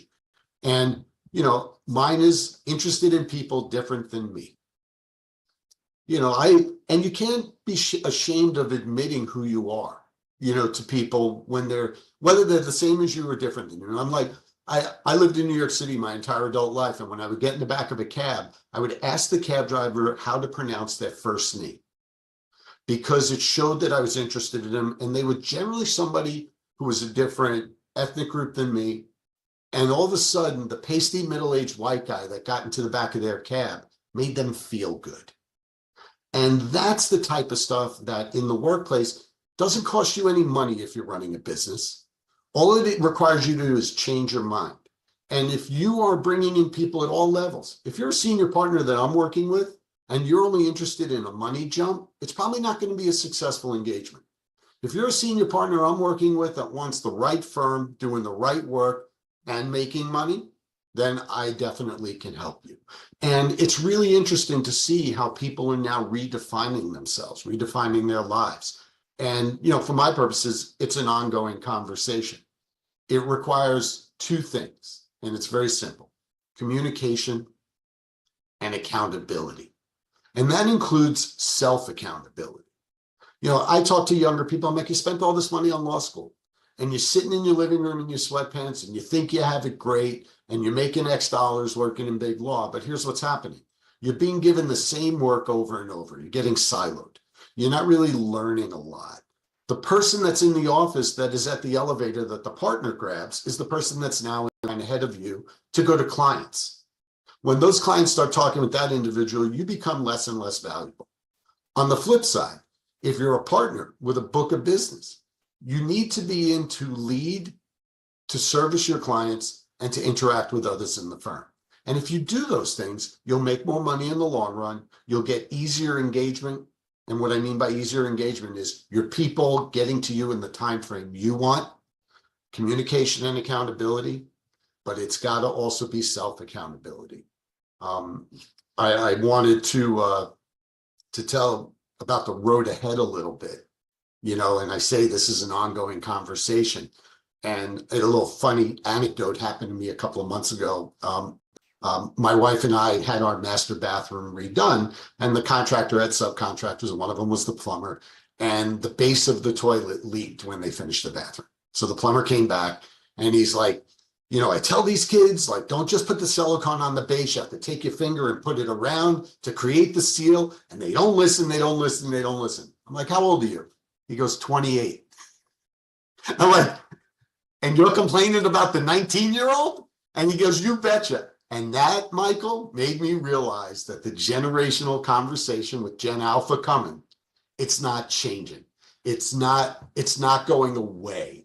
And the people that can navigate the conversation the best to run businesses, because that's what everybody's trying to do, are going to be the most profitable in the long run, are going to feel better in the long run about the businesses they've created, and their people are going to end up staying with them because they feel like they're a part of something.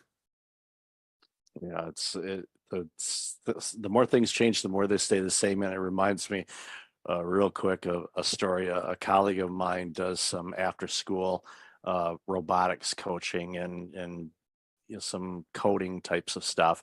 And, you know, some of their students are, you know, either from first grade all the way up to 12th grade. And this little first grader, he was working with them on coding and designing a little, you know, computerized game kind of thing. And at the end of it, this little kid, you know, was leaving, and the coach was working with another student. So this 5-year-old pats the coach on the back a couple of times, says, "Good job today." And he leaves, and he's laughing about it because here's this little 5-year-old that just gave me this attaboy type of thing. He's like, he's 5, you know, how in the world is he doing that? It's like, yeah, he might be 5, but he's, you know, in his late 50s in real life or something. I'm not sure which. Make that kid the CEO. You got it. I looked, yeah, I heard that story. I said, okay. I said, all right, That's great. keep an eye on that one, because they're going to do amazing things in this world. And that's what it's all about, whether it's a law firm, accounting firm, education, whatever. Create that environment where everybody can thrive in the way that they define thriving, to serve your clientele, your customers, whomever. And it's when the magic happens. You light up. You're like, it's Sunday and you're dying to get in the office because you want to see that, you know, partner or that associate that you're mentoring because they crushed it last week, and you want to congratulate them in person for really stepping up, because people want to learn. Yeah. most people are coachable, and the self accountability. I'm glad you mentioned that. I think that's something that I see as absent, but there's reasons why it's absent. The more accountable you are to yourself and what's your role in this game, the better you're going to be short term and long term. Yeah, I agree with you 100%. That's a whole nother podcast, that the accountability and self-accountability thing. And, we talk about it through the lens, of the generations. We talk about it running better businesses and everything like that. But these are human skills. These are skills that help you in every walk of life, and I think that's the thing that's lost on a lot of people. You say, you crushed it last week, you're fired up to go into the office on Monday, but we also live in the real world that you're not going to feel that way all the time. Right. And a lot of people talk to people like us and they're like, oh, it's easy to be gung ho and rah, rah, and all that. That's not what this is about. What this is about is positioning yourself. And if you're running a business, positioning your business the best way possible, but being realistic about it. And wouldn't you rather go to work fired up more times than not? I mean, I would settle for that if I were in the corporate space.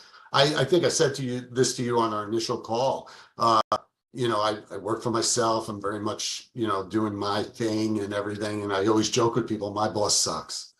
He just makes me work when other people don't, but he also does approve my expenses, and he does let me go do some fun things. But what he does is he lets me be me.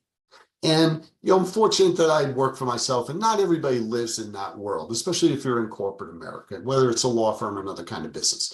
We get that. But you could set yourself up to be as close to what you want. And that is occurring for the first time in 2 generations. It really is. People in the 50s really had the kind of opportunity that the generations coming up have now.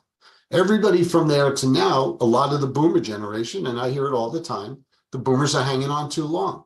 But the boomers who consider themselves, as I consider myself, and I'm sure even though you're a little younger than me, you consider yourself this kind of person, is we're empowerers. We want to tell people, listen, you bring a lot to the table. And I do it with people that are way older than me down to way younger than me. And, I've had more than one candidate at each end of the age range say, boy, you get me.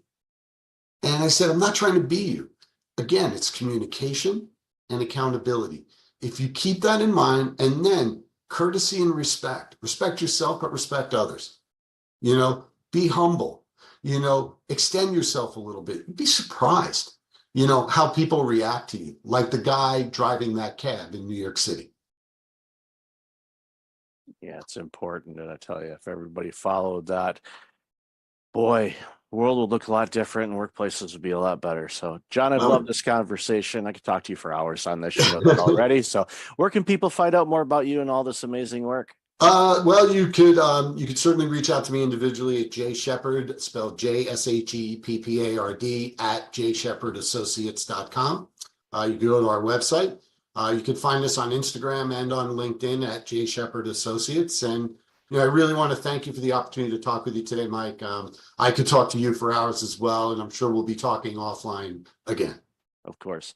And I'll definitely have that information in the show notes. So, John, thank you for being you and making this world a much better place. Really appreciate your time today. Thanks so much, Michael. Have a great day.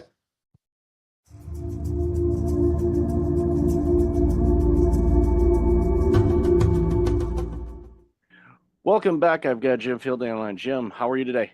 I'm great. Thank you so much for having me. Looking forward to this conversation. You've done some absolutely amazing work so far, and you continue to do so. It's not like, okay, I'm done. Yeah. Why don't you share a little bit about you, and then we'll jump into the conversation. Yeah, I mean, I appreciate you saying that. I mean, I'm committed to lifelong learning and staying constantly curious. And so I don't ever want to be done. And after a great run in retail and media and entertainment with some of the world's largest brands like The Gap and Disney and DreamWorks and 20th Century Fox, I've completely pivoted particularly in the last 2 years. I wrote a book that came out in August of 2023, All Pride, No Ego, and that really gave me the platform to pursue this new life I'm in now. And so officially, as of really January 1st this year, but really last fall, I'm full-time writer, speaker, and now executive coach. I went back to school at Emory, the Goizueta Business School, and took two coaching fundamentals and advanced coaching. And now I have coaching clients and consulting clients, and I'm writing another book and doing speaking opportunities at conferences and corporations and nonprofit groups. So it's the first time in my life. I mean, I remember talking to my sister and my mom about this. Like, I basically have had a paycheck from someone else since I was 13. My parents believed that we needed to go to work and that my allowance was never going to keep up with my lifestyle. And literally last August 31st was the last time I got a quote paycheck from a corporation and benefits and all that. And so it's really the first time in my life, now that I'm 59, getting ready to turn 60, where I'm completely on my own and I'm really enjoying it and meeting fascinating people and doing interesting things. So you're bold to do it, and I commend you for doing it, because there's something energetic and refreshing about it. It's like you're going out there, and you don't necessarily have a safety net. You do, but you don't. It's like, okay, for me to generate revenue, so I have some currency units in my bank account, it's up to me. It was before too, but it's a little different now, where you're basically working multiple departments instead of just the sales and consulting side of things or whatever else. And I'm guessing, and you mentioned about going back to school and and the coaching and whatnot.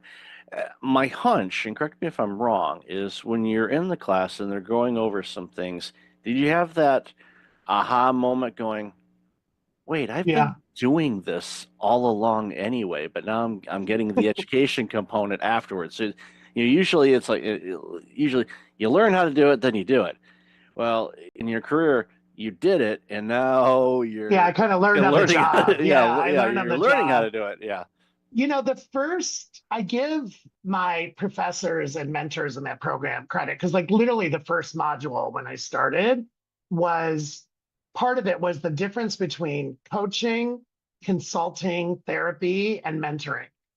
And I realized that I'd been doing all of that. Like, I had gone to therapy. I wasn't a therapist, but I had mentored, I had consulted, and I had coached.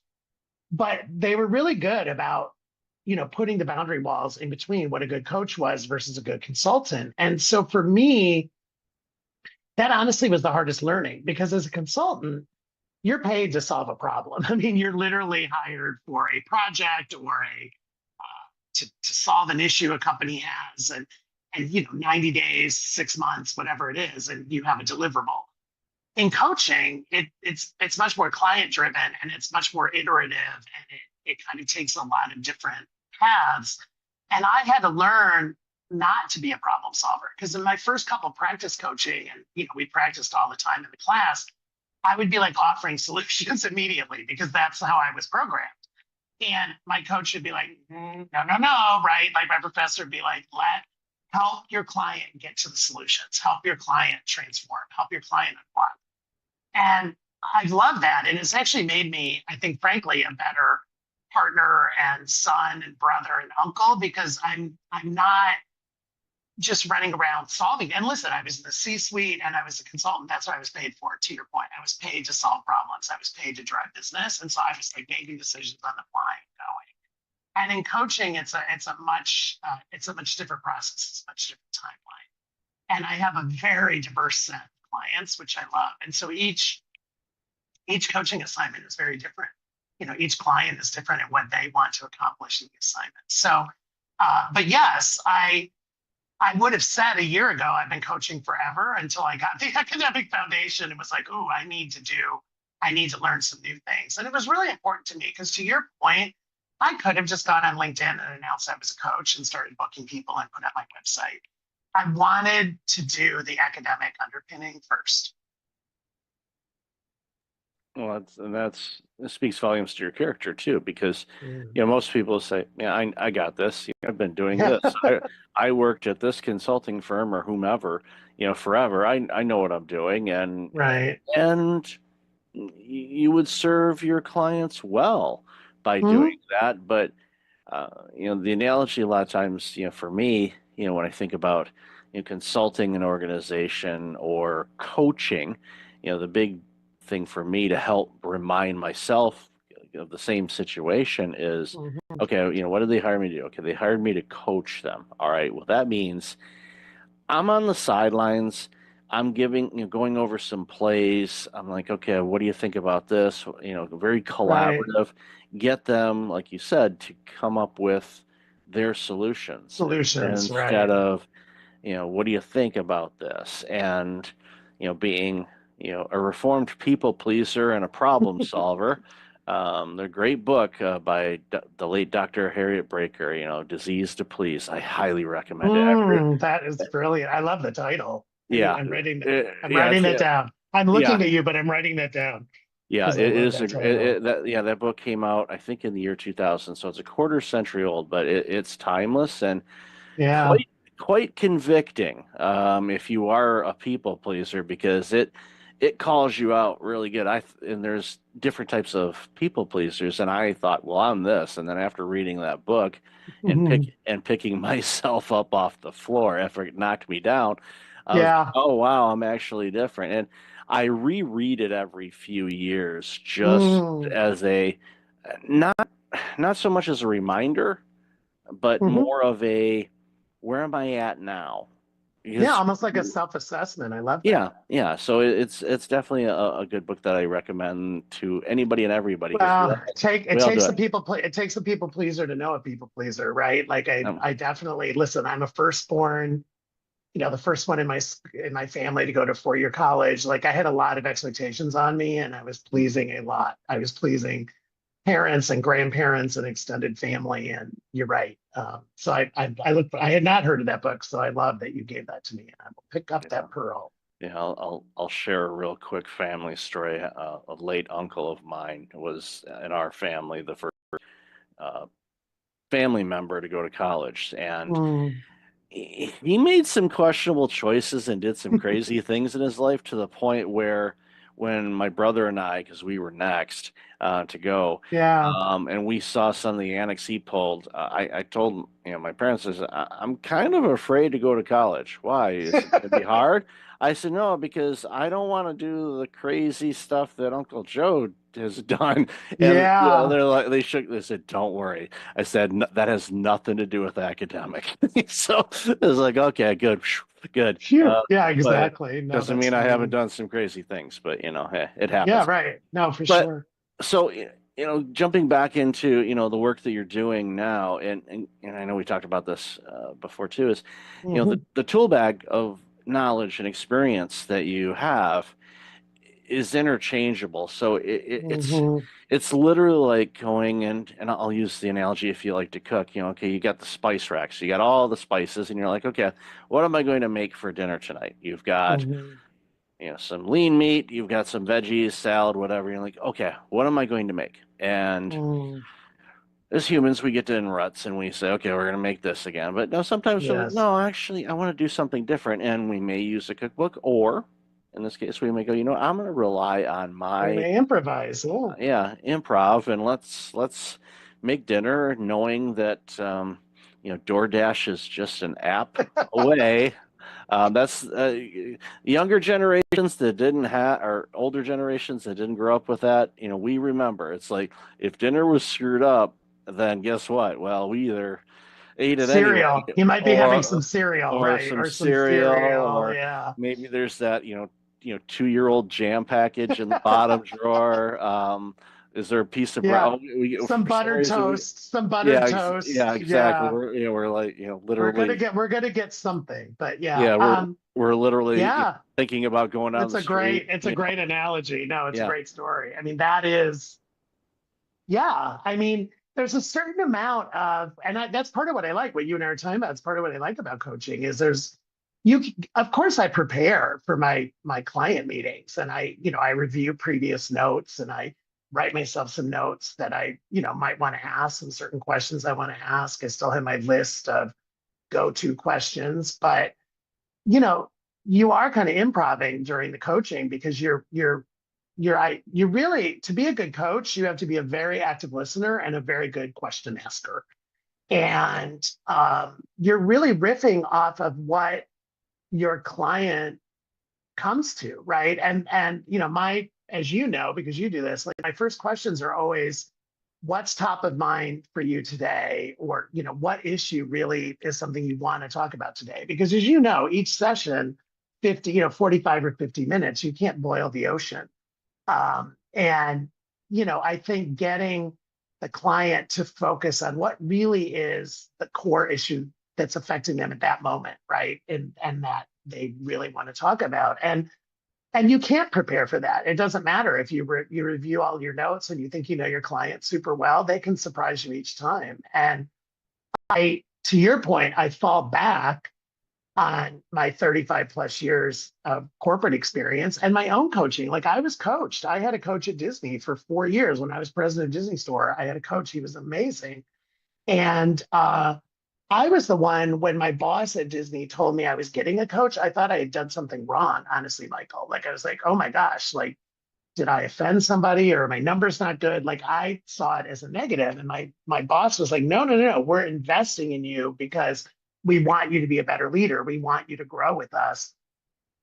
Once I flipped that switch and realized it was an investment, like, it was an unbelievable time. And it was a gift that I had that coach in my life for 4 years. And it's somebody that I'm still in touch with, because he helped me transform so much, and absolutely made me a better leader at Disney, a better leader at every future job I had after that. And as I've said before, like, a better person, like, I think just a better human being.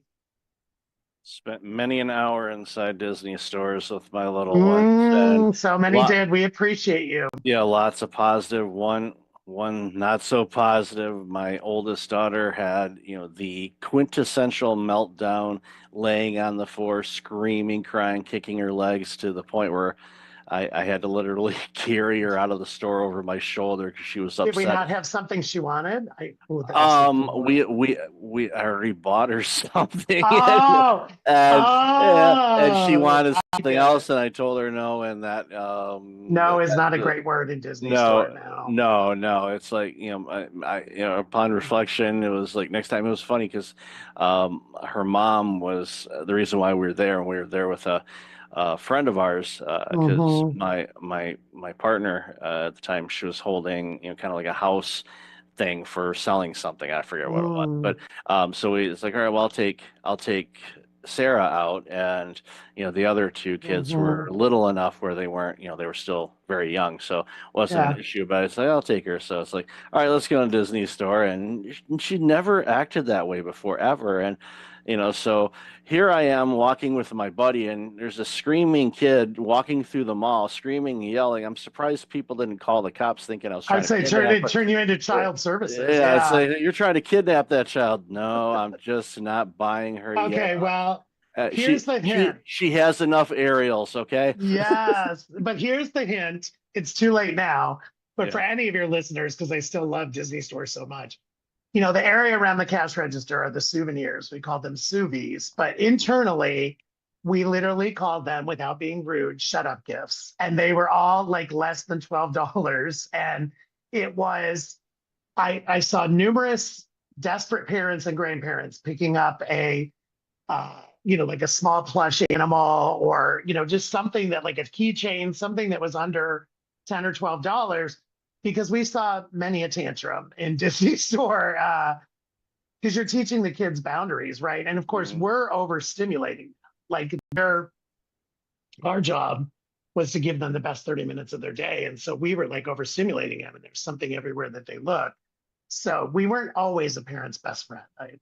No, I get that, but no, I was thinking as you're mentioning that, I remember, in the back of the stores, they always had a Disney movie playing on. It used to be on the smaller televisions, Always, and yes. then the bigger screens and stuff like that. And I often thought, it's it'd be nice if they had the funding and the staffing to say, this is kind of like a kid drop off at IKEA where basically, and I'll use this pen, it's like this is the thing that pages you to let you know it's time to pick up your Yes. kid. I was one of those parents that probably ignored the page and like I didn't feel anything. Yeah, I'm gonna squeeze another something's 15 wrong. minutes out of this. Yeah. Meanwhile, the poor staff's like, it's like I don't know. For some reason, it wasn't working. Yeah, no, it was You're working quite well. totally, you're ignoring quite it. smart, Michael. Yeah. We thought about it. And it's funny because on Disney Cruise Line, they have that. I mean, Disney Yep. Cruise Line, they have Kids Club. Yep. And you drop your kid off and you get a wristband, or now it's an app. But yeah, we thought about it. And by the way, we had parents do it without it being official either. Like all of a sudden we'd look up and we'd be like, whose children are those? Right. And Yeah. we'd be like trying to match child, and all of a sudden the Mhm. mom would come back carrying like a Banana Republic bag or an Ann Taylor bag. And we'd be like, oh, okay, now we're reuniting them. But we had, Exactly. of course, you can imagine, we had not lost children or missing children protocols, but we definitely had we had standards and operating procedures for Oh, yeah. matching parents to children for sure. Yeah. No, if it's ran by Disney, there's going to be protocols and systems. We didn't miss it on that. We knew how to do that. Exactly. So going forward, what I always ask people, and I don't ask the 5-year plan because the last 5 years, who the heck could have planned any Who of could have that? planned those? Yeah. But so now that you both feed in and you're working with people, what are some of the things? Is there any like common, if anything, common things that businesses are looking for help on? For I know. sure. Okay, so I'd love to hear what your thoughts are on that. I mean, I'd say my three biggest topics, Michael. One is management and communication and team building in these new hybrid work environments, right? The return to work.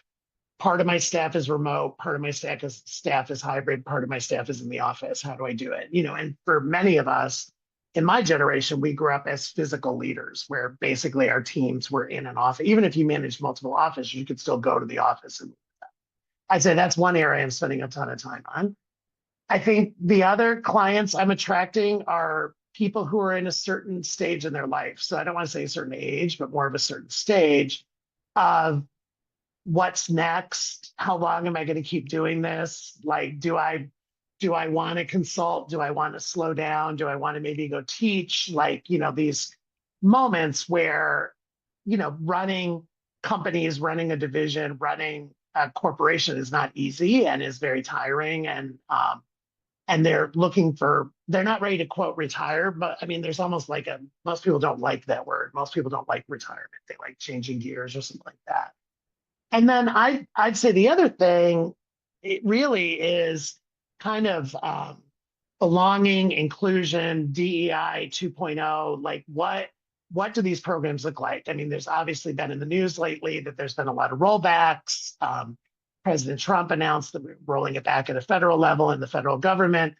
However, the reality is there's a business imperative to manage situationally and manage diversity because our teams.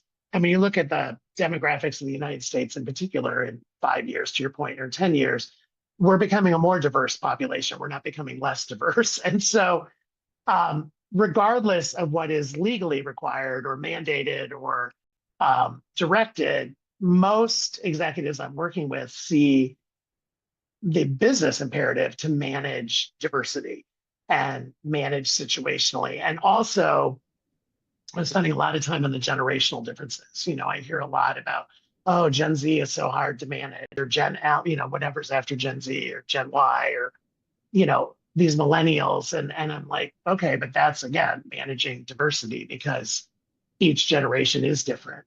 And I guess the fourth one, if I had to throw one in, is the impact of AI. I mean, we're in an AI age, and where is it going to help your business? Is it going to hurt your business? How do you harness it for efficiency and effectiveness? How do you not be afraid of it in some cases? So I'd say those are pretty much the themes that I'm working. Yeah, and definitely plenty of work in all of those arenas. Yeah. And, I saw the headline this morning. I forgot where it was, what article it was, or what resource it was from, but it touched on DEI and diversity. And to your point, yeah, 5 to 10 years, our country will be more diverse, and even to the point where they said it, because of the diversity, everybody thinks, okay, well, you've got people from this background or this faith or LGBTQ, whatever. Right. Yeah, so any of those things, but the thing that it hammered home, and I hadn't seen this, at least across to me as before, is in many of these situations, the new immigrants and new citizens to our country and all of that stuff are not coming from Western civilization. So what that does, and this is my perspective, and why I was such a big fan of the internet when it first showed up, and why I'm a fan of AI and everything else, is the world is becoming more global, which means we can look and experience different skill sets, learn new things, adapt things in a different way to see benefits that we wouldn't think of, because we've been spending all our time on Comfort Avenue doing the same things over and over again, expecting a different result. Remember the insanity? Right. Insanity. Yeah. So I am a huge advocate for new experiences, whether it's coming from eating in a different restaurant to working with different people. My last role for going full in on this one was running a multiple site healthcare clinic. We had 16 different nations represented in my clinic. Yes. The potluck lunch was off the charts. Yeah. I was gonna say, I used to love the this? holiday celebrations. Yeah, I love because it's like where everybody brought their version of cookies, right? And yeah, or it was different thing. I'm like, what's this? It's like you go in there and your senses are just going crazy. You're smelling all these combinations of foods, and you're like, crap. I said, I can eat maybe a plate, and there's like 10 plates worth of food here. It's I know. Yeah, we had to retool it because there was so much leftover food. Thankfully, there was a place, a charity just down the street, so they were able to take all the food, and they were fed amazingly, and it was like, so it worked out well. But all of these things opens things up, and for those companies that are looking at that going, I know 5 years down the road things may look a little different, it's perfect that they're doing that now instead of, for sure, I'm a big proactive person. I'd rather be proactive than reactive, because you can plan it. Disaster recovery and emergency stuff, that's when you really start using your tools, but I'd rather not. I'd rather use the tools in a planning way. So that's great to hear that. And I love that you know all that, Michael, because the data and facts are there, right? And so again, regardless of what is legally mandated, it's a business imperative that you do this. And when I was president of Disney Store, I had one direct report. I had 2 direct reports in Europe, 2 in North America, 1 in Japan, and then 3 who we call global. They were based with me in LA, but they had global responsibility. And so by nature, all of their perspectives were completely different. And I loved back to cooking, I loved the stew that was, because I've always been a 2 heads are better than 1. And I think retail and Disney retail, I didn't ever claim to have all the answers. And I wanted, well, what do you think, Japan? What do you think from a European perspective? And we would try, and we use the word global, that word. There were certain things about Disney Store that were global, that were like the standards and the expectations, but we also enabled local execution and local adaptation. So it made sense for the Japanese guest or the Italian guest or the German guest or the Mexican guest. And I loved that about our team, that we literally embraced the word local. And that was how I led. There were listen, every store was going to have Mickey Mouse. Every store was going to have the princesses. There were certain things that were non-negotiable. But, depending on the market, there was a lot of local execution. Yep, and I experienced that. Yeah, I experienced that in the various places that I, would visit or live. And we had Disney Store fans that would literally, they were at our peak, we were in 14 countries. I knew of people who were going to visit us in each one of those countries and like buying a plush or buying a pin and or a snow globe. And I'd run into them all the time when I was president, and I loved them. And they would tell me the good, bad, and the ugly of their experiences. But it's kind of the same thing with the Disney parks. Like, there's parks in China, there's parks in Paris, there's parks in Japan, there's parks in Florida, and there's parks in California. And each one is Disney through and through, but they're also localized to that market. Yeah, that's what makes them special from across the board. So for sure. Love this conversation, Jim. Where can people find out more about you? And the easiest is my website, hijimfielding.com, just hijimfielding.com. LinkedIn, I'm Jim Fielding, really easy to find. And it is me, I say, in this land of AI. If you contact me, DM me, it's going to be me. It's not a bot that's answering you. And those are the two best places, LinkedIn and the website. And then the book, All Pride, No Ego. You can find that at Amazon, any of your local bookstores, Amazon, Alstora. It's also, I did record the audiobook. I get asked that a lot. So it's like me talking to you for almost 7 hours, if you can handle that. You can do it in small doses. But yeah, I read the book and it was a great experience. Awesome. Definitely have all that information in the show notes. And I listen to audiobooks at 2x speed, so it'd only be 3.5 hours. So, I'd sound like Jiminy Cricket, but okay. There are some voices you can do that, and there are some voices where I don't know if mine is. I'm gonna try that now. That's on my to-do list. Yeah, there's some that for some reason I can't hear it, but my dog is going nuts for some reason. So I'm afraid I might be setting off your dog. I'll have to try. There you go. We'll give it a shot and let you know. So thanks again, Jim, for your time today. Really appreciate it. Such a pleasure. Thank you. Welcome back. I've got Katie Truss on the line. Katie, how are you?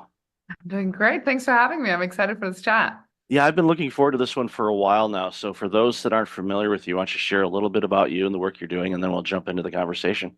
Happy to. I'm an advisor in the tech ecosystem. I mainly work with CEOs and their executive team, sometimes the board as well, and pretty much 360 around the CEO, everything from their leadership, internal, external brand, how they show up in the ecosystem, what's their brand, but then also just the whole internal operations and implementing operating systems and scaling organizations.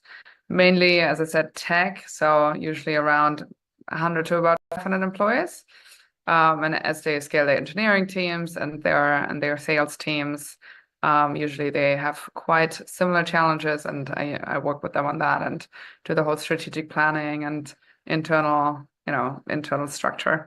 Because I'm German after all, so I like structure. But then also scaling culture and working on the executive team dynamics and the team building. So really everything the CEO touches. And yeah, I advise about 10 to 12 at a time and having a good time doing it. I enjoy it a lot. Well, it's amazing. And, the work that you do, and especially the deep understanding that you have about every angle of an organization is so critically important, because nothing against our fellow advisors that are out there, but sometimes they can be a bit narrow focused when it comes to the work they do, their own understanding. But going back to your comment about systems and being German, I have a little bit of German heritage on my dad's side, and I blame/thank that, because I am very structured. I have to have order, otherwise chaos drives me absolutely bonkers. And when I go into an organization to look around, I'm just trained to see, oh, that's a mess. Oh, that's a mess. And I just want to go clean it up. And sometimes they're not ready for that. And when it comes to IT, and it's getting, and I'm going to change, obviously correct me if I'm wrong here, but in the early days of IT, going into organizations and things like that, it was definitely a bolt-on type of approach, and it was never really part of the DNA of an organization. It was like, okay, we're adding this on type of thing, like you would add on an expansion to a building or something like that. But now it should be, but I'm guessing it may not be as much as it should be, a crucial integration with how everything flows. And I think, again, going back to what I said a moment ago, I think that's where your skill set really shines because you can help people connect the dots and have it part and just kind of flow through the organization instead of being this add-on or outside source or resource or Yeah. whatnot. Yeah, I think that's the massive difference between being a consultant and an advisor, because I need to create the whole buy-in, not only from the CEO, but also from the executive team, from the VP level, director level, across the whole org. You really need to get the buy-in. They need to see the pain point. They need to see how the solution actually, almost getting them to the solution themselves. And then I'm like, oh, by the way, I have this very convenient tool for you. And they think they basically got there themselves, because then they really push it and they really want to integrate it. Where a consultant would go in and assess and identify and put together a plan, and it's never executed, or you feel like you have to go uphill. It's a complete battle to integrate or change anything. This whole change management, I mean, it's just a complete train crash. So yeah, I think that's where advisors and consultants are very different. I also have a coaching background. I was an executive coach for a while in corporate America. So lots of my advisory work is based on has, you know, their roots in coaching and in that methodology. And it really works a lot with buy-in, and you just get so much better and faster change accomplished than just going in and pushing things that you think are right. Yeah, I agree. And I think it a lot of times too, you know, the quicker you can convince the client it's their idea, the better. And Yeah. they'll say, look what we came up with. And like, yes, that was great job. Proud of you.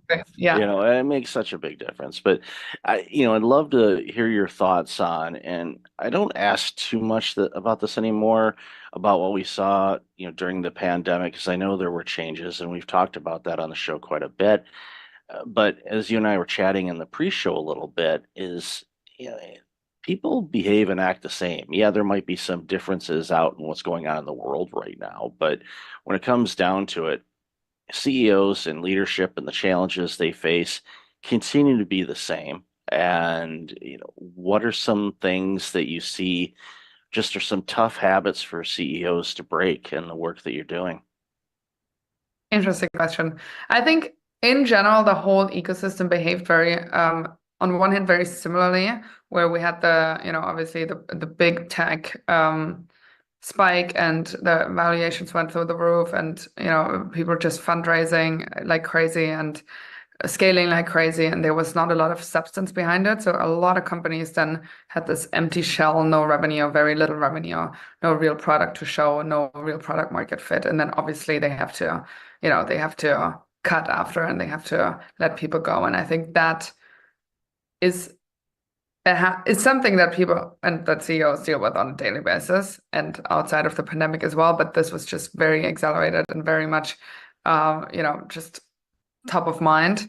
So I think seeing the behavior of, hey, we have some money and we put it into marketing and into hiring, and there's what happened in the pandemic. People overhiring, people staffing companies with products that don't necessarily have product market fit yet.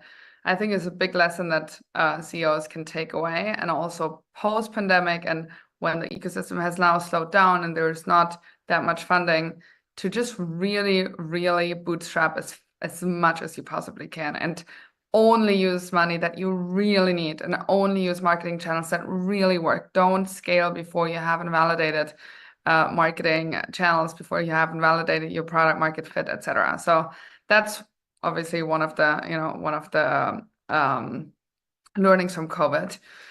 I think in general, the whole VC ecosystem and the VC landscape has changed a little bit, where it's just not that attractive of an asset class anymore to LPs. So there's just less money, and therefore there's deals, and therefore lots of companies have to go towards the profitability route because they just can't really raise, and some still haven't really had that insight, so they're still trying to raise, and they get lower and lower valuations and do down rounds, and they kind of give away the whole value of their companies, right? Lots of CEOs who are stuck in a business that, yes, has good revenues, but the growth rate has slowed down, and they already gave up so much of the business that there's just not much to to take out once they sell, right? So they were kind of stuck in this.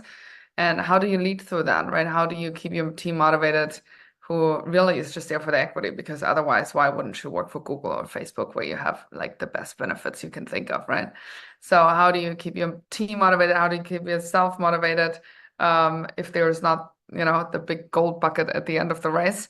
Those are just a few where I think the pandemic and that whole tech spike and tech crash has really challenged CEOs on how they run their business and and the strategy and the way they motivate the team. I agree with you on that as well, and brings to light a couple things. One, I agree with you wholeheartedly on the bootstrapping side of things. The more you can do that, the better, because we all get married to this idea that our product or service is the greatest thing ever, and maybe it's really, really good, but if the market for it is only at a certain level, that's what it's going to be. And the second thing you said really is an interesting challenge, I think, is as the founder of an organization, you've basically sold off your company before you sold it off with all of the venture capital funds and things like that. And now you've hit this plateau and where you need that additional round. And as you said, it's not easy to find that anymore. So you're kind of capped at where you're at. And you're just, here we are, nice company. We're just doing what we're doing and not able to grow it at the rate that you want to. And that can get you, pretty disgruntled as an executive to the point where you start mailing it in or you don't do the work, and your people are going to pick up on that. And then you're going to start losing those key people to Google and Facebook because they're going to say, you know what, this stock's not going to be worth anything. So I'm getting out before I take too much of a bath. And they leave, and all of a sudden your company starts to sink. And a real life example, this was yesterday. I was going through some old emails, and I was looking for a particular message, and I came across one that was from 4 years ago. It was just before the pandemic, from a company that was like, we're going to partner up, we're going to do this, and we're going to have this, and we're going to partner with me on some things. And we did some early things, and we kind of stopped, and I was like, okay, well, let's see where they're at with that. I don't know, maybe this is a better time for that. I don't know. Let's kind of see what they're doing. I click on it, and of course the domain's gone. And you can go through old emails 5 years ago, look at those companies. The majority of them, in all likelihood, aren't around anymore because it was this flash type of thing. And I saw it during the .com era too. I'm that old. So I was through that. And thankfully I went through and was working for a company that's still around, publicly traded.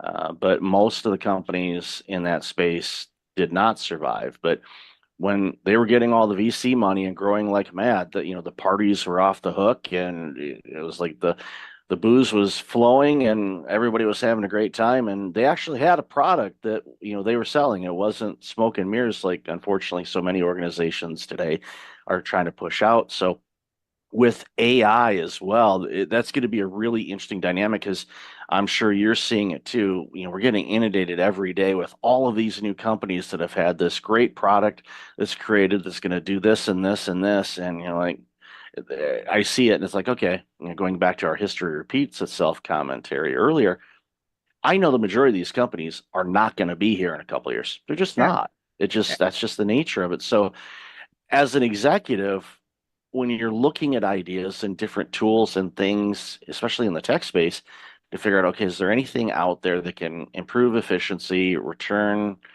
our, the better ROI rates, bring in new talent, all these things, it's hard to wade through all that noise to figure out, okay, this is what it is. So when you're advising organizations that are facing too many options, how do you help them kind of navigate through that? Yeah, very good question. I think it's whenever I work on certain topics, usually top 20%, like what's most painful. So sometimes that's on the people side, sometimes because you cannot possibly solve it all, right? There is just no way. Like as a CEO, you scale your company to, let's say you start with 10 people, right? And then eventually you have 100 people. It doesn't mean that you have 10 extra time to spend, right? It's not that you work 10x more when you have 100 people. So your whole approach needs to change. It's you just with every time the company doubles, there's new things that need to be in place, and there's things that are gonna fall through the cracks, and that's okay. Not everything can be taken care of. There's always so many products to launch. You can have so much additional revenue if you just launch in this country, and this product and that product. But then your team is getting completely, scattered in all different kinds of directions and loses focus. So you cannot do it all. And if you can do it all, you probably need the money that you don't want, right? So you probably need to have multiple organizations within your different organization, have business units, and just run them as separate organizations, basically, right? And then you rather have a different kind of portfolio in terms of having different kind of companies that they are at least separated. So in case there's any legal issues, right? But I think knowing that you cannot do it all necessarily. Also, the whole sprint towards the exit, like if you are in a venture-backed company, there is no point to just like drag it on just because your growth rate is good, or just because the revenues are good. It's not going to go forever. You have 1 or 2 bumpy years, and your valuation is already going to go down, right? And with every year, you put more money into the business. So just the moment you're crossing Series B, you go Series C, D, E, and then you just want out. This whole dragging it and, oh, maybe later on I can get a better valuation, take money off the table, and just make sure that you cover yourself and that you sell when you don't have to sell, but when others buy you. That's the VC game. And I think some founders don't really understand that. They just like keep going and going. And even the best companies that have bad quarters, and that's okay if it was all your company, right? But not if you have to sell it, or if you have investors and they're going to be in your neck. So yeah, interesting lessons from just like very well performing companies, from companies who didn't do so well in the COVID and post pandemic tech crash. And you just have to navigate every single situation a little bit differently. How much have you raised? Is there any potential for exit? I've seen term sheets with people basically having an exit next week, and then it all crashed, and then complete bankruptcy. I mean, I've seen it all in the pandemic, post-pandemic, etc. So you're basically on a gambling table, right? And there was some control you have, and there was obviously some levers you can pull, and having a great team is one of them. But you're in the middle of this, have to juggle all of the balls, and I think being in that position is very you're just kind of on the edge all the time. Like whenever you have a quiet 24 hours, it's probably something is going wrong already. It's just hasn't reached you yet. So it's really a sprint, right? It's like having this 7 to 10 year sprint where you get through it, and when you come out on the other side, you pat yourself on the back if you had a good exit. But most people never make it. And yeah, that also needs to be, kind of being realistic about that. Okay, what if I don't get the valuation I want? Like, then what? Can I buy out my investors and make it profitable and just run it as a cash flow business? Or, can I get more secondaries? Whatever it is, but there's not this one thing of you exit for 700 million and that's the only strategy. There has to be a little bit more wiggle room, I guess, in order to make it a successful exit for yourself, no matter if it's, if the timing in the market is great and the product is perfect and everything is perfect. One of the things that I've found with executives that are able to navigate those crazy waters is, while they focus obviously on the end goal and the results and the direction that they're going, they tend to focus a lot of their effort on the actual journey and the process itself. Yeah. And I have found, even in my own organization, that is where I've had the most growth, is just being present in, okay, here's a challenge. All right, how do we navigate through this? What can we do? Do we need to ride it out? Do we need to adjust? How should we go about this? Obviously, you have an end goal in mind, whether it's an exit strategy or to hit, a certain percentage of the market or raise this type of revenue on an annual basis, whatever that happens to be. Those are great targets. You got to set targets, because if you don't set a target, you're guaranteed to hit it, because you don't know what it is. But Yeah. for a lot of people, it's the ones that I find that stick around, not only just the companies, but the executives themselves, are the ones that are, basically having the time of their life in this. And it's sad that so many aren't, because it's an amazing opportunity. And think Well, about it. I But get, yeah, I go get it ahead. both completely. Yeah. Yeah, it's so it's amazing to see this. So a long time ago, you used to ask, okay, where do you see things going? But in this world, it's hard to, it's impossible to. But you've kind of mentioned it already, where the VC funds are a whole lot harder to gain. So, what are some easy, quote unquote, easy things that some executives can do to navigate whatever the world throws at us over these next couple of years, which I anticipate it's going to be bumpy. Not trying to predict anything, but I anticipate we may see some real choppy waters for a bit. So I'd love to hear your thoughts on that. Very good question. I think take it one day at a time. As you already said, the execs that are the best, they're usually, hey, I want another challenge. I'm really excited about this. I just love problem solving, and every day there's a new set of problem that we haven't seen before, and I'm using my expertise and my ways of thinking and my ways of problem solving to come to the other side, to get to the other side, right, and find a solution.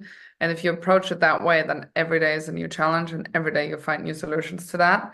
And it's exciting, right? That's something that's engaging, where you feel like you can motivate the team as well. If it's a drag, obviously, and you feel like, oh my God, another problem, not the right way to look at this, and not the right way to approach your job as an exec. I think for CEOs especially, you're really on the hot seat. And what I find pretty interesting, and again, I'm not giving advice here at all on how to necessarily approach this, but if we are politically or economically, you have to lay off people, you have certain, political views, etc. I've seen a lot of CEOs who get backlash on it, right? Because you make one little comment and you're kind of a celebrity, you don't necessarily know the ripple effect and the impact that you have, not only on your employees, but also externally, and that that personal brand and how you're perceived externally. If you're a CEO, especially in the tech world, there is a certain kind of celebrity status to it, especially if you have a certain size company. So I mean, laying low, I would say, is probably the best advice, to not be hyper, obviously Elon Musk is a little bit different here, but to not be a hyper, opinionated on certain things. And when you have layoffs, just in a very human way. I remember Airbnb did it very well when they laid off people, and they had an amazing strategy around that. And so nobody walked away with resentment, and they could totally understand why, and they obviously saw reasons, and etc. But yeah, I think a human way to leadership, a very human approach to leadership, and internal and externally building your brand around that, and trying to have people understand your decision-making process and why you came to certain conclusions and why you have certain strategy and why you change certain things in that strategy, and being relatively transparent, not too transparent, but relatively transparent with that. You usually, again, coming back to the buy-in, you get people's buy-in, and they usually understand why things have to happen the way they need to happen. And I would say, I mean, the biggest nightmare is always for your CEO to let go of people, right? It's always I have to do a RIF, and I have to let go of 40% of people, and what's going to happen, and how, and that's the biggest pain. And I think once you do that once, and once you have the skill set to do that, and you have the experience to do that, many people say, well, it wasn't so bad, and actually it was almost good for the people who had to leave, because that was not the right thing for them, right? And they found something that's better. than what they had. So yeah, it's not a straightforward answer. But you just navigate your way through the waters, and every day is a new day, and you see the challenges and opportunity. I think it's a lot about the outlook and the mindset you have when you're sailing through that world. And get yourself the right support, have a good board, have good advisors, and make sure that your executive team is sound, and that you have a good pair of execs around you that can make a big difference. Otherwise, you kind of carry it all on your two shoulders. Yeah, and that's when you start seeing executives burning out, is if they got to carry all the weight and they don't have the strong board or the strong team. And those points you mentioned, there's so much to carve up there, but I want to highlight just one. I think that the transparency one is definitely a good one, and it can take years and years and years to build up a reputation, and literally a couple seconds to destroy it.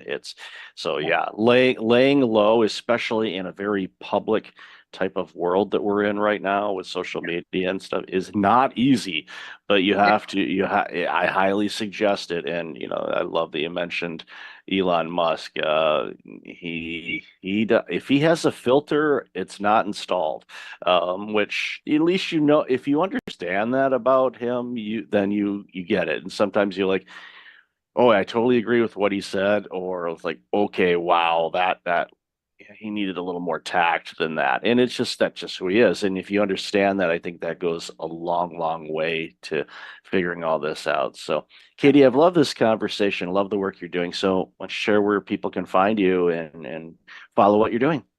Of course, I would say easiest is my LinkedIn, Katie Trost, or my website, katietrost.com. I'm spelled with a Y. And you find all the information there and more about my work, etc. Yeah, it's great stuff on there, and I'll definitely have that in the show notes. So, Katie, thanks so much for taking some time out of your day to have a chat with us. Really appreciate it.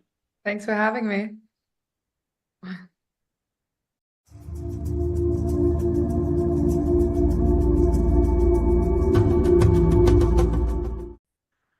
Welcome back. I've got Matt Seefeld on the line. Matt, how are you?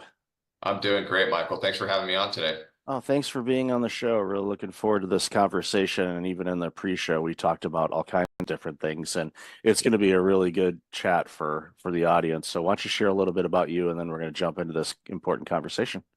Absolutely. Yeah. So Matt Seefeld, live in Del Mar, California, which is just about 20 minutes north of San Diego on the coast. I grew up in the Bay Area, identical twin. So spent most of my childhood and even into adulthood competing with somebody, which I'm sure some of those topics will come up on our show. Basically, sports was a big part of my life. Played sports all through college, and continue to coach, as part of giving back and being of service to others, and help motivating this next generation of athletes to create I call it the callous minds, to be able to take on this world, right? Not let the world take on them. So, a lot of things there. In my career, I've been in healthcare my entire career. After undergrad, went right into working for a couple of the big four consulting firms, PwC, Deloitte, trying to fix health systems problems financially. Fast forward 24 years, I'm still trying to fix health systems and provider group problem. I did start developing software. Early in my career, I left Deloitte in 2007 to start a company, healthcare software company. Eventually sold that to a public company, and pretty much have been an entrepreneur ever since, and really do enjoy it. And again, I think we'll talk a little bit about what it takes to be an entrepreneur, what it takes to lead a team, what it takes when you're trying to recruit people, and the types of personalities and the challenges that come apart with it. I would say the last big thing that's really why I'm here talking to you today is I did get sober almost 7 years ago. I'd struggled for many years with alcohol. I was using that as my coping measure for stress, trying to avoid feeling. And when I got out of treatment, I realized there was no easy community out there, virtual community to connect with. And this was pre-COVID, right? And so I built an app. It's free for the world to use. It's called My Life Link, and it's a place where people have a soft entry into recovery, right? They can go in, they can basically be as open and honest about who they are, and we connect them digitally to people like them and people who have gotten sober and are in recovery that can help them with this journey. So it's an amazing experience. Again, if any of your listeners out there are struggling with substance abuse, behavioral addiction, or emotional addiction, then or know somebody in their family or friends, pass them on. We'd love to have them. We have lots of virtual meetings. We have lots of things that we offer through the app, and it's free. It'll never be charged for. It's my trying to get back to society as another way to get away from the chaos of this world. As if we focus more on others and less on self, right? That's when healing begins. That's when we start to evolve again as a society.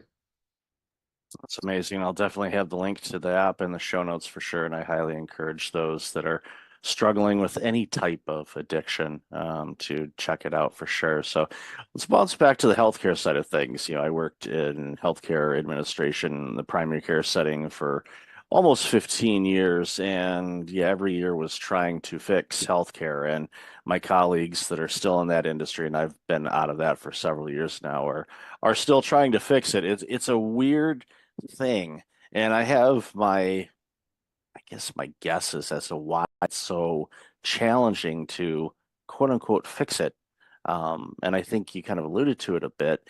And it just seems like that there is a combination of a reluctance to make adjustments because we've always done it this way, or people are afraid to take risks to say, well, let's try this, because from physicians closing down practices, which is downright scary because we know the population is getting older and we're going to need more healthcare providers, not less.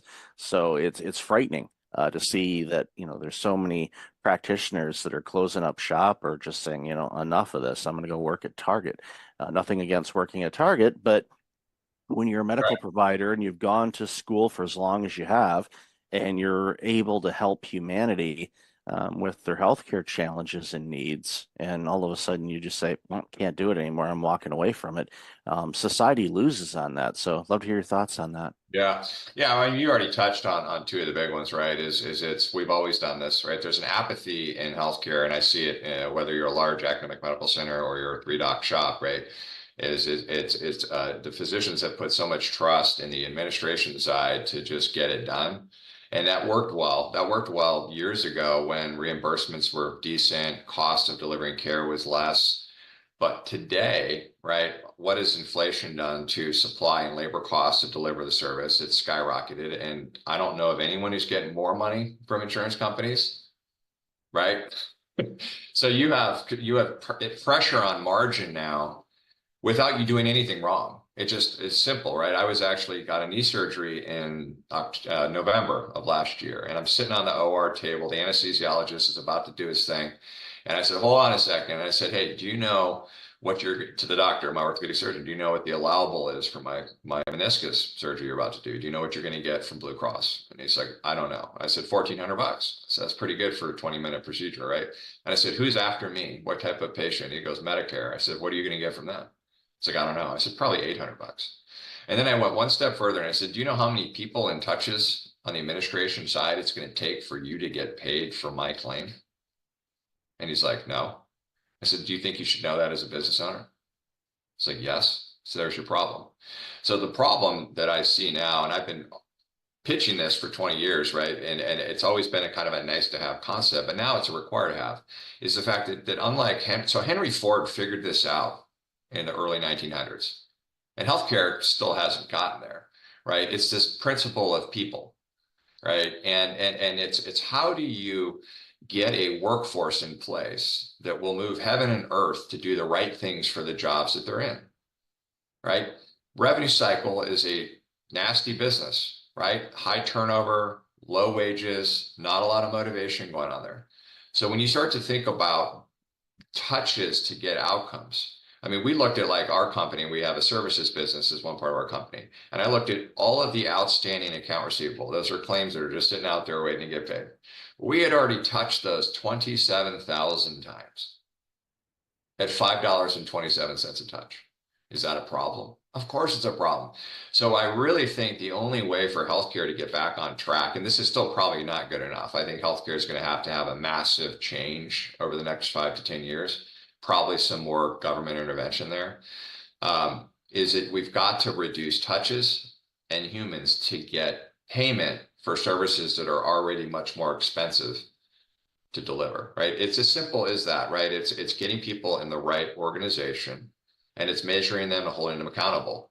So if you think of like, I call it recognize, reward, and retain, right? How do you recognize people for the great work they do? How do you reward them? And there's lots of ways to create reward systems. And then how do you retain them, right? Ritz-Carlton, Walt Disney figured this out decades ago. They call it the internal service quality, right? I love my job. I know where I fit in the organization. I want to be here. I want to brag to everybody, including my family, about what work I do, right? So I'm not going to leave you and I'm going to perform, right? Healthcare, what the heck? Like, go into a business office and hey, everybody's motivated or nobody's raising their hands, right? So you have to get back to it. And the only way you can do that, though, is to be able to give them non-emotional, objective data on how they're doing. Because you're going to see two things. You're going to see the people that rise up and are like, finally, Michael sees what I do. And then you're going to see the people that select out. They're like, I don't want to be held accountable. I'm going to go work at another organization. Or I'm going to go work down at the Target or Starbucks or whatever, right? It's that piece. To me, revenue cycle management is you touched on this. Like, I live in a community where if you have Medi-Cal, you will not be getting seen by any surgical specialist in our area. If you have Medicare, good luck. If you have good commercial managed care and you have a net worth that allows you to pay cash for lots of it, I'll see you. So not only these communities are, you're not losing physician groups, but the communities, they're only now taking select patients. So so all of this is hurting our society. We're all being impacted because we can't get our arms around the fact that there's too many people and too many touches to get paid. And we can't hold these payers more accountable. Those payers make billions in profit, right? The supply companies make billions in profit. The drug companies make billions in profit, yet the providers are going out of business. Wait a minute. Where's that economic principle? So I've done this for so many years. And so like the software we develop really sits on top of these billing platforms that measures every unit of work and provides that feedback to administration to say, hey, this is where all these humans are getting involved. Let's look at why. Let's look at the people and the process, and let's look and say, can we change things? AI is great. AI is going to help transform this industry in a lot of ways, but you've got to know where people are involved first before you can start making big investments and hope that some sort of an AI technology or machine learning technology is going to fix a problem. So that was a long answer, Michael, but it's important, right? How do you motivate people? One last thing I'll say on this, and this goes to really anyone listening that's either running a company or in a company, is make sure people understand why they do. When people ask me, like, what does Medivault do? I say, I'm not going to tell you what I do, but I'm going to tell you why I do what I do.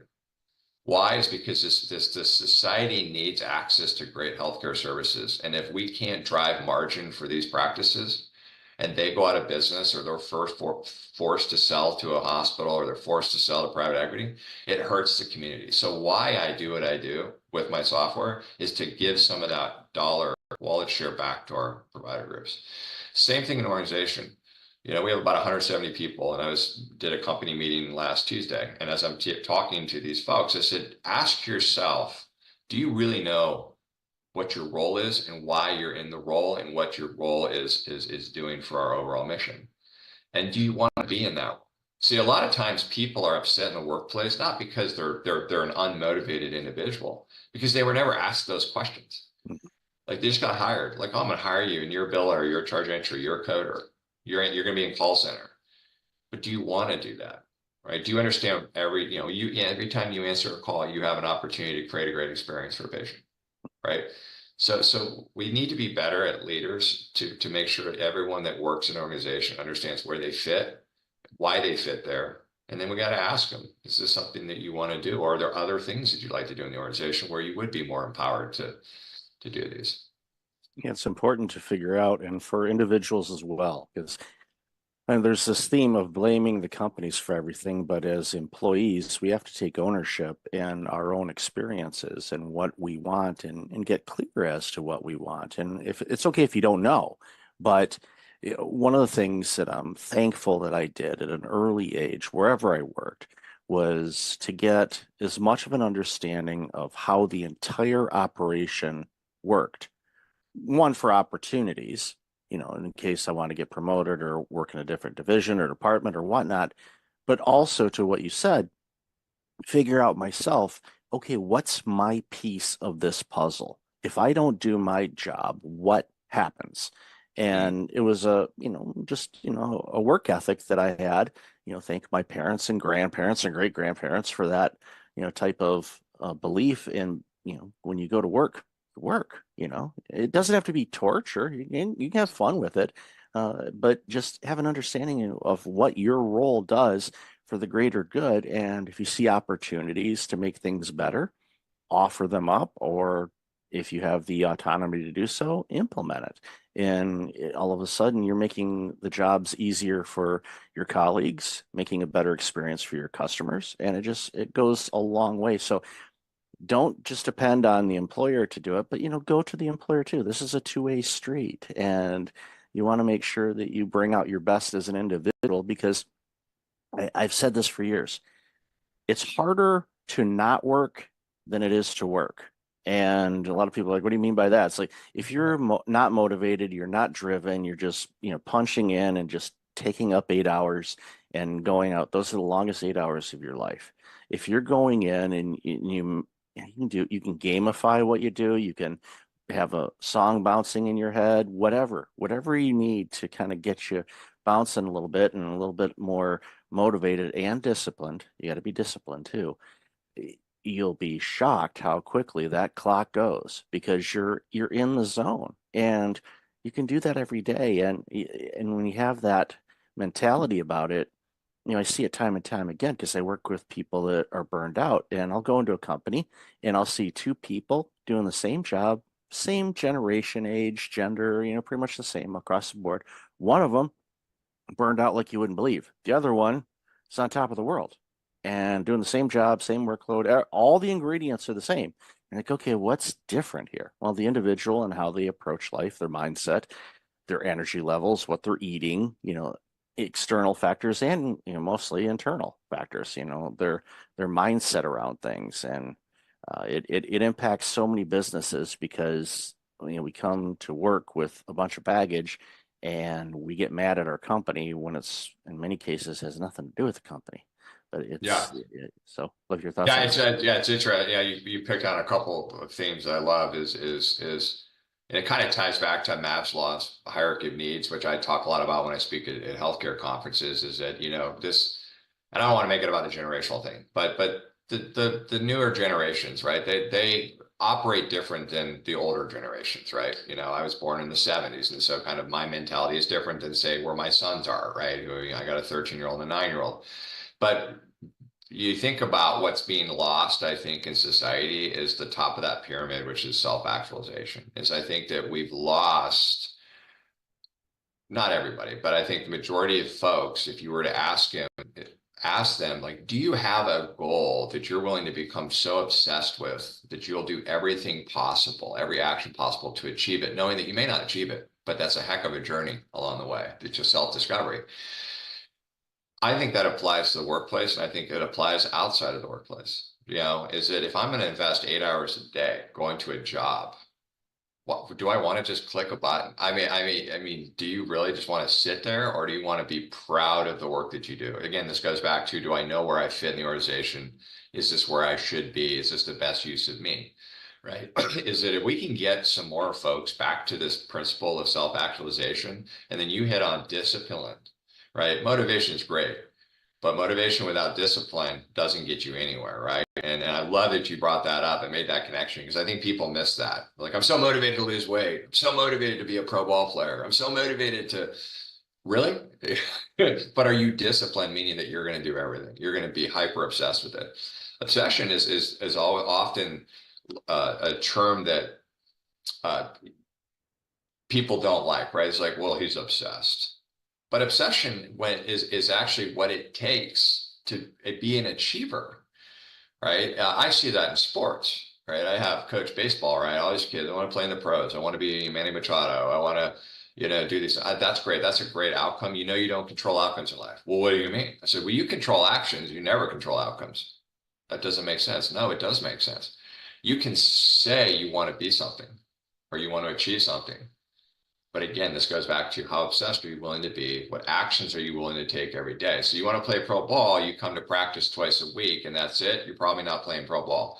You go to practice twice a week, then you come home and you hit the tee 5-10 minutes a day, right? Then you throw pitch 5-10 minutes a day and you compound that every year. You're starting to do the work that gives you the better opportunity to play in high school, play in college, and then potentially pros, right? So it's really important, I think, for society, your listeners, you and me, to just recalibrate that if you want to be something that you're proud of, then you have to take ownership of that goal and you have to do everything you can. And this is workplace and this is outside workplace. I'll tell you, in recovery, it's all I talk about because it's like I hear this story every day. Oh, I can't stop drinking. I can't stop taking drugs. I can't stop watching porn. I can't stop having sex. I can't stop, this anxiety that I feel every day. All right. I can't stop this feeling of lack of self-worth, right? I'm not good enough. I don't feel good. Michael doesn't like me, right? All of those things come to me all the time. And I stop for a second and say, well, hold on a minute. Why are you trying to escape from that feeling? What's wrong with it? If Michael doesn't like me, that's on me. That's not on Michael. Michael says something to me, right? Sticks and stones break your bone. I say this to my kids all the time. Somebody says something to you and you let them, if you take that as truth, then you've lost, right? The only truth comes from within. That's your only truth. It doesn't come from what people say about you or act about you or how things happen. But we as humans, we take that and we create truth out of it. Right. And when we create truth, then we want to disassociate from that feeling, that where the maladaptive behavior comes in. Right. It's like, well, Michael doesn't like me. It's making me feel bad about myself. So instead of addressing it, I just want to pick up a drink and numb myself to it. So again, this goes back to the principles of, are you willing to set goals that you really, truly want to achieve? You can't be everything. Right. And I talk about when I do career coaching all the time, especially with my high school kids I coach, like, I don't know what college I'm going to go to, what job I'm going to have. I'm like, calm down. It's easier to figure out what you don't want to do first. Start there, right? I went into corporate America, full transparency. I love my dad to death, but I did it because that's what dad was. Dad was a successful businessman. He flew every week. We fly first class. We stay in nice hotels. And so I get out of college, all-American athlete. And I'm like, I don't know what I'm going to do. I go into consulting because, now I can fly. And honestly, what I probably should have done is followed my instincts. Firefighter, something out the military, something out there that's more in tune with my personality of hyperactive, aggressive, my personality, but I didn't, and so I spent all of those years and I built a life around it. I built a career around it, so I'm not disassociating the outcomes that I've achieved because of it, but it makes you wonder, what if I had gone down the path of where my instincts would have taken me, right? If we can get these younger generations to think like that more, and not try to be something else or something that they think somebody wants them to be, no matter what it is, I think it's healing for them, and I think people in this world, they build their lives to a point where they have to have certain income levels and things like that, and they're not happy, right? Whereas I think if folks could actually say, this is really what I want to be, this is the lifestyle that I want to have, and then you work from there. Instead, it's like you build a lifestyle that's so high value that it's like, well, if I don't make this, then you can't do that. And therefore, I'm going to stress myself out. I don't like my job. I'll stay in my job. Maybe my younger brother, maybe he'll be listening. He'll laugh about this. But that's where he is. I was talking to my mom the other day. I'm like 7 years younger than me, and he's never happy with his job. But he's built such a life for him up in the Bay Area that he can't. The fear of leaving, it's too much. It's too much. I left Deloitte & Touche when I was not married, no kids, and I was just kind of dumb. I was like, I'm going to start my own healthcare software company in 2007. Now, I didn't realize at 30 years old that a recession was about to happen. So, but it's different, and I made it successful only because I was relentless and not failing. I actually hate losing more than I like winning. That's just my personality type. And so it does go back to what you want to be. And this all ties back to what we were talking about earlier, which is, am I in the right role? Am I doing something that I'm passionate about? Do I want to brag to my friends and family about the work that I do? Why I do what I do? And if the answer is, I don't know, or no, look at that and set goals outside of work, right? I love it when people are like, I want to run a marathon, or I want to lose 10 pounds, or I want to swim, 3 miles, or I want to learn a foreign language, right? I love that. I'm like, sweet, those are all like awesome outcomes that you want to have. Well, now what are you going to do about it? Yeah, it's easy to write down the goals, but you have to live them. They have to be a living, breathing document. Like Brian Tracy says, write down your goals every day. Every day. And, yeah, and I love that guy. look, and Yeah. I know he's amazing. And you look at them and you look at the goals, and you just, and over time, you say, okay, if I had to pick 1 or 2 things today that I know if I stick to it, motivation there or not, but the discipline to do them, that will move things forward quicker, then what are those things? And sometimes those things are going to change. And, going back to what you said earlier too, and this is something that I picked up a while ago, was, when we have negative thoughts, or we're feeling bad, and we want to mask them, or, go run away from them, like so many of us do. The approach that, I was taught to take was welcome those feelings. They're there anyway. You could just welcome, like, hey, how are you? Glad to see you. Not really, but I'm glad to see you. Have a seat. Why are you here? Why is this thought coming across my mind right now? What triggered it? What did I see that reminded me of it? It could be something that has a direct correlation with it, or it could be something completely off base, where you see a yellow lid for a container, and for some reason it reminds you of going to a restaurant and having a fight with a friend of yours or something. It's like, well, was the restaurant name yellow? No. Right. I'm not sure where the correlation is, but there's something there that you subconsciously picked up on, and it brought it to light. It's like, then welcome and say, okay, what do you want me to learn from this feeling? What are you trying to teach me? And if it's not clear, then you just say, journal it and say, okay, this came to mind. I'm not sure why. Maybe it will come to me, but I'm not going to let it, interrupt me too long. I'm going to give it its moment and say, okay, thank you so much.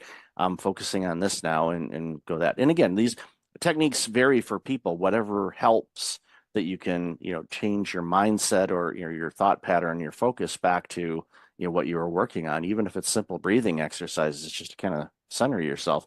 Sometimes that's all it takes. But to run away with it, like my wife says, it's like, yeah, try running away from your skeletons. You can move states, you can move countries. Guess what? You open up the closet, ta-da, hi. Yeah. So they're always going to do that.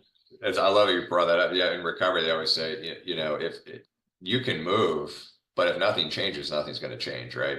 It's still there. I think that one point on is that we as humans take our thoughts as reality, and there is no reality. There's no truth to thought. Thought is a thought, right? Yellow, restaurant, right? Whatever, it's a thought, right? But when we create that and say that's true, the only truth right now is you and me having this conversation at this exact moment. That is present moment. And that's what we're trying to do, right? We're trying to bring ourselves to present as often as we can. And the amount of time it takes you to bring yourself back to present when you have the thought about the yellow restaurant, that's where you start to be successful, right? Can I just flip that switch in a second and laugh it off?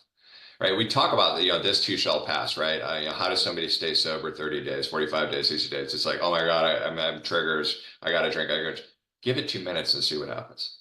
2 minutes. Think about your consequences if you do pick up, right? So how quickly can we send ourselves back to reality is really important. I think the other thing is that and I do this a lot, right? I grew up with anxiety. I could play for anxiety every day. I wake up at 6 a.m. in the morning. If you want me to just be like, let's just be anxious today, that's me. right? I had the nervous tics as a kid. I was very unsettled as a kid. I always put myself in stressful. I was a quarterback. I was a pitcher. Like I always put myself in stressful positions, which was like subconsciously, I think, my attempt to try to get over this need to be anxious all the time. But what's interesting, and I say this to my kids too when I'm coaching them, is that if you don't stay in present moment and you let what just happened impact you to right now, you lose, right? You strike out, you miss a ball, right? You have a bad throw at the discus, right? If you carry that to the next moment, you might as well walk off the field because you've already disrupted your mindset. The same thing is don't create a future that hasn't happened yet. I do this all the time. I'm like, I can play for like what's about to happen. I'm like, well, I might lose a game tonight. Kid might not do as well as I want him to be, right? Those are futures that haven't even happened yet. If it impacts any minute of my day today, I'm just taken away from this moment of being present with you. So it's the whole thought addiction. We do it. My twin brother is it's ironic. He's a physician. He's an ER physician in recovery with me. We're about the same time frame, and he works with me on my LifeLink, the sober app. But he's actually taken the next step further, and he's created curriculum around thought addiction and emotional sobriety, which has been amazing to really see how he's evolved now in terms of these topics. But it's just amazing to me. The farther I get away from drinking, and the more people that I meet who are struggling, the answer is so simple, yet it's so hard to get to that level of disparity that you're willing to do something about it, right? I think Eminem has a song where he's talking to his daughter. He said, I got sober for me, but I actually got sober for you. And there's truth to that, right? And I wish there was a pill I could give somebody struggling. If you have listeners right now that are struggling, I wish there was a way to be like, take this pill, you're going to have your bottom and you're going to be on to healing, but there is nothing. It actually has to come from within. You have to have that spiritual awakening that says, you know what, I'm willing to do anything I can possible to get help, right? Become obsessed with it. And what I'll kind of leave you with this is that what I've found in my life is the more selfless acts I can do throughout the day and in my life, even though it takes a lot of time, when you're volunteering your hours, you're coaching, you're still trying to work out and be healthy, you're still trying to run a company. It's absolutely what's kept me grounded, is that when I can serve others and not focus on me, and those others can be inspired to serve others, that's what drives hope, right? When I pass away, my hope is to leave a legacy of memories in people that inspire them to keep that going, right? And I think that's what this life is about, right? Is can we stop the nonsense on the news, and can we just get back to helping each other? When you become selfless, you build self-esteem, which is important for me because I grew up with almost no self-esteem. Always never good enough, right? In my mind, nobody ever said that. It was in my mind, right? I'm not good enough. My brother's better than me. My dad doesn't, love me. My mom, right? I mean, it's all in here. Again, I took thoughts in my head and I created a reality out of them. I made them reality. And how much of my life, how many hours of my life, days of my life, months of my life, years of my life were wasted on creating anxiety around stuff that was never truth. It's something to think about. It definitely is. And it's one of those things where, you created that reality around anxious thoughts. You can also create reality on positive thoughts and being selfless and helping others. And real quick before we wrap up, this was a couple months ago. I live close to a mall, and when the weather's lousy, I'll just walk inside, get a little bit of walking in as part of my health routine. And there was this, it looked like it was some metal that came from some kind of scaffolding or something like that, but it was a small piece. They're just kind of laying on the sidewalk by a garbage can. So I picked it up and I put it in the can. I wasn't looking for any acknowledgement or good job, Mike, or anything like that, but I didn't even see him. There was an older gentleman behind me that English was not his first language, but he was able to muster up the words. He says, "I am so glad there are still people in this world that will do something like that." Well, And it was that shaped my day. And it was like, okay, keep Yep. my eyes open for other areas to serve. Again, I didn't do it to say, look at me, I am cleaning up the earth. No, I just saw it and took care of it. And Yep. by doing that, removed a hazard, made it cleaner, and it took me 3 seconds, if that, to do it. And it just look for those opportunities to help others. They can be small. It might be small to you. It might be gigantic to them. That's right. Just take those opportunities. So yeah, Matt, you never know the impact, right? You never know yeah. the impact you're going to have. I'm coaching a baseball team right now, and one of the kids who's first year playing baseball, single mom, dad's nowhere to be found. And she came up to me the other day and she said, I'm so grateful to have you as a coach and really kind of help be a father figure, to this kid. And I'm like tearing up a little bit saying it. And I thought about it. I said, wow, I take it for granted, like my house, where you got a beautiful wife. She's amazing. I've got two healthy kids. Not everybody has that, right? We were just down in Mexico on spring break, and we're leaving this nice resort, and we're driving to the airport. And I told my boys, I said, look over there. People live there. These are no running water, right? I mean, not the same life that they have. And I said, so you have to have empathy for that. You have to you have gratitude for where you're at. But you have the empathy for others, and how can I help other people, right, to rise up? And I'm telling you right now, if everybody today, listening, could just do one thing, one piece of service, whatever, pick up a piece of metal, open a door for somebody, help somebody grab something off the top shelf, whatever it is. I said, just imagine if that started to have that ripple effect. And it does. It feels good. Like that guy saying that to you felt good. And that's okay. That's a nice dopamine hit. You're like, okay, I didn't do it because I needed it. I did it because that was just the right thing to do. But it does start to build that self-esteem and confidence. So and it attracts more of that to you as well when you do it. Yep. So Matt, love this conversation. Yeah. Where can people find out more about you and this amazing work you're doing? Yeah, so LinkedIn obviously is the easiest way to look me up, and regardless of which company you're interested in, but Matt Seefeld on LinkedIn. And then of course, if you want to put it in the show notes, My Life Link is the app. So you can download it on Apple or Google Play. If you or anyone is suffering, you can be as anonymous as you want to be. So it's a soft entry into this amazing and extraordinary world of recovery once we distance ourselves from the things that we historically did to disconnect from feeling. So would love to connect again and keep in touch with you, Mike. I really appreciate this time. These are fun podcasts to do where you can kind of just be open, and talk about a lot of different things. Yeah, no, I appreciate you and really enjoyed the conversation as well. And I'll definitely have all that information in the show notes. So Matt, again, be well, and hopefully you don't have nightmares about linebackers tackling you or. I still have a little bit of, it's funny. It's always like, I'm not prepared. I was a quarterback, so I wasn't prepared for the playbook. Like that's usually, it's not like a lot of people worry about school or they're not prepared for a test. I worry about, I show up to a game and I don't remember the playbook. Isn't that funny?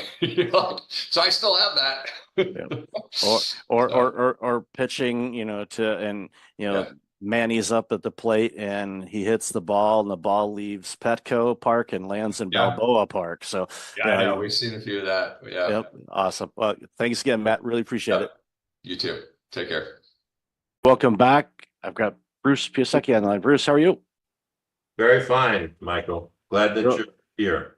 I'm glad that I'm here, and I'm glad you're here too. We've talked quite a bit in the pre-show, which we'll sprinkle into the episode as well. But you do some amazing work, and you're concerned about a lot of different things that impacts humanity. But one of the things that we discussed in the pre-show was the connection of fear of war and fear of climate change and how they intersect a lot more than people may think. So would love to hear your thoughts about that. Yeah, like yesterday I did a podcast with Colonel Robin Phillips, who ran for the national security at the Pentagon, both the Afghanistan desk, the South Asian desk of those 41 nations like India and Pakistan, and also ran for 10 years the desk. They always gave her the hotspots of the former nations of the Soviet Union when it was breaking up. And what Colonel Robbins says, because she's honored me with a great review of my book, Wealth and Climate Competitiveness on Amazon, she's noticed as well that there's this coincidence between the new concerns about war and military resource conflict and climate change. And she reminds all of us in this podcast I did with her that today, for the first time in human history, we have the technology and the information, but we have to choose the right leaders and adapt the right patterns to realize that these are one and the same, that unless you keep national security interests and nation state interests in Somalia or the other nearly failed states, you're going to create serious unrest for the US government and for Canada and for the industrialized nations. So I believe that they're one and the same. So I'd like your listeners to begin to visualize the solution. And I call it the sweet spot between business and society. If you think of two large circles, one is business interests and another is social interests. For the longest time, those two circles only met mildly, peripherally, when they bumped into each other. Now what I'm finding in the new generation, my daughter's a doctor and she's totally there, there is a sweet spot of innovation and wealth creation where the two circles meet, and they meet in 6 ways. First, they cut costs. When Walmart hired my firm, it was always the low price. They wanted to bring food into Africa with less cost. But it really is a sustainability and climate solution if you can give people nutrition in Africa in 22 nations without or over reliance on yams, right? Because it's not diverse enough. Second, the great firms grow revenue. So in my new book, I talk about Trane Technologies, the building science and the food transportation giant, 50,000 engineers who quadrupled the value of their stock during the pandemic because they found a more efficient way to help Pfizer shift its pandemic vaccines, helped Walmart ship its refrigerated food. And so Trane Technologies is featured in my new book as an example of a business result. They're growing revenue because they're interacting with social needs. I think the third thing that happens is we begin to improve our relationships against the common prejudices. So many corporate leaders that I worked for, say 20 years ago, in their high rises where we take the private elevator up to the top of the firm, they had prejudices about social movements. They had prejudices against government, right? And I think that when you begin to think of the sweet spot that's shared between business interests and social interests, you get firms like Toyota, Patagonia, Unilever that operate. Unilever operates in 120 to 140 of the 190 nations in the world. And they see that in the attitude of most people that buy their product, their products, there is this sharing of the sweet spot. The other 3 things that I worked on in my firm with our lawyers and our engineers is that you attract and retain better talent by thinking about the sweet spot. And that's clearly evident in firms like Trane, where I write about a man called Scott Tew, who's taken my company's leadership training for 15 years, twice a year, and as a result is one of their managing partners. I also think that you strengthen the brand, and too often the environmental movement is distracted by that. There's only saying it's greenwash, right? But it does actually, when a Toyota makes a hybrid powertrain car that goes twice as far at the same cost, you're improving the brand of Toyota in contrast to the gas guzzlers. Now, I'm not willing to say that we won the battle at Toyota because it was at the same time trucks were very dominant. So although we launched 8 million hybrid powertrain cars, the Prius and onward, we didn't change the entire market. But the sixth and last thing it does is it reduces risk, right? So all those financial concerns about capital exposure.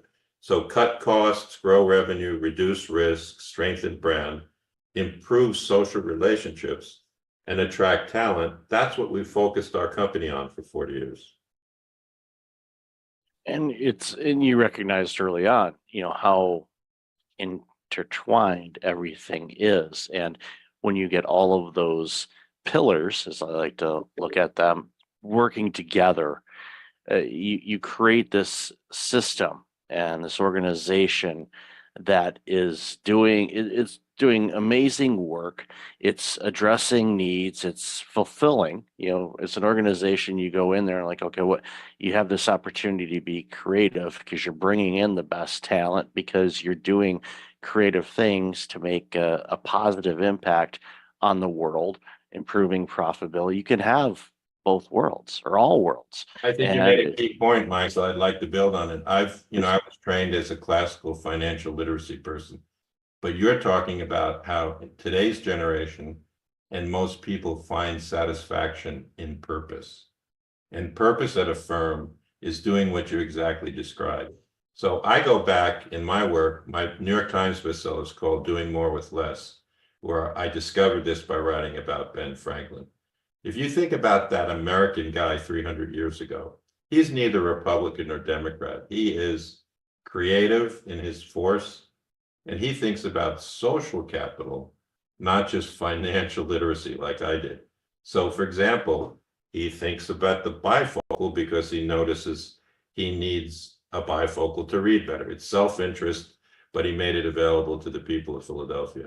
He's tired of moving his cart to the print shop through mud, so he helps the Public Works Department invent sidewalks.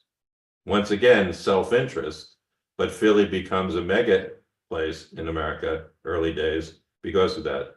He's curious about lightning because he loves to swim and he's afraid, is this thing going to come down? So he thinks of the lightning rod. He's curious about efficiency, so he invents the Franklin stove, right? So in my work, I'm looking to liberate social capital in these firms, not just financial capital.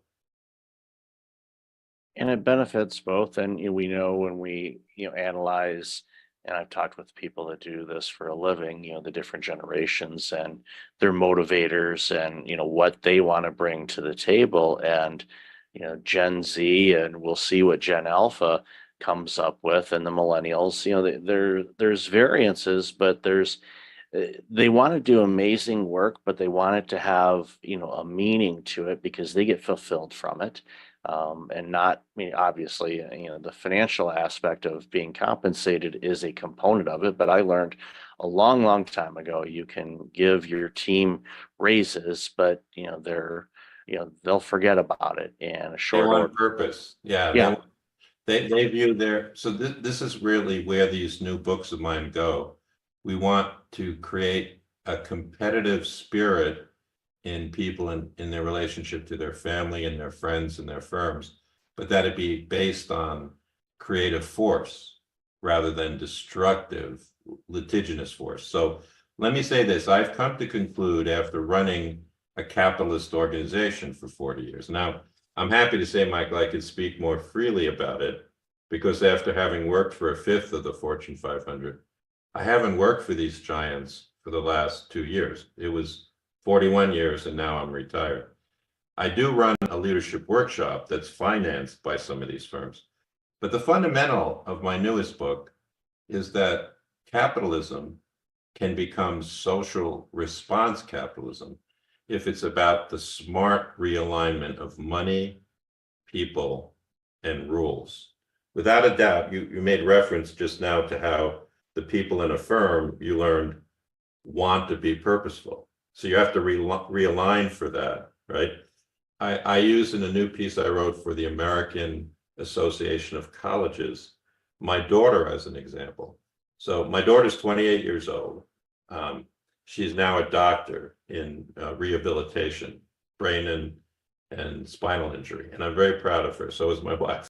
I think she's a doctor more because of the diligence of my wife than a bookish person like me. But to make a long story short, when I observed Colette and all of her doctor friends at Upstate Medical and all of the places in the hospitals she's now working at, it's almost they learned about the relationship to business and society osmotically.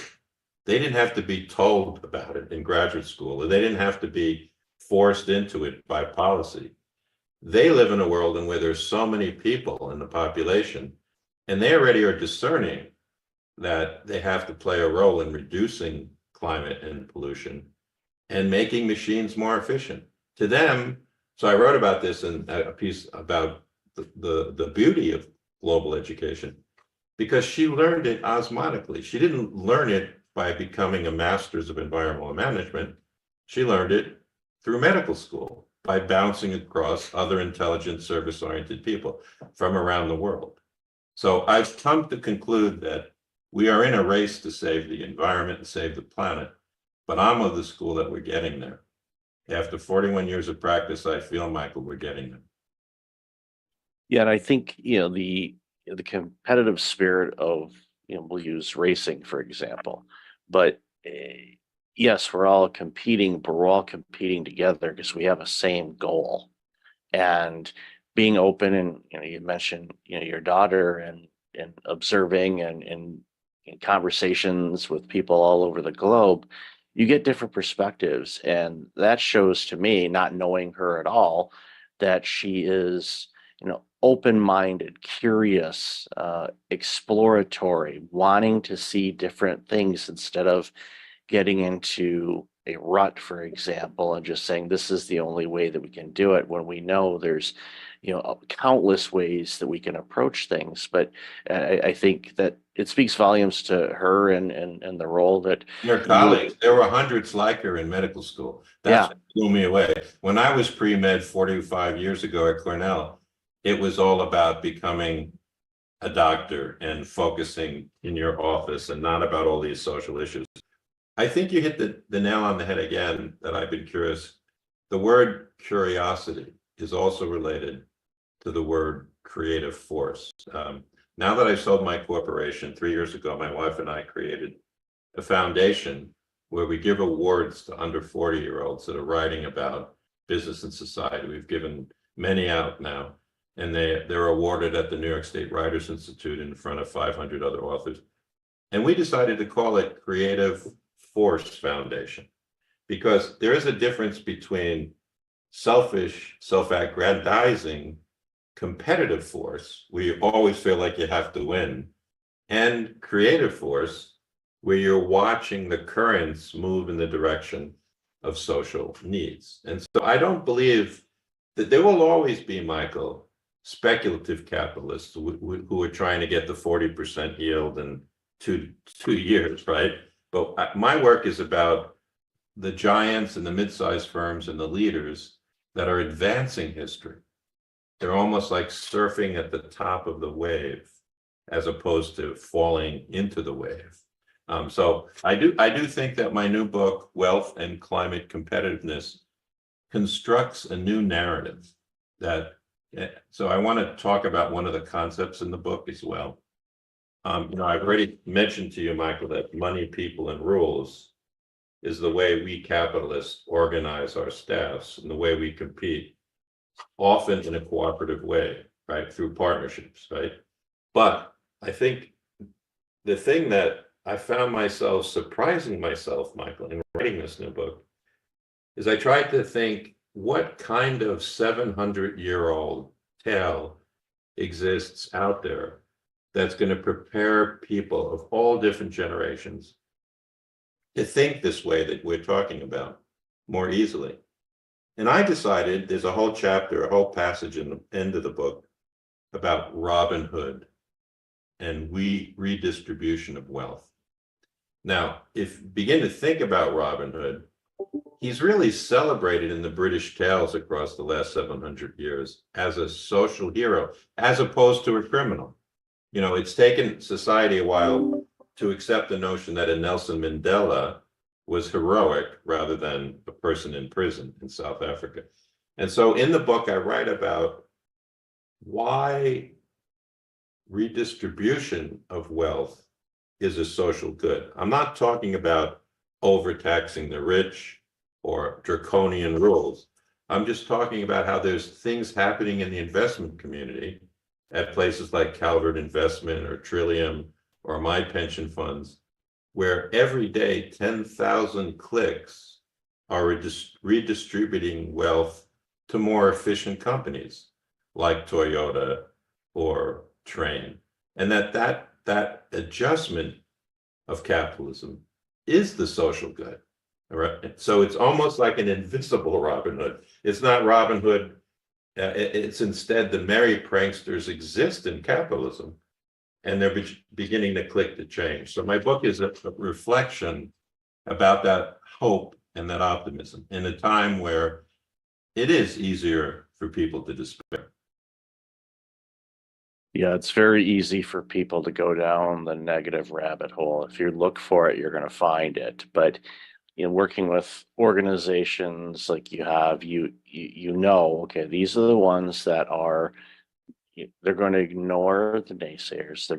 They've got their mission. They know what they want to do. They know what they want to accomplish. They may not necessarily know yet how they're going to do it, but that doesn't bother them. They know that they'll have the creative willpower to be able to attack it and do the things that they want to do and make that impact on the world, both from a financial standpoint, but also a social good. And we've highlighted this throughout the conversation. Both of those can coexist. They're not an either or, but I think sometimes people try to pigeonhole them as an either or, and they're not. And the more that we recognize that yes, your organization can actually be more profitable if you do things in a way that benefits humanity and social good and all of that, you'll find efficiencies. I'm a big fan of efficiencies. Believe me, if you can do it in 2 steps and still give out the great quality, by all means, because that frees you up to do other things that can make impact as well. So it makes a ton of sense. I would like to learn a little bit more before we leave about your Breakfast Leadership Network, because Yeah. I'm happy to be on it. So can you tell me a little bit about who you're reaching? Yeah, of course. Our organization, we launched it. Actually, the website was registered 8 years ago on Monday, so it's been around a bit. And the initial premise of the organization was I was working with organizations and C-suite executives on burnout recovery and prevention, because I had my own. I noticed that. journey. Yeah. Yeah, I had a pretty bad case of burnout 15 years ago, and cost me nearly everything, including my life. And after recovering from all of that, I determined, well, I don't want to do that again. So what do I need to do? So I started researching burnout and went down that rabbit hole. And this was, 2011, 2012, when I still, I was, diving into it, and it started as I got more aware to it. I noticed a lot of my peers, and I was working in the healthcare industry at the time, were going down the same road that I did, and it scared the crap out of me. So I thought, okay, what can I do about this? So started writing about it, started talking about it. One thing led to another, started doing keynotes, writing books, doing consulting. You launched the podcast show a little over 7 years ago to talk about that, and then just bring awareness to entrepreneurs and small business owners Good for you. across the globe to share that yes, you can build a great organization. Yes, you can run a great organization, but you don't need to burn out doing it. You just have Well, to more power to you, because I do think that that's an important lived experience to share. And Yeah. good for your work on the website. One of the things I hope you do is Rob Nyson, my publicist who put me in touch with you, is a very classical, wonderful ex-publisher of a Big Ten firm. He doesn't share your contact information. It's his style to preserve the relationship to you. So if you emailed me your mailing address, I'd love to send you 2 or 3 of my books for your home library, so that I can Awesome. become sort of like a brain trust for you. Because I've now that I'm retired, it took me 17 years to finish this, but a publisher came out with a book about my life, but I could tell it fits your sensibility, because I chose not to write about myself, but the 77 short vignettes are about the people who shaped me, because you've used the key words that I'm very interested in: curiosity, creative, and cooperation, right? So, if you think about it, I'd love to send you that in case you want to do another follow-up. The book came out a month ago, Yeah. so it's still getting its legs. Oh, it's beautiful. Yeah, I'll definitely after the show, I'll email you all that contact information, and I highly encourage people to, if they haven't already, pick up your books and follow your content, and because the expertise and experiences you have provide such a foundation for organizations to really thrive and grow and survive. And the stat, when you look at the Fortune 500, I saw this the other day, and it was surprising, but not that, almost half of the Fortune 500 in the year 2000 have either been acquired or they're gone. Isn't And you're that like, fascinating? it's like, you go, how in the world? Or even I saw a story the other day, one of the organizations in San Diego where I spent a bunch of time as well, called Q Health. They were valued during the pandemic, over $2 billion. They've shut up shop. They're closed. They're gone. Like from 2.3 billion to nothing in a couple of years. It's because, market changes. There was all kinds of other things that fell into place that created the situations that they were facing. But you can be top of the world and you can be underwater in a blink of an eye. And it's Take for example, Enron in their own lifetime. I remember I used to go down to Enron because there were utilities that my firm was working for that wanted to use them as a model. And luckily, the lawyer and I that would go down came back and said, there's something that doesn't smell right there. So, you just made the key point that even the global 500 changed. So in my books, I try and emphasize the lasting set of competitive principles that allow them to continue to innovate. Take, for example, Unilever. There are really 300 different small railroad trains on the same road. They're managed by the same vision and set of people, the most legendary one, Paul Pullman, but I've met many Unilever people. But each car is given a huge amount of innovative, creative freedom. So they buy Ben & Jerry's ice cream, but they have the capability of bringing it to Africa and Australia. And the formula doesn't change of the product or the vision. It's all attached to this huge, that's what the Lever brothers called the Unilever train. And I think there's a real genius to that, allowing innovation within the small units as opposed to homogenizing it all at the top. There's many different models of management success. And as you just mentioned, many examples of management failure, which is what kept my life so interesting, Michael. I bet. So I'll definitely have all your contact information in the show notes. So Bruce, really, really appreciate your time today and love this conversation. We could probably talk for 10 hours straight on this stuff because it's one of the things that, drives it home for me is I want organizations to just crush it and be really well because it benefits all of us when they do. And it's, I love celebrating companies and individuals and teams like yours that just help these organizations do what's right and make things better for all of us because we all win when that happens. So again, Bruce, thank you so much for being on the show. I'm delighted to be part of your Breakfast Leadership Network. Thank you for your time, Michael.